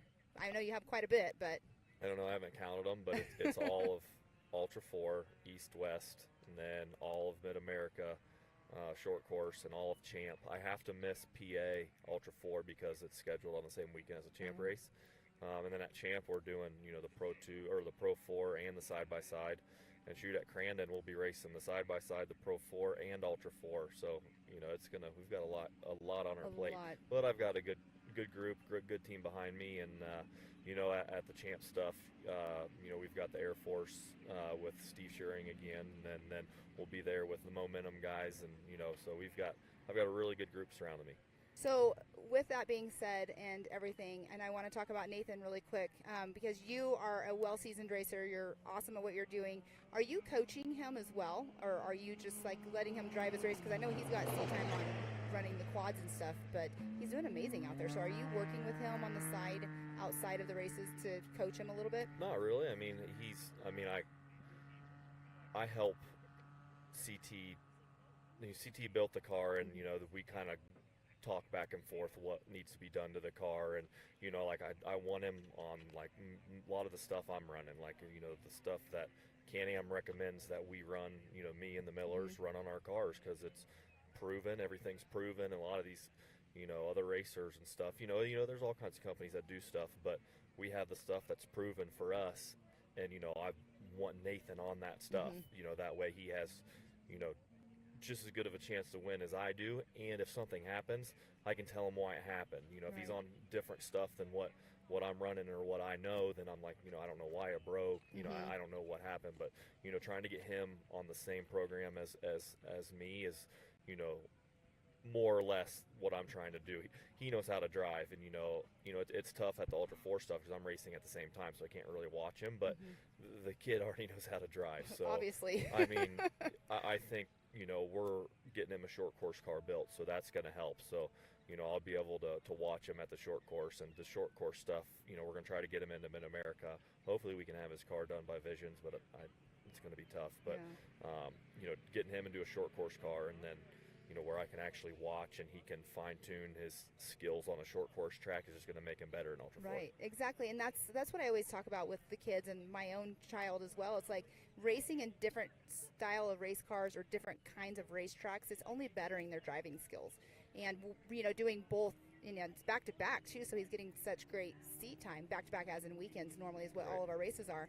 So it's awesome seat time, and it's embedding into his brain. And I mean, he's a great driver. Like, I'm a huge fan of watching him drive. I saw him last year at the Labor Day weekend at Mid-America on the quads, and I knew about them, but I wasn't like didn't know everything about like what he's doing. I'm sitting there watching him. I'm like, oh my gosh, my kid. I don't know if my kid would get out there and do that, but it's awesome. But yeah, I want to ask you too about the racetrack. So it looks like it's getting pretty ate up out there. Could you tell a difference from the beginning, your first lap to the last lap, of any of like the ruts getting deeper or getting? Were you rubbing your belly at all on any of them? Because yesterday I know I was when I was out pre-running it myself. But did you see any track changes out there? Yes, the sand sections and the washes definitely got rutted. But we kind of figured that was going to happen. But all the top trails, like along the ridges and everything, they stayed about the same. Some of the corners got a little wider. People started squaring off the corners a little bit. But other than that, the track got a little wider, and then in the bottom, in the washes, definitely got rutted out because it's sand. But it wasn't anything crazy. We've definitely dealt with worse. How was it in the areas where those springs are, the mud? Was it still like a little bit of the mud, or was it pretty much gone? Everything was dried out. Nice. It's so big here, and windy. The wind goes everywhere. I mean, I thought there may be some mud here, but because it rained, the other day, but this place dried right out. Yeah, you've never raced here, so you didn't race. Obviously, you didn't race here in 2021. So, what did you think about this track? It flowed really good. It was super fast. Like if I'd known what it was going to be, I definitely would have changed my setup before I came. I'd have done a few things different. But that's the good thing of having a good car. The car's good almost no matter where we go. We've got Gary and G-Force and Pete that do my shocks, and it doesn't matter where I go, they work. So we just got a little fine tuning for each track. So it's always good having a setup that works everywhere. You can just fine tune it when you get there. So but no, this track was awesome. It flowed really good. It was super fast.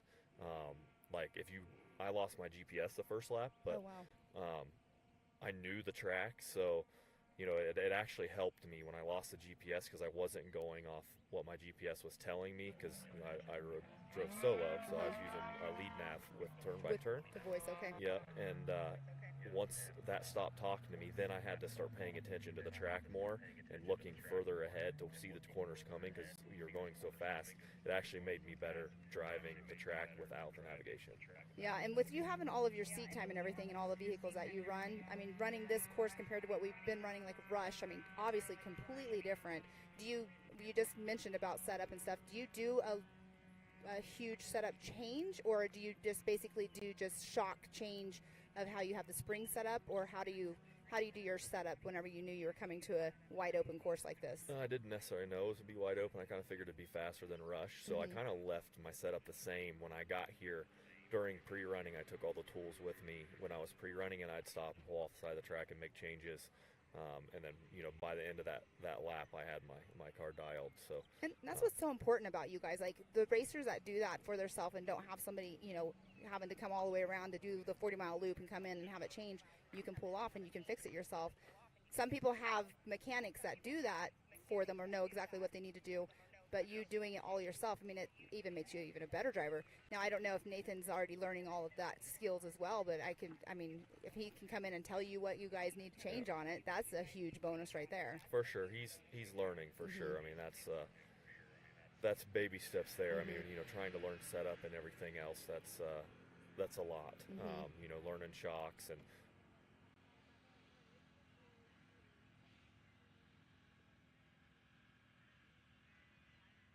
hello? Oh, there we are. We're back.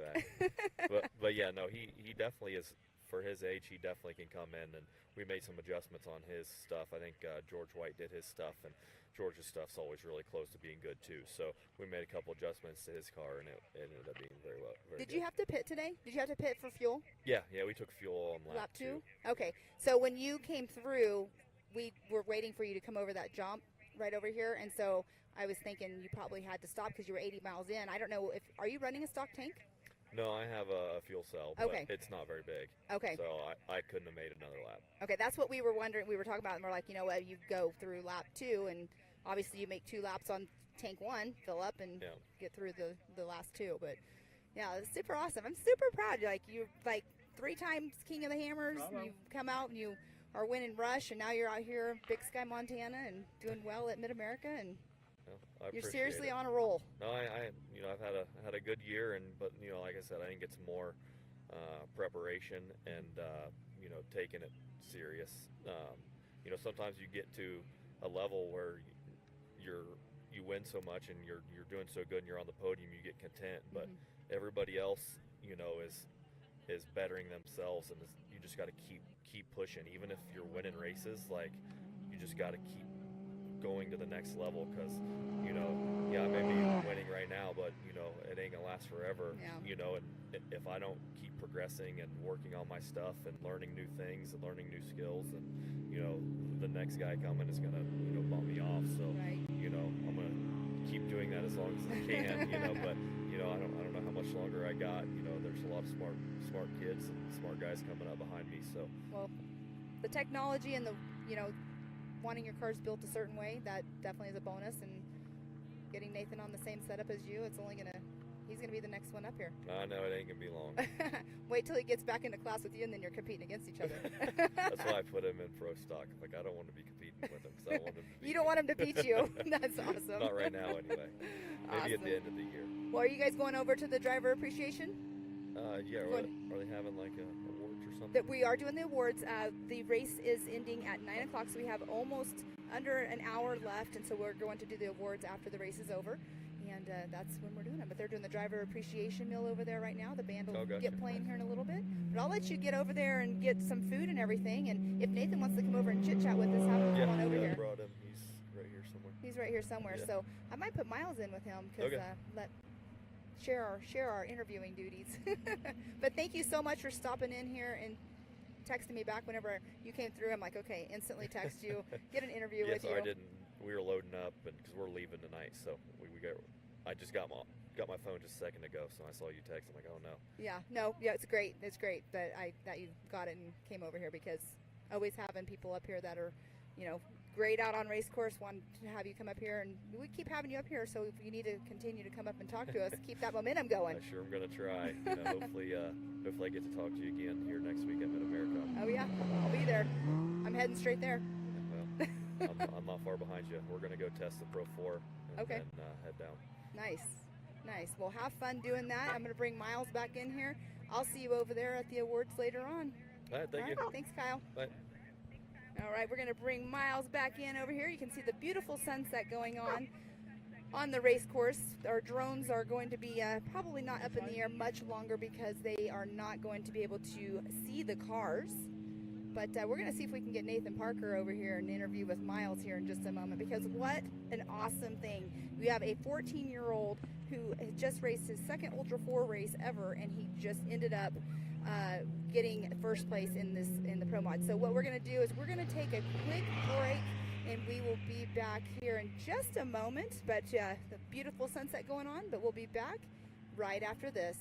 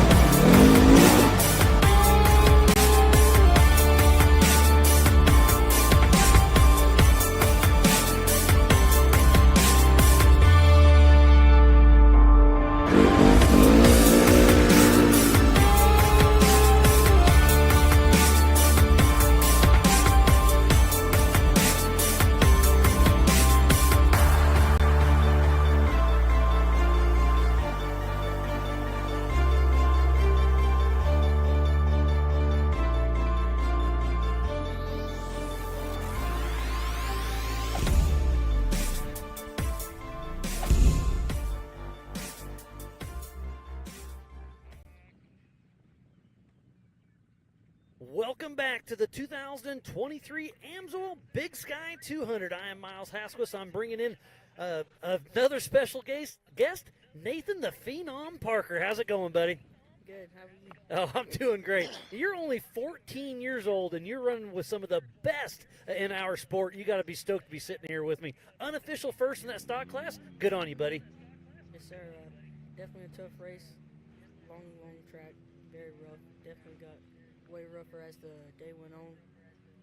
The last lap was definitely real slow for us, but we were able to push through and make it all the way around. And you made it happen. It's just so cool to see. You've got your whole team out here. Well, you just interviewed Kyle Cheney, one of your teammates with Team Momentum. You got Brian over here, keeping everything running right. And it's just, I'm stoked for you, man. This is a stacked field. There's a lot of fast guys and gals out here, and to possibly get that first spot, it's amazing. Yes, sir. It was definitely exciting for us for it to be our second Ultra4 race. Definitely excited to be on the box, be a top contender for these races. So what grade are you in? 8th. 8th grade. And you had to take a few days off of school to come out here, yes, but sir. I'll bet you can take a trophy home, show your teacher. She's going to be all right with it, right? Absolutely. It's great to see you out here. I mean, the future of our sport, you're here. You're following in. I mean, Kyle Cheney wins almost a little bit of everything, and to be following in his footsteps, being mentored by him has got to mean a lot to you. It does. He's definitely the best in the sport right now. Definitely learning a lot from him. Way to set the car up, way to ride the track. It's definitely making me a lot smoother around the track also. Definitely helped me a lot today. And you had Ed Reevy riding shotgun, right? Yes, sir. All right, and he kept you kind of honest. So it was fairly dusty out there today. Was it a huge help having that co-driver help call some? It definitely was in the dust. A lot of the corners coming up fast, running through the middle of the field. I think we hit 100 today. You did hit 100. I was guessing that. That's awesome. But a lot of the corners, they come up real fast, and definitely him calling them out definitely helps. We overshot a few of them, but we were able to get back on track. Did you have a favorite part on the course out there? I like the qualifying loop. The qualifying, get those two little loopy jumps and keep running. I love it. Yeah. Did you have a least favorite part? Was there a rough spot out there you were avoiding? The valleys are a little rough, it's a lot of turning through there, but they weren't too bad. Yeah, nice. And I assume you saw quite a few cars broke down on course, and you were able to keep yours moving. There was a lot. I know we saw a lot of the fast people out there broke. Paul Wolf was broke. Jay Shaw broke, and then we saw Corey Willis, and we saw Cole Clark. He was flipped over, so we flipped him back over, and then you actually stopped and helped him.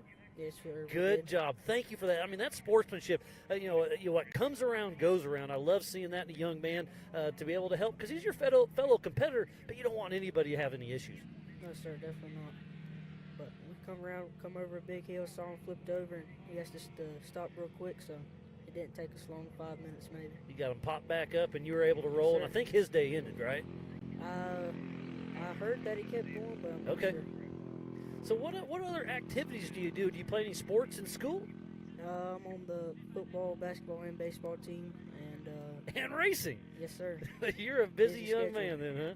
Oh, and I'm also on the hunter safety shooting team. Oh, good for you. Doing a little bit of everything. I like yes, that. Sir. What's your favorite thing? Sports, racing? What is it? Racing's definitely my favorite. Racing's number one, huh? Yes, well, it looks like you have a bright future in off-road racing, especially with us here at Ultra4USA. I definitely hope to make all the rest of them this year and do it again next year. Probably. Yep, I can't wait to see what happens. What's your next race? You come to think Visions? All good. I think it is Visions. Nice. Well, that's only in a few weeks, so I'm gonna let you hop off. Go enjoy your time off at the Racer Appreciation Dinner. Nathan the Phenom Parker, you're earning that name, buddy. Thank you. All right. Well, thanks, Nathan. I'll let you step off. I'll bring back in Pam.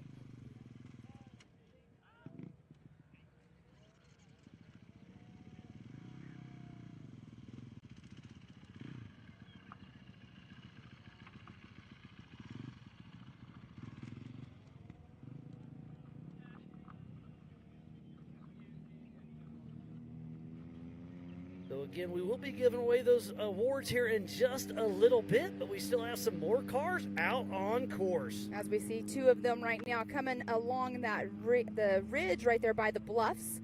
So they're getting ready to enter into that qualifying area. And there we go. I can't quite see exactly who that one is right there. Miles, can you tell who that is? It's a Yamaha.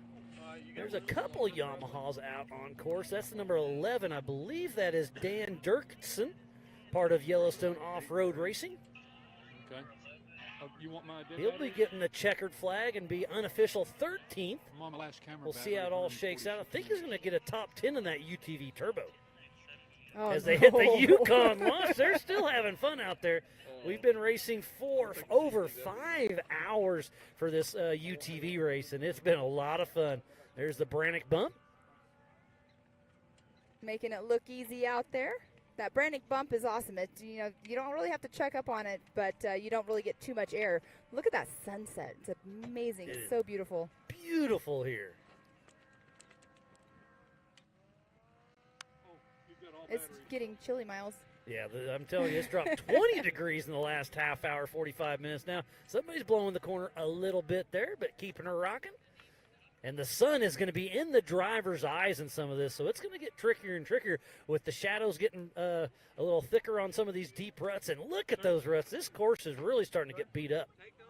Yes, it is. And I was actually talking to Kyle about that. I was wondering, if it was getting bad, but he's saying that up on the ridge lines it wasn't changing too much, but like in the rut areas and in the little sandy wash areas, it was definitely changing, getting deeper rutted out. And here's somebody coming through to get that checkered flag right now.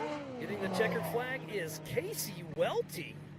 Looks like an unofficial top 5 in the UTV Unlimited. And then Dan Dirksen grabs the checkered flag as well. So back-to-back your finishers. It's been a great race with Yellowstone Off-Road Racing with us here at Ultra4USA. You can see there the sun is starting to sink.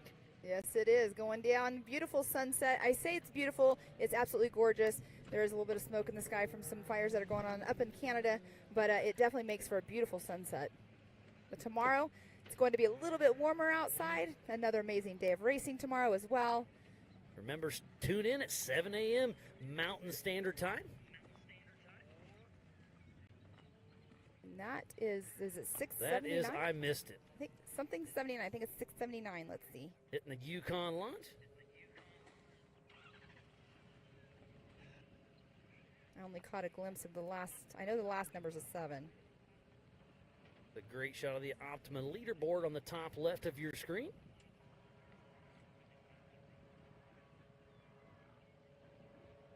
It's pretty cool how that was out of focus and went right back into. I like this kind of cool. The sun's starting to mess with our cameras out there, so we only got a little bit of daylight before we have to start pulling our cameras off. Looks like that is Cody Pitchell, number 975. Part of Yellowstone Off-Road Racing. He should be grabbing that checkered flag here momentarily for hopefully an unofficial top 10 in the UTV Turbo. Wow. It's breathtaking. It is beautiful here. It is so wide open. On the drive out here from Billings, Montana, it takes about 40 minutes, and it's just a beautiful drive. That it is. That's number 600. Yes, it is. That is going to be Jacob Shade with Brandon Randall riding shotgun. And the checkered flag is flying at the race line start-finish. And that consistent wind has been going away from the hot pits, which I'm sure they all appreciate that because it's never fun when it's coming directly towards you. So, Pam, let's do the overall for Ultra4USA. Overall, first place, Kyle Cheney. In second position, Mr. Travis Zollinger. Overall third, Nathan Parker. And in that fourth position, Steven Rogers. Fifth, Corey Willis. Sixth position, Matthew Walraven. John Seaman. And Tony Polari. Joshua Smith. And Nelson Sparks. Byron Sterrett. And Joe Gould. Aaron Lynch. And Jacob Versey just finished, so great job there. Now we'll switch over to the Yellowstone Off-Road overall. In first place is Cody Williams. In second position, Nate Thompson. Joshua Smith in third. And Jeremy Rathen. Paul Leach. Caleb Rupp. Tyler Nelson. Barry Schaefer. Joe Gould. Oscar Earland. Lance Horst. Logan Yates, Dan Dirksen, Cody Pitskill, Casey Welty, and Jacob Versey. So we've got 16 finishers for your. We have 14 finishers for Ultra4 USA. So that's 30 finishers. We've got half the field that just finished this race. I was wondering what the attrition was going to be. Yes, and it is still unofficial until the race is ending. But yeah, that's an amazing. We do have a lot of cars out there that have finished. We have a lot of cars out there that have had issues. But it's been an amazing day for them. And the ones that have already came in and finished and are on the box are super excited. Oh, they got to be stoked. Like I said, we got to check the timing with all that. Dot our I's, cross our T's as we're watching Jacob Shade make his way through this 10,000-acre private working ranch. This was homesteaded many, many years ago. There's a really cool little landmark out there. There's a lot of cool stuff out there on this property. There is a lot of cool stuff. I have to say my favorite part is Dead Cow Corner. There's a lot of cooler stuff out there than that. I'll promise you that, Pam. I saw a lot of cool stuff, but it's really cool to see, like, I don't know, it's just weird. It's like a boneyard for cows, but it's super cool. It's a little iconic landmark out here.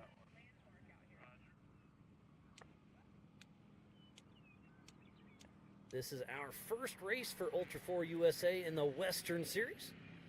We are off our first Eastern Series race we had just a few weeks ago in Rush, Kentucky. Rush was fun. Day one, though, I mean, we had dust on day one. And then mud on day two. And here it's just been dusty, and it looks like it's going to be a beautiful day. This morning, the dew is actually out, so that helped for the first little bit this morning. There's a great race we have. That is Jeff Bachman that just blew that corner as he had to check up for one of the, I can't tell who's in front of him, but you can tell that Dumpster Fire Off-Road Bright Green Machine making their debut race with their new team. I was trying to see if I could see that number. I can't remember that car number because we have called it a couple times today. But trailing along behind, this is when you're on the. This is when Jeff's probably on his horn. Hey, I'm behind you. You know, I've caught you. Time and to look pull at that. over. He's looking for a spot to pass. Sees that big rock, hops right back on course. And this is where you have to be a little bit patient and or get on that horn a little bit louder. That is the 4997 of Jacob Winter that is in front of him. And look, Bachman's getting right on his tail. And does Bachman? No, it almost looked like he had a right rear flat going on, but he does not. But here's an area you can see right there. He pulled over, let him go by. The sportsmanship right there of our racers. If you know you've gotten caught by a faster car, just pull over, let them go. Let them around. Common courtesy. There's one of our camera operators in that white truck, keeping everything, all the action coming to us. I love seeing their roost whenever they go into those corners, but that's where it's getting soft and getting rutted out. I'm sure he'll make another one right here because you can see how the wet dirt underneath is what's showing because they have just rutted out those corners so much. And this was only with 60 cars out on course. We still have a lot more racers yet to come. With bigger tires, more horsepower. Unlimited tires, unlimited horsepower tomorrow afternoon. We have some unlimited trucks racing with we have the 4400 Unlimiteds racing with us. It's going to be a great, great showing.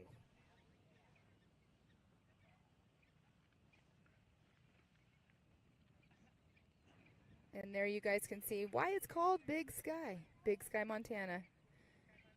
And there we have, that is the 600 again right there. That is Jacob Shade, part of the Ultra4 USA, racing in that stock class.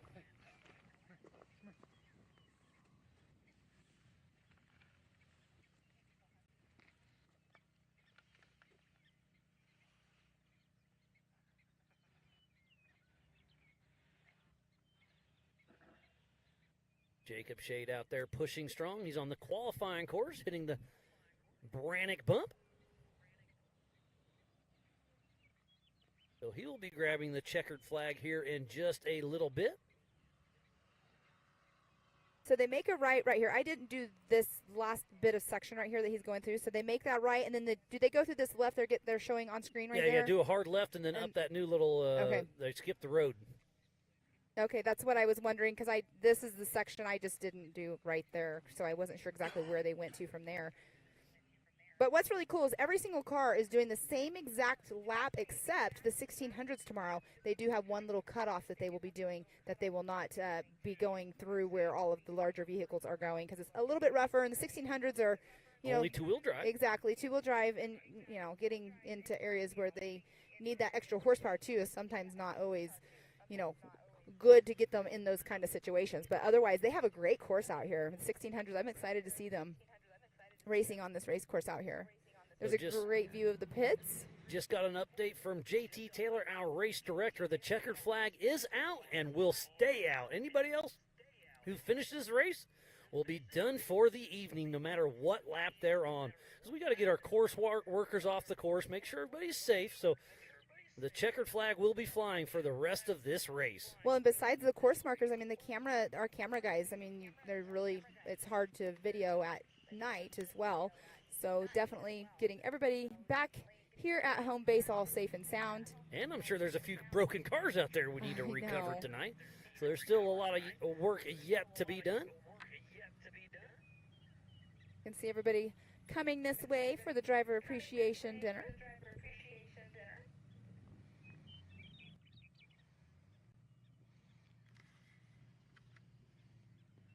I'm ready for the campfire. Yeah, it's going to be nice. The awards and the campfire. The awards are so much fun to always do at the end of the day. Back to the race line start finish.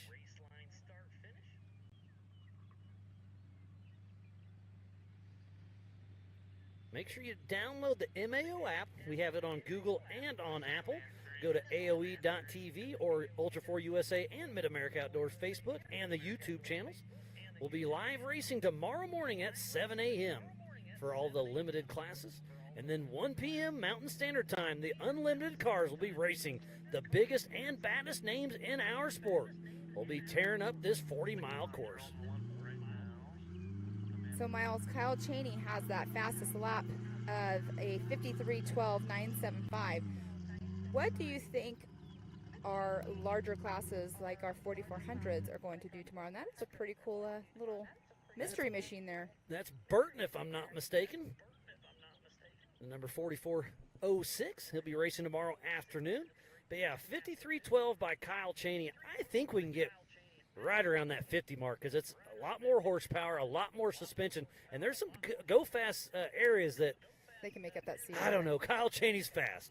And again, I mean, he had fastest lap, I believe, if I remember correctly, at Rush over the 4400s. But we got tight trees and stuff there. But here, there's a lot of tight sections as well for these larger cars being wider. So it's a toss-up to. I don't know. I think it'll be close. I think it's gonna be close. I don't know which way to go, but I do think with Paul Horschel, Bailey Campbell, Cody Addington, and the list goes on. We have a few of the TT Unlimited trucks that are racing with Yellowstone Off-Road Racing. So it'll be fun to see, bragging rights to see who can beat who out there. But Paul Horschel's new machine is an absolute work of art. He debuted that a year and a half ago at King of the Hammers. IFS, IRS, it has rear steer, Fox live valve. It's an absolute work of art. Yeah, it's pretty awesome watching him out on the qualifying course this morning with it too. I mean, he was just hauling the mail, but it's going to be. I'm excited to see what the lap time will be, but I'm guessing it'll probably be around the same in my books. But we should start doing side bets. We always talk about it, but we never do. I'd hate to take all your money. Because you're usually within a second or two. Depends on the day, but I get lucky. I get better at the lap timing. But yeah, you're usually pretty right on. Thank you to Speed Sport for our official broadcast partner.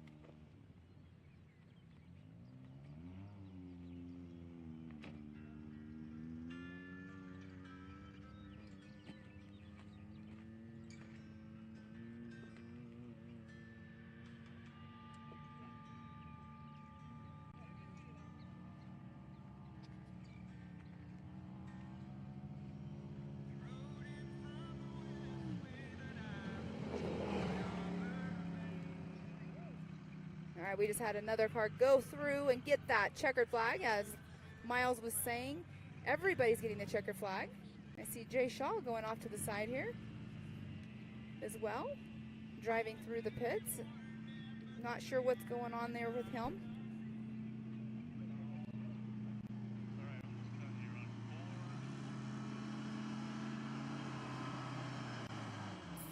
So Miles is going to step out for just a few minutes. We're going to bring in somebody that is out in our pits. She's been out with us. You guys have seen her on the camera today. Miss Erica Allreed, you have been out there all day long taking notes after notes after notes. Welcome to our booth, and I'm super excited to see you here. How are you? Thank you so much. I'm doing great. Today has been absolutely amazing. The racing that we've seen is truly second to none. It's been great out on course today. Yeah, so give us an update, because I know you have lots of notes. So give us a little rundown of what you have here, because we were talking earlier and you were like, I have some tidbits that I haven't heard, because you've been out doing your homework while we're sitting over here at the desk. So give us some updates. I mean, it's hard to talk about today's racing without talking about Kyle Cheney. I mean, obviously he is completely dominant. He's won 3 consecutive races in Ultra 4, but I think it's so cool that he is racing all of those different series, but is still joining us for a majority of ours. I mean, wow, what a lot of racing, and I can't help but think all of that track time is just going to make him even faster. Right, and seat time is seat time, right? He's getting a lot of seat time. I asked him when he was over here after he finished the race tonight, I asked him, I said, how many races do you have on your books? And he's like, I haven't even counted them up. So, I mean, he was saying he's got race after race after race. So it's like racing between Ultra4 USA, racing between Mid-America Outdoors and Champ Off-Road. So it's like he's got all these different series that he's racing for. That's a full schedule in itself. Absolutely, and I feel like we can't talk about the triumphs without the tribulations. So unfortunately, Paul Wolf, I know, that one had me gutted. I feel like since he had that brand new car in Rush, he said that he didn't have a lot of time to test and tune and set up the car before race day. So a lot of that was done at the course. So he was really hoping here that now that he knew the car, he was comfortable with the car and was able to run it at race pace, that he would be able to do that at the beginning of the race. But unfortunately, chaos ensued soon after. But thankfully, he's got a redemption round tomorrow, so he's got another shot at this. I mean, I think he's going to come guns a-blazing. Exactly. What did he do today? He got seat time, he got more track time, he got track time at speed. Great pre-running is what we always, kind of call it when they're racing in different classes. Great pre-running. But he has also been one that last year coming into Ultra 4, he was racing every single race in the UTV class and the 4400, and then again this year he's doing the same thing. So he's definitely one to reckon with out there on the race course.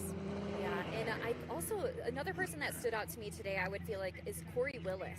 I thought he did a great job, and I was able to chat with him last night, and I was asking him about his strategy, and it was actually kind of funny that his strategy was completely different than other people. His strategy was simply just to catch up and give Kyle Cheney a run for his money.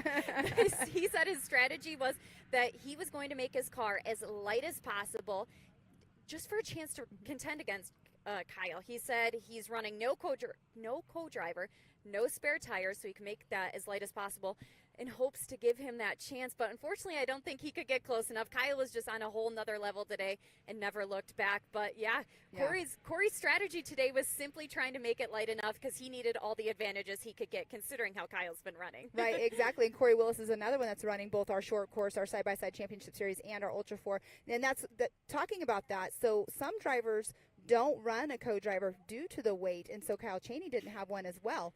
But what's awesome about that is you're saying, he didn't run the spare tire as well. Sometimes drivers only do that kind of stuff during qualifying because you want your car as light as possible and fast as possible, right? So it's just everybody has a different strategy for race day. Absolutely, and he said he's got to risk it for the biscuit for this one. He said he wasn't taking any chances, and he really needed to do all of these things to try and kind of finesse getting close enough. Right. But unfortunately, even that wasn't enough today. Yeah, unfortunately. But, finishing up here in the top 5, I mean, that's what's awesome is he is up there. Let me see here. Yes, in that top 5, but in 3rd position in the UTV Pro Mod class. So, good day for him. I would say, to say the least. So yeah, that was pretty cool to see. Yes, for sure. Did you get a chance to speak with Nathan Parker as well, or okay? Oh my gosh, I cannot believe that was another incredible story. 14 years old, only his 2nd ever Ultra 4 USA race, and he completely makes a name for himself. Right. My word. Right, exactly. I know. And I was asking Kyle, I'm like, are you mentoring him? He's like, he can drive. So, I mean, he obviously showed it, and he proved it today out here, racing out here with all these veteran racers and these seasoned racers that have been racing for years in so many different racing series. And he's coming out here, and he's giving them a run for their money. Absolutely. And the fact that this is only his 2nd race, I'm curious to see what he can do with a season under his belt. Right. If that statement was made today, what can he accomplish by the end of this year? Right, exactly. I mean, I've watched him race in the mud on the quad, so that's how I started watching Nathan Parker. But seeing him out here with the Ultra 4 USA, it's pretty awesome to see. Such a young man, he holds himself very well. He's very well mannered, and it's just, you can tell that he's out here to have fun, race, win, and also just, make new friends and everything with everybody. It's pretty cool. Absolutely. And I feel like another person we have to talk about is Zach Pollard. After chaos ensued in Rush, Kentucky, he had to throw together a whole new car just to be able to get here. And he said he did it within about 3 days. So in Rush, he literally was passing a guy and hit a tree, knocked himself out, broke his seat off, bent his steering wheel, broke the frame down the center, wires are severed, car wouldn't start, so he had to get crafty to get things back going and did 2 laps with a broken arm. So the fact that he was able to come back out here today, he finally got a car ready. He literally said, everybody thought he was possibly out for the season, but he got it together, and he said the East Coast Cowboys are coming. That's exactly right. He actually lives in North Carolina, I believe, so I didn't realize he lived that close to me, but that's breaking your car in half. You have to hit a tree pretty hard. But I would say so. Last minute, he posts on his social media, you guys thought I was out, or whatever he said, something similar to that, and it's like awesome to see that, we came together. I know that they were looking for a car for him and everything, and he got it together. It looks exactly like his other car because, you want to keep your theme going, but that's awesome that he got back out here this weekend. Yeah, absolutely, especially after all of that. I know. So you were down doing some, obviously getting all these notes for everything. How was your day out here? This is your first Ultra 4 USA race. Well, no, you were with us at Legends of the Fall last year, but being out here at the regionals in Big Sky, Montana.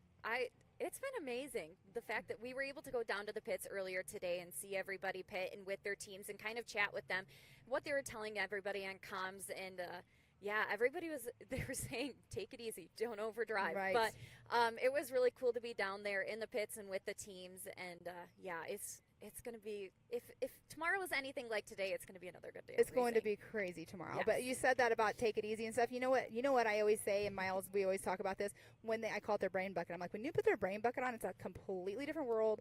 They're all about racing, and that's all they're thinking about is getting to that top spot. Absolutely. And for some, that's all they're thinking about. But for others, kind of like John Seaman, in Rush, Kentucky, he was just happy to finish the race. Like a lot of these guys, like heat exhaustion kicking in, everything breaking. A lot of people are just happy to simply finish the race because of how treacherous it is out there. And like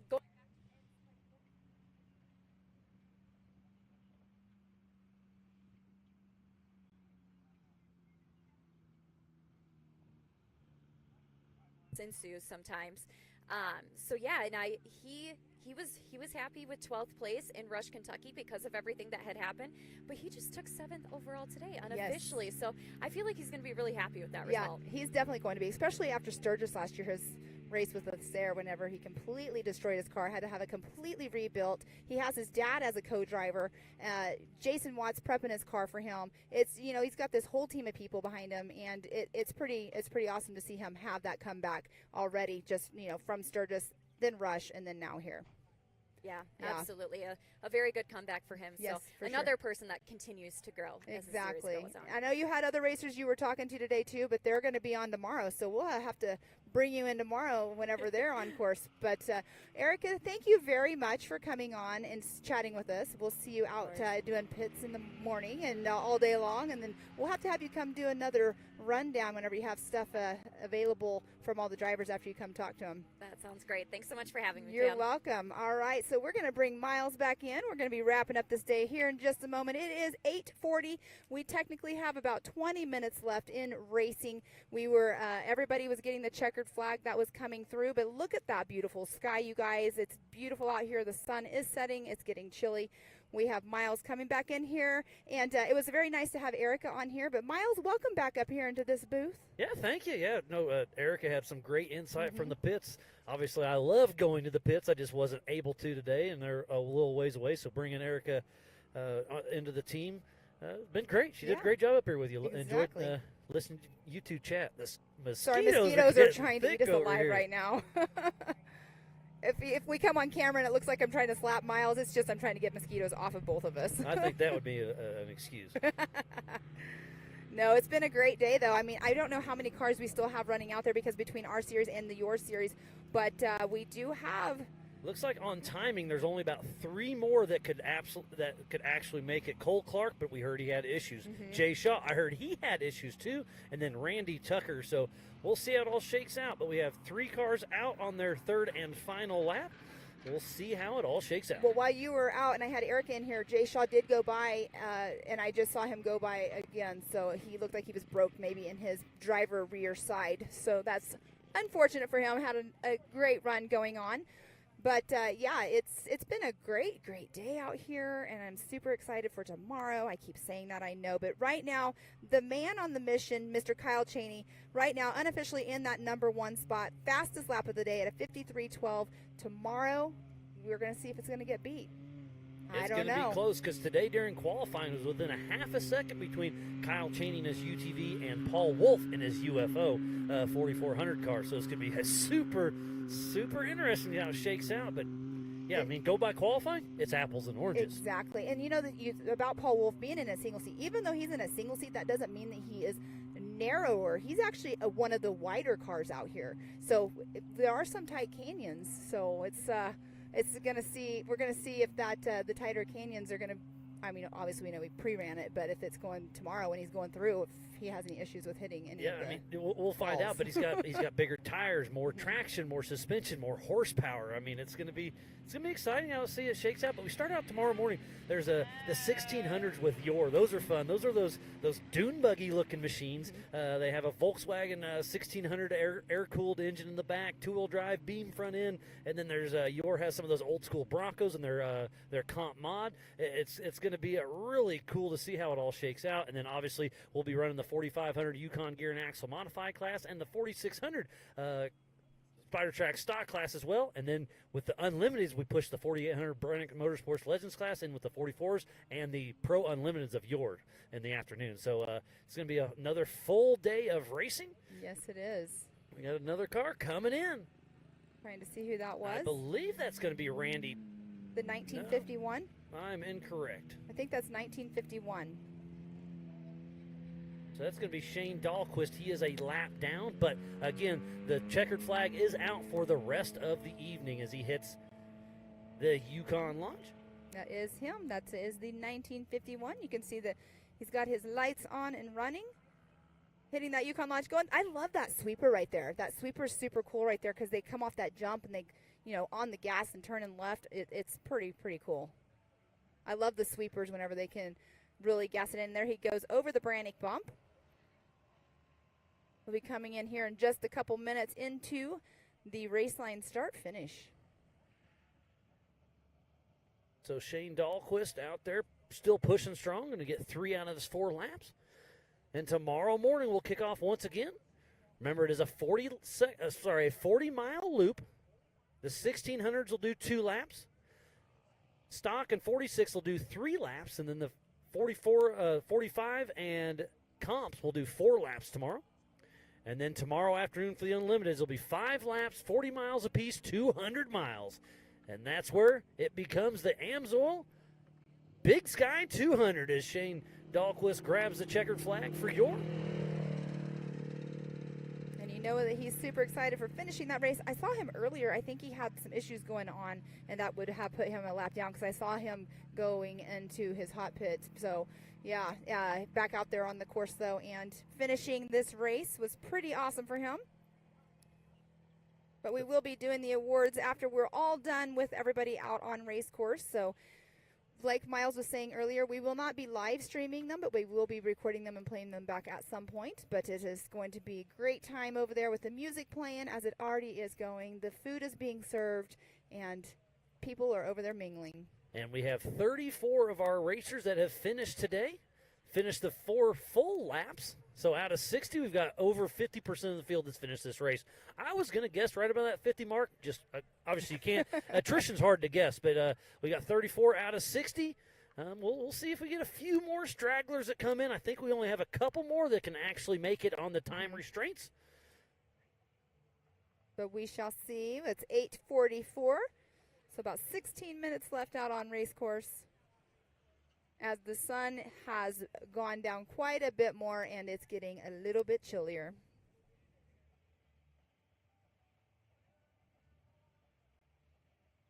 It's dropped down to 60 degrees.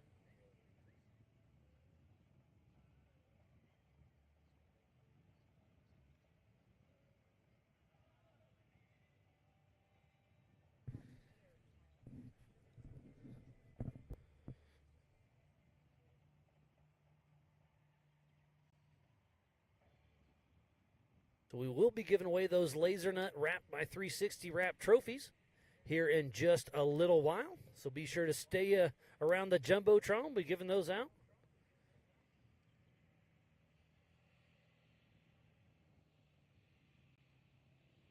I think we have one more car that could officially finish this course. We'll see how it all shakes out. Haven't seen the lights and the dust or anything. I was able to see, Miles, at one point before all of our drivers are coming in here. I could see at a distance the cars coming through with their lights on. But, yeah, it's going to be awesome if this last car gets through the finish line before the cutoff time.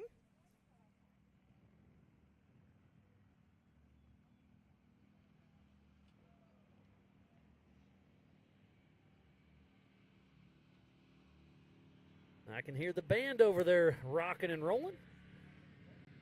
The crowd is starting to grow. The fire got lit. So the appreciation party is well underway there at the Ultra4USA merchandise trailer.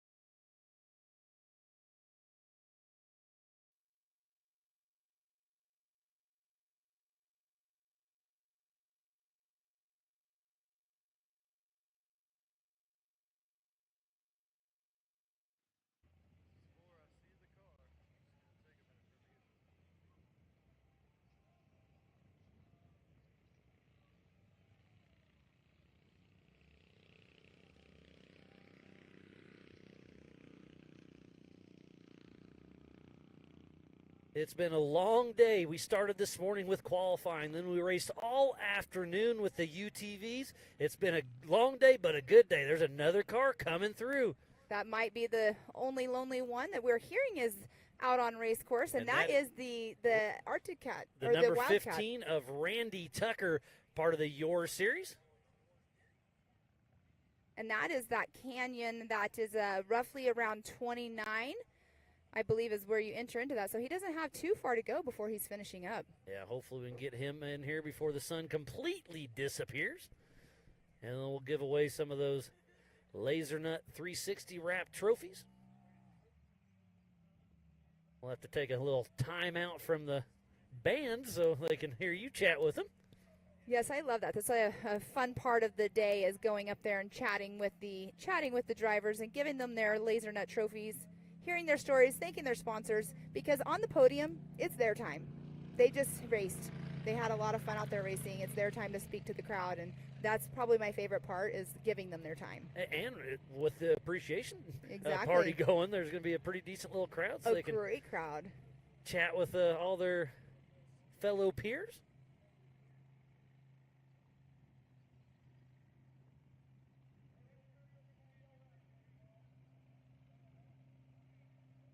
This is the season opener for the Western Ultra4 USA race.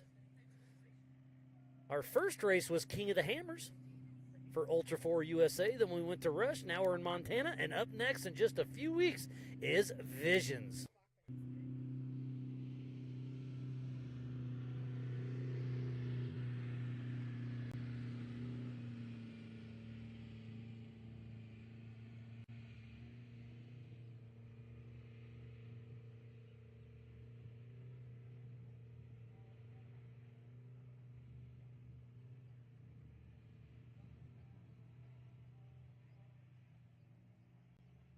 So Randy Tucker still running along. He's got about 11 minutes before that before the race line finish closes. So the start-finish line closes in 11 minutes.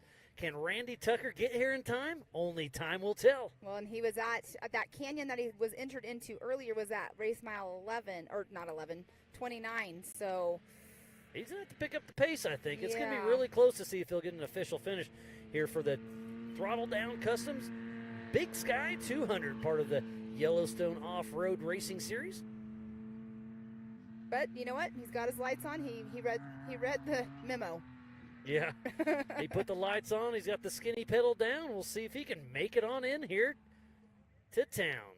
If his crew is listening into us and then watching him and knowing where he's at, then they're probably telling him to pick it up. But he's not too far away from us.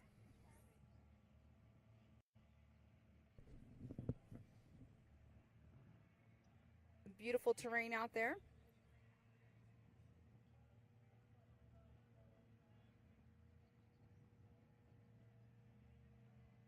Can hear the music in the background just playing. Lots of people over here. Yeah, I missed the name of the band, but I'm excited to go check them out here in just a little bit. I heard they were a local band.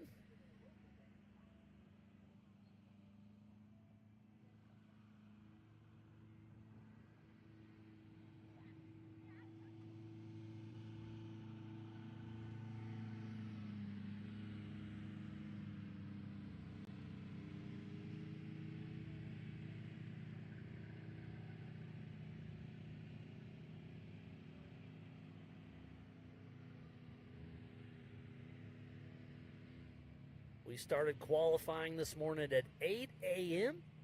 Then we had a fun little youth race. They probably the longest youth race we've had. It was a 2-mile course. They raced for a half hour.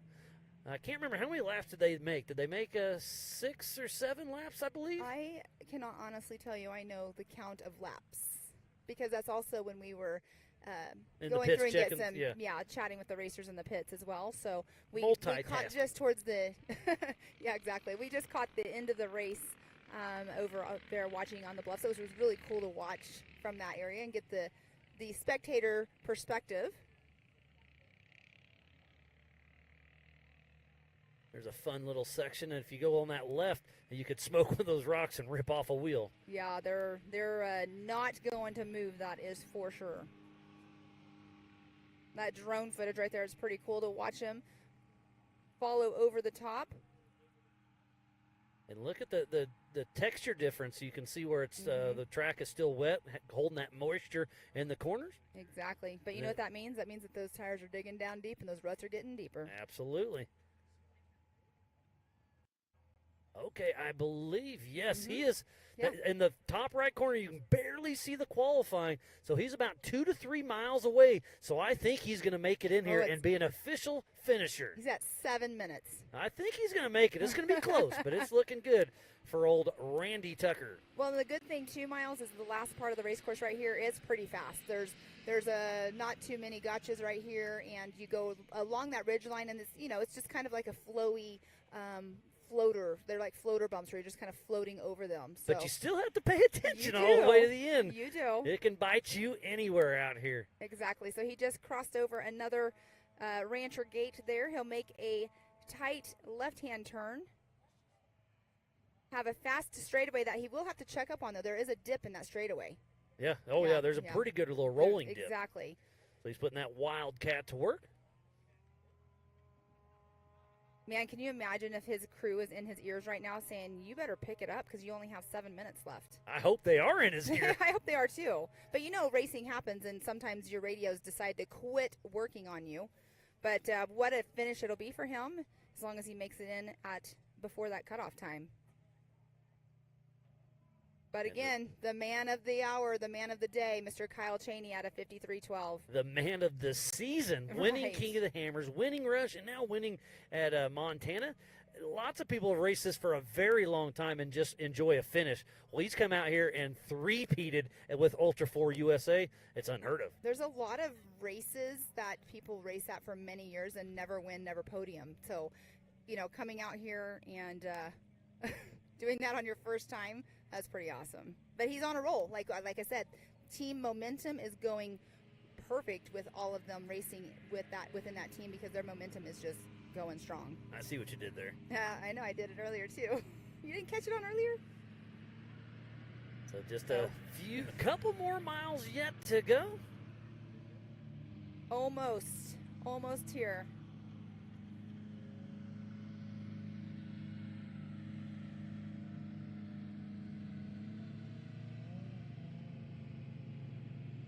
So Ultra4 USA had 16 finishers, and it looks like yours is going to end up with 19. So yours going to get their bragging rights for us.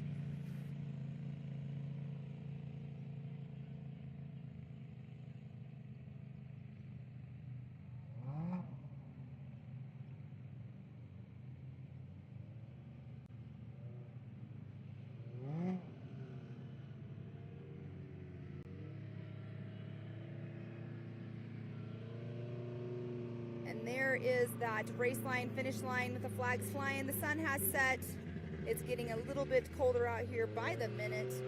We are waiting for one car to come in, which is super close. Yeah, old Randy Tucker should be coming around the corner here in just a few minutes.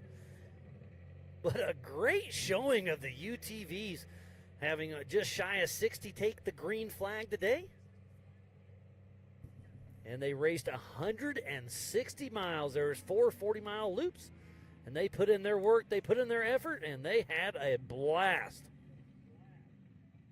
Sounds like 3.5 more minutes. Is he going to be able to make it in here? It is going to be down to the wire. Oh, over the Yukon launch. Has the Brannick bump. I think he's going to make it in here with a minute to spare. I think he's going to make it within like 30 seconds. He's got over a minute. Okay. We'll see. Miles, I think we need to start side bets. Randy Tucker hitting it down the Bronco bump as we speak. He better put the hammer down on that old Wildcat. Put the pedal to the metal. It has been a wonderful day. Thank you for everybody for tuning in for a great day of racing.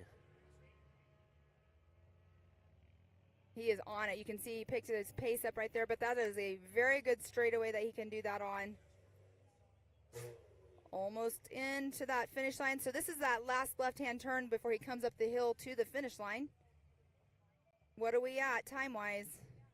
We got about 2.5 more minutes. Man, he's going to make Miles, it in here. Lost. I'm going to not bet you. Huh, really. that's weird. Oh, old Randy Tucker's going to make it in here with a minute to spare, it looks like. The checkered flag is out, and Randy Tucker looks like is an unofficial finisher for the Throttle Down Customs Big Sky 200.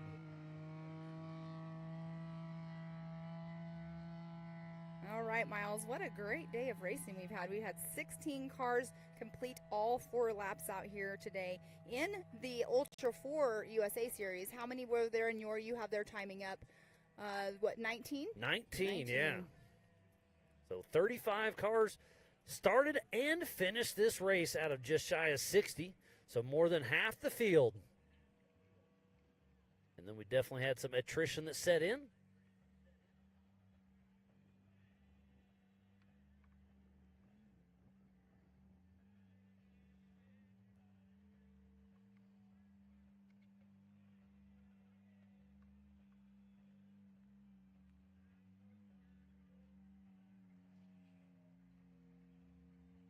It's been a wonderful day, but don't forget to tune in tomorrow as well. We kick off at 7 a.m. Mountain Standard Time. We'll have the limited races in the morning, and then in the afternoon, the unlimited cars will take off and go for battle. It's going to be another wonderful day here in Broadview, Montana. And that sky setting, the sun with the beautiful colors in it. It's with that awesome absolutely terrain. amazing here, Pam. But the sun is going down. Brisk is in the air. Mosquitoes are coming out. They've been out for the last hour. I keep seeing you slapping them. And here's our Nitto race results scoreboard. Unofficial, Kyle Chaney in that number 1. And in that second position, the number 20 of Travis Zollinger. And third spot goes to Corey Willis. In fourth position, the 118 of Matthew Walraven. Fifth place goes to John Seaman. In sixth position, the 428 of Tony Polari. Number 7 goes to Nelson Sparks. In the eighth position, the number 43 of Jacob Versey. Ninth position goes to Jay Shaw. In 10th position, the number 24 of Cole Clark. And 11th goes to Paul Wolf. 12th, Gage Torrey. 13th, Mike Park. 14th, Zach Pollard. And 15th is Terry Madden. And 16th, Reed Murnahan. So again, this is the Nitto race results scoreboard, the unofficial for Pro Modified. We'll bring up the stock class next. So in that first spot, Nathan the Phenom Parker. And in that second position, the 106 of Steven Rogers. In that third spot, 9004 of Byron Sterrett. In the number 113 of Aaron Lynch in that fourth position. Fifth spot goes to 600, Jacob Shade. And then sixth position, the 817 of Brian Hamby. And rounding out the field in seventh spot, 4916 of Rich Birch. So up next on the Nitto race results will be the Open UTV class. And first spot, Josh Smith. And in that second position, the 4955 of Joe Gould. Third spot, the 4982 of Jeff Bachman. And then the fourth position, the 4952 of John Kahi. And fifth spot, the 4934 of Scott Raymer. What a great day. What a wonderful day. Thank you for everybody for tuning in and sticking with us. Make sure to tune in tomorrow starting at 7 a.m. We'll be live all day long with some amazing racing action. It's been so much fun. Again, I am Miles Hasquist alongside Mrs. Pam All. It's been one heck of a day. It has been one heck of a day, and we had Miss Erica Allreed out in the pits as well, and she came up here on desk with us. So a great day out here. We're going to do it all over again tomorrow. Different classes, racers. It's going to be awesome. From the entire broadcast crew here at AOE.TV and Speed Sport TV, thank you, and we'll see you tomorrow for the race at 7 a.m. Mountain Standard Time. Peace.